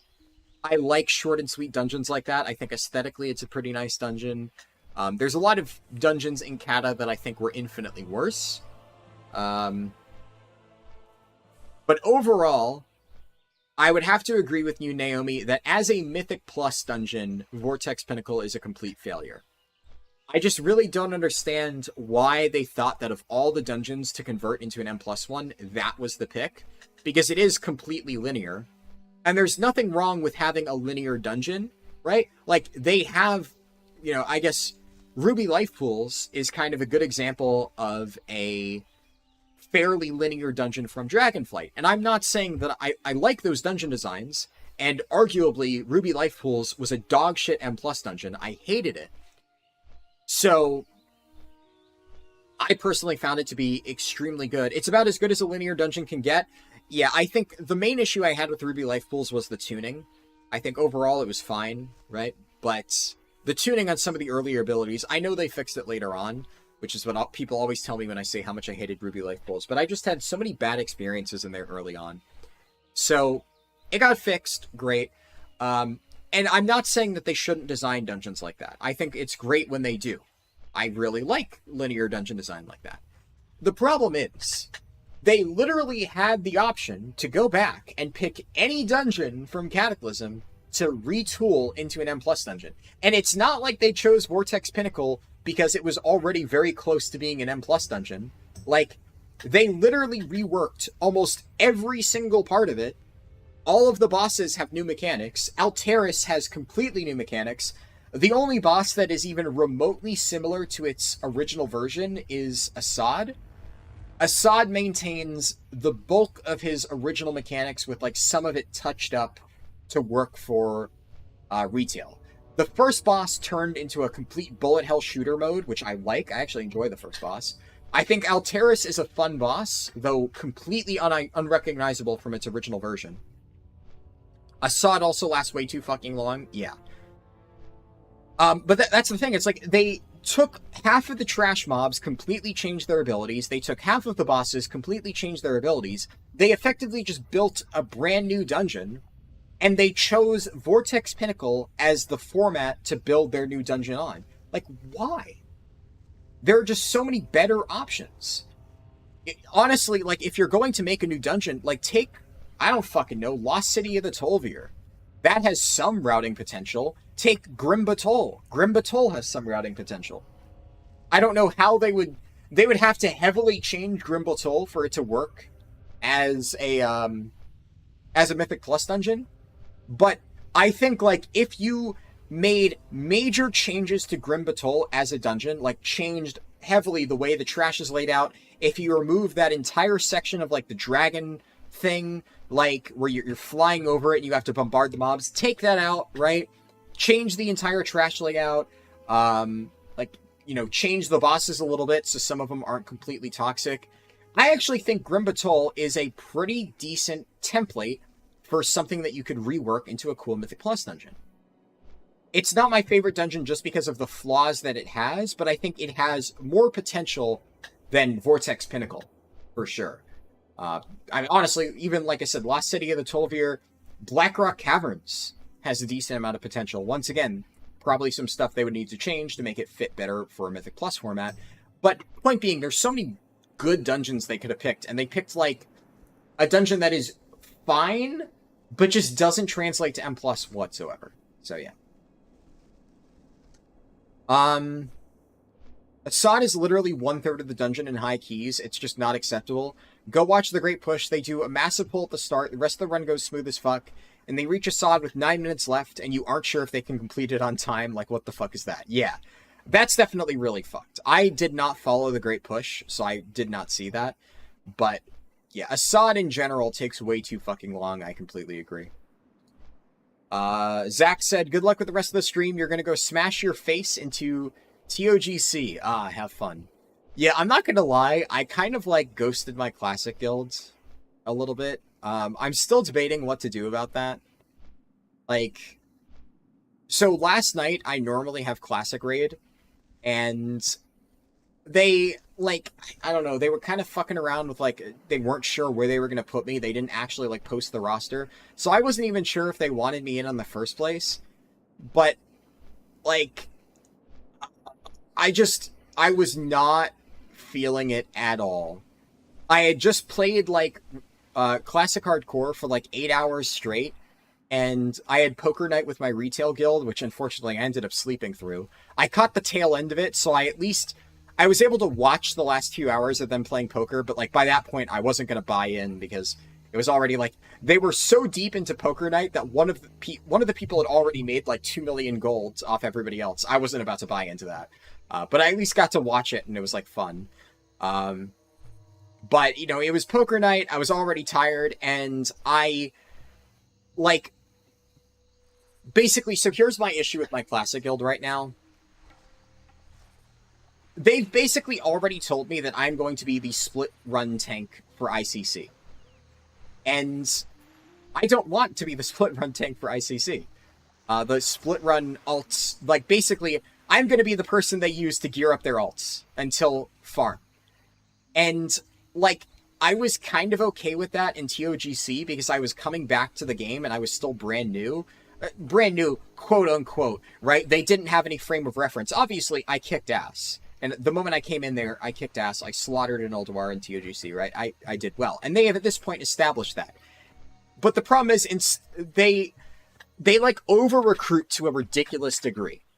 And they have, like, so many alts that they literally have, like, 2 different raids. And, like, I applied in the first place to raid on the main team, but the problem is, because they're trying to take ICC seriously, they're adding Tuesday and Wednesday as a raid day for a weekend team. And it's like, I joined this guild because they're a fucking weekend guild. So obviously I told them, well, I have retail raiding on Tuesday, Wednesday, Thursday, so I obviously can't fucking raid Tuesday, Wednesday for ICC.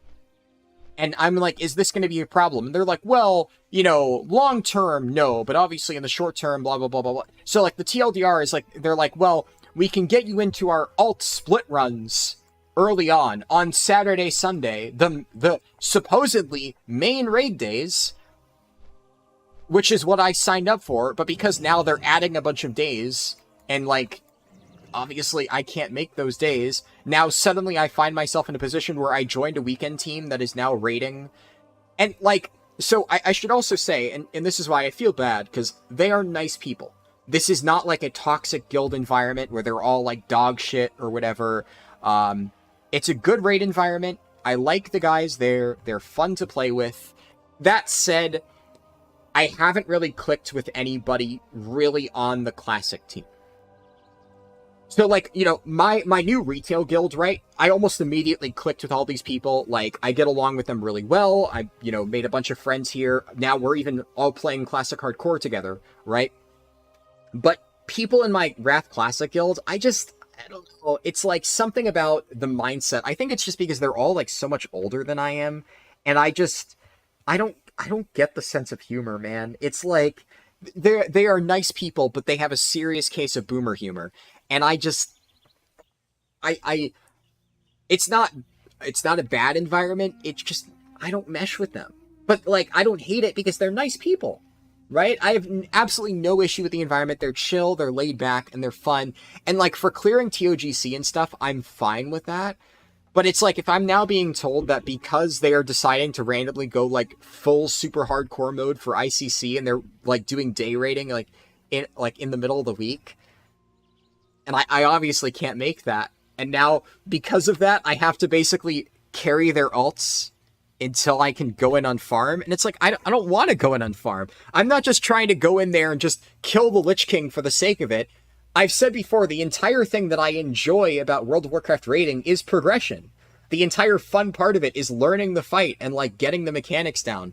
You know, there is some fun to be had in farm, but if I'm just going in there to, like, kill bosses and collect loot, like, that shit's boring. I don't want to do that. So, I don't know, like, I don't really know what to do, because, like I said, they're nice people. I feel bad telling them, like, I just don't want to raid with them anymore, but quite honestly, I just don't. It's like, you know, I don't want to be, like, the person that they have on the bench that they bring in to carry their alts. Like, I've got too much fucking shit to do, both for, like, YouTube, retail, and now hardcore, that I don't want to spend time carrying somebody's fucking alts through ICC so that eventually they'll bring me into their main raids and stuff. Like, fuck that, man. I'd rather just downgrade and join a slightly worse guild, but I actually get to fucking prog ICC on the weekends, which is what I signed up for. Unfortunately, it's really hard to find guilds that actually raid weekends, so I don't know. We'll see. But, like, low-key, I just ghosted. I kind of pretended that I fell asleep, and I meant to message them later, but I just didn't. I don't know what I'm gonna do. I'll have to figure it out. It's my own fucking hole that I've dug for myself. That'll be a shock when they see this VOD. I don't fucking think they're watching this VOD. I don't think they watch my stream. My retail guilds, watches my stream. Look, Lub, if you need a tank, I'm there, okay? If your Wrath Classic guild needs a tank, I will fucking join you in a heartbeat. But I think last you said you didn't need one, so I don't know. But yeah, like, obviously, back when, like, I first got into Wrath Classic again, you were playing, but server transfers and faction stuff wasn't, you know, open. Your DK quit? I mean, sure, but I don't have a Blood DK ready. Right now, long term, I'd love to work on my Blood DK. At the moment, the only thing that I actually have prepared is my Protection Paladin. So, yeah. Your double Pally? There you go. I mean, look, if you actually need a tank, I will talk to you, like, later on. Let me know, because, like, I would genuinely consider that. Because I'd love to keep raiding. I'm not going to deal with the bullshit that's going on right now. And like I said, it's not necessarily bullshit. I know they're not trying to fuck me over. Like, to give you an idea, the leader of this guild that I'm in Wrath Classic, they are not doing this to fuck me over. Like, he actually, I think he's trying to help me out, because a lot of Classic players, I don't really think understand what raiding is all about. So I think in his mind, when he tells me, like, hey, you know, you're going to be on the roster for like the alt split runs, and then once that's done, we'll bring you in for like, you know, Lich King kills and stuff. In his mind, he probably thinks, oh wow, I'm giving this guy a great offer, right? You know, he has, like, he only gets to do like the alt raids now, but then once we're done with Lich King, we bring him in and we get the kills, right? Because like they like me. I show up, I'm nice to them, right? I'm not an asshole. Admittedly, I am fairly quiet. And they will sometimes joke about that I don't talk much because, like I said, I don't really mesh with their sense of humor. But I'm not an asshole. I join, I'm quiet. They ask me questions, I communicate. I'm like, I do my job, right? So they like me, but they have like 5 alts each, and they raid like 4 days a week. And it's like, man, I have one character in Wrath Classic that I do shit on. I don't know. So that's why I feel bad, because I have nothing actually against this guild. Like I said, I genuinely believe the guild leader of this guild thinks he's doing me a favor by like giving me this offer. And, you know, he was super nice about it, right? He wasn't an asshole. He even said, like, you know, oh, you're a great tank, you know, like your damage is insane, right? Because of course, like I min-max damage in Wrath Classic. Yes, I do that. I know. Really nice, really complimentary, and he was just like, you know, because of the scheduling stuff, right? They're obviously raiding Tuesday, Wednesday, and I can't make those days because I raided retail. And it's like, you know, I get that he thinks he's doing me a favor, but like to me, that is just like the worst possible offer I could ever hear. I'd rather join a worse guild and actually progress the content, because to me, that's how I have fun. And yeah, I can't click the achievement lub because obviously like the stuff doesn't work, but I see the achievement. Yeah, that's like insane that you guys managed to get that. Let me scroll up a little bit because I missed, my dad said, Mighty Harldan, we have food coming from the Southern Fucking, you're such a loser. Coming from the Southern Territories, boar meat pressed with cheese. Boar meat pressed with cheese on a round, soft flour shell. Alright, well, trying to decipher my dad's roleplay speak, I think he's saying that we ordered quesadillas. I'm guessing. You looked at some random Vortex Pinnacle, they pull a sod at 23:16, and they don't time it. Yikes. Your raid starts in 10 minutes, and there's 8 people in the group. You can leave your alts in and just move your main. What alts? I don't have alts. I'm only in this guild on my main. I have like 2 alt characters on Wrath Classic, and they're guildless. I didn't even bother joining this guild with them, just because I barely play those alts enough to actually bother joining. Wrath is kind of dying. Yeah. Yeah, my dad always loves creating colorful messages to let me know that he ordered food. You'll ask them, you have no idea who the guy is in the spreadsheet tonight. You could ride the bench here too if you wanted. I mean, I would, obviously, if I'm playing Wrath, I want to actually play Wrath and actually raid. Like, I don't want to ride the bench, you know?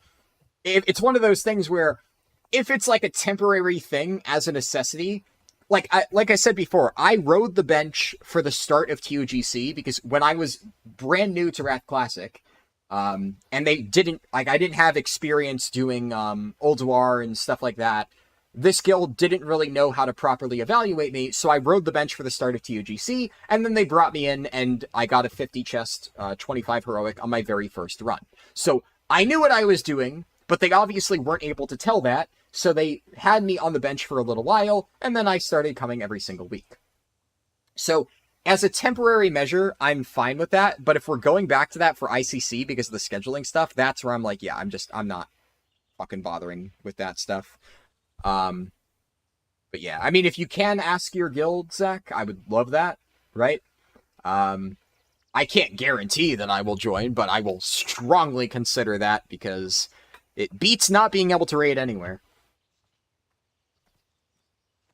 You're sure you've all logged in at 4 AM to make sure nobody is on to G-Quit? Oh yeah, absolutely, I've done that before.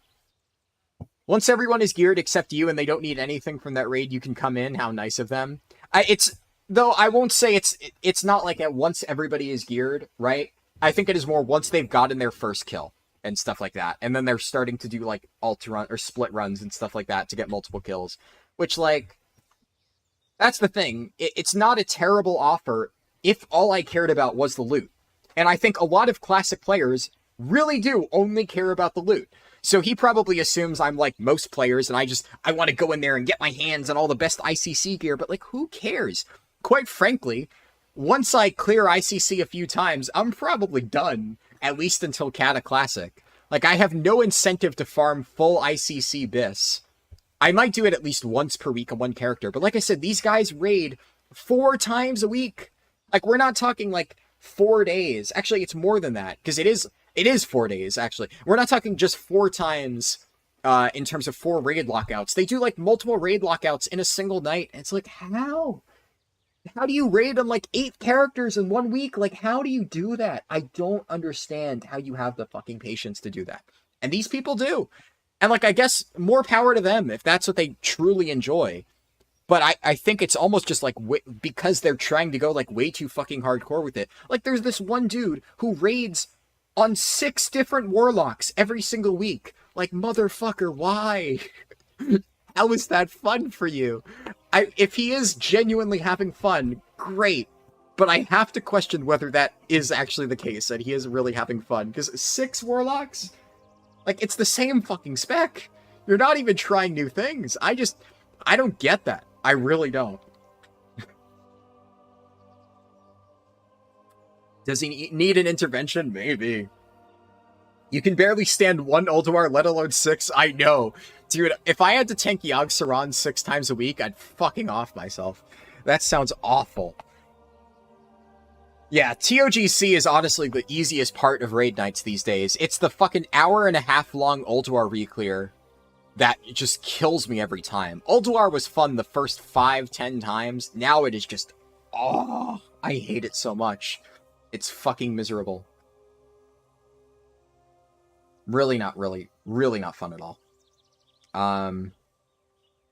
Actual advice, though, have a proper conversation with them about it.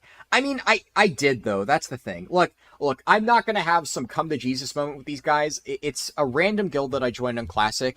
I did actually talk to them about this, and I all but said that, like, you know, I don't love that I can't raid, but I wasn't mean about it. I just did basically say, like, I'm not thrilled with that, but I understand. So I did talk to them about it. I was pretty open about that.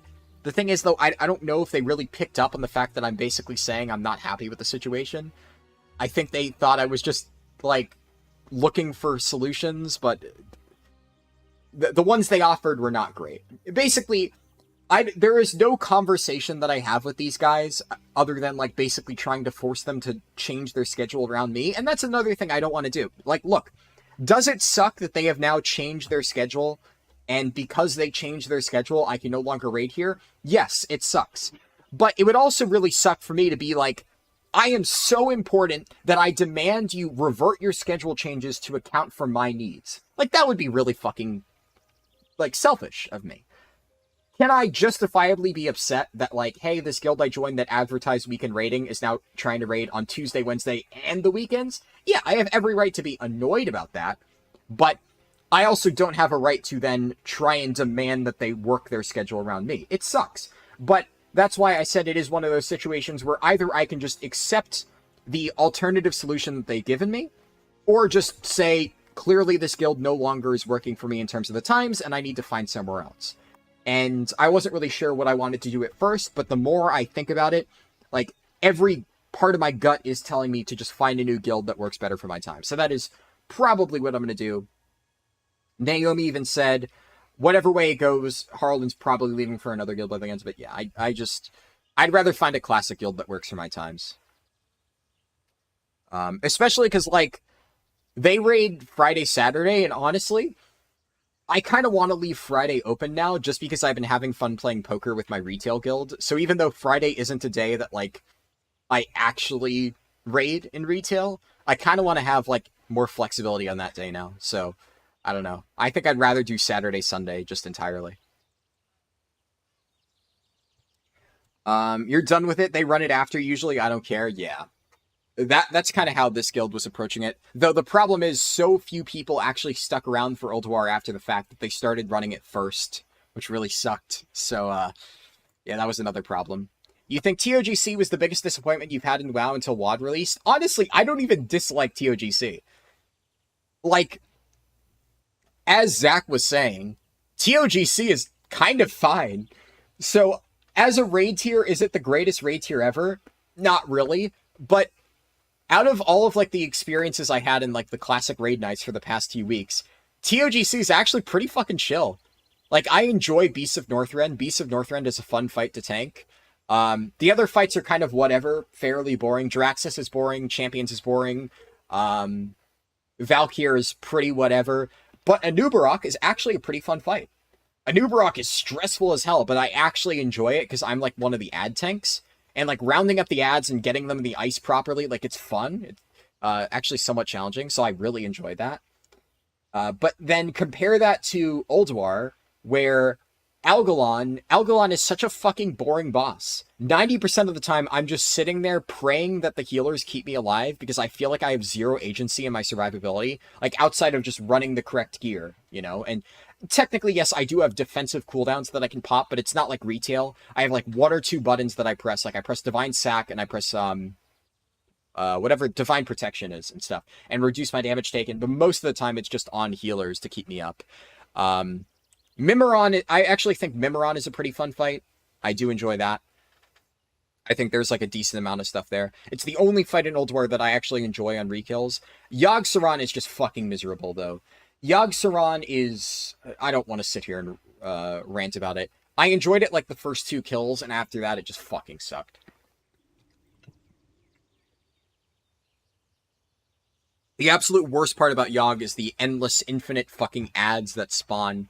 And they spawn all the way fucking across the room half the time. And I have to, like, position myself so that I'm blocking attacks from the ads while also not standing facing Yogg so I don't have my sanity drained. And then I need to, like, quickly turn, pick up aggro on the ads as they come in, and then reposition my entire ad stack so that I'm not getting hit from behind. Such a fucking stupid boss. And then I have to kite the ads out so that the beacons don't blow up on the raid, and then kite them back in, and then pop defensives, and then at the end, because I have no defensives, I need to kite the ads, and then I basically just pop Goblin Rocket Boots and pray. Oh, it's such a terrible fight. It's so fucking bad. I hate every second of it. It's so miserable. So yeah, I think TOGC, I like way more than Ulduar at the moment, if I'm being completely honest, which I was not expecting. I based on everything people said, I expected to love Ulduar to death and hate TOGC, and that has not been my experience at all. You're not talking about the classic release? Back in Original Wrath, everybody was blueballed so hard. Yeah, that's fair. I think the way that the patch cadence worked out, I can see that being frustrating. Kind of wish they revamped Ulduar with the current experience in raid design. Yeah, I think that could be cool. Yogg-Saron is a cool concept, horrible execution. Yep, absolutely.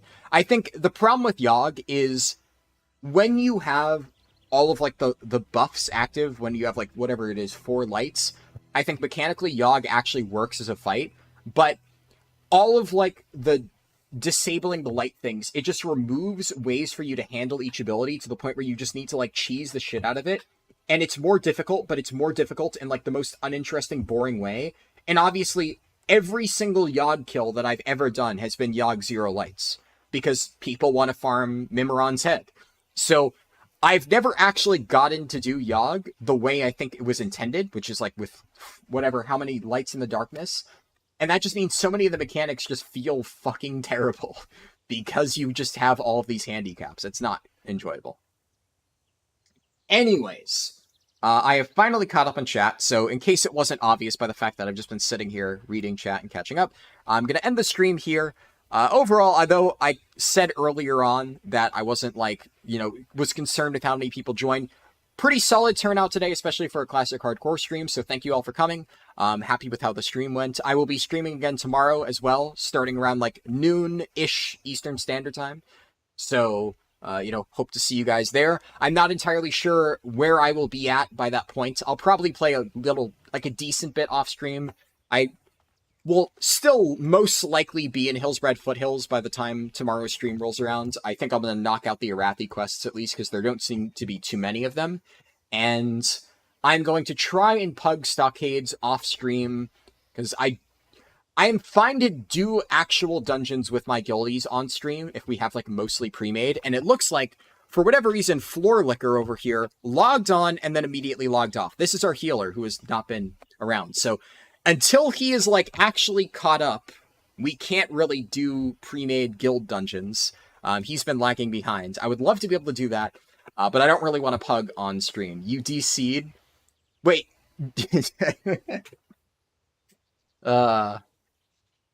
Literally almost just died for a DC.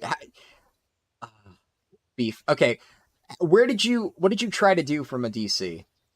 And so you logged on, said, yo, get your level 18, DC'd, came back on, and then went offline.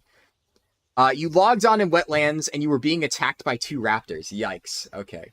Well, thank you for not dying, because I need you to heal dungeons.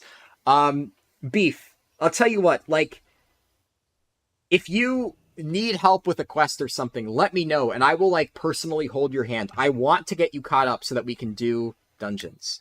But you were at 15%, popped a potion, and then feared. I'm glad you lived. That would have really fucking sucked. Especially, it would have shown on stream for everybody to see, which would have been bad. But anyways, yeah, try to get caught up, because I need you to heal dungeons. Anyway, so that's the end of the stream. I'm going to stop it here. I just thought it was funny that I noticed Beef logged on. But yeah, so streaming again tomorrow, more classic hardcore, around noon Eastern Standard Time. Hope to see you there. Thank you all for coming to the stream. And if you have yet to vote in the poll that I posted in the pinned comment, make sure to do that. It's not closing anytime soon. The poll probably won't close until like Monday or Tuesday, so there's no real rush, but just want to make sure everybody knows that's there. But anyways, that's it. Thank you all for watching.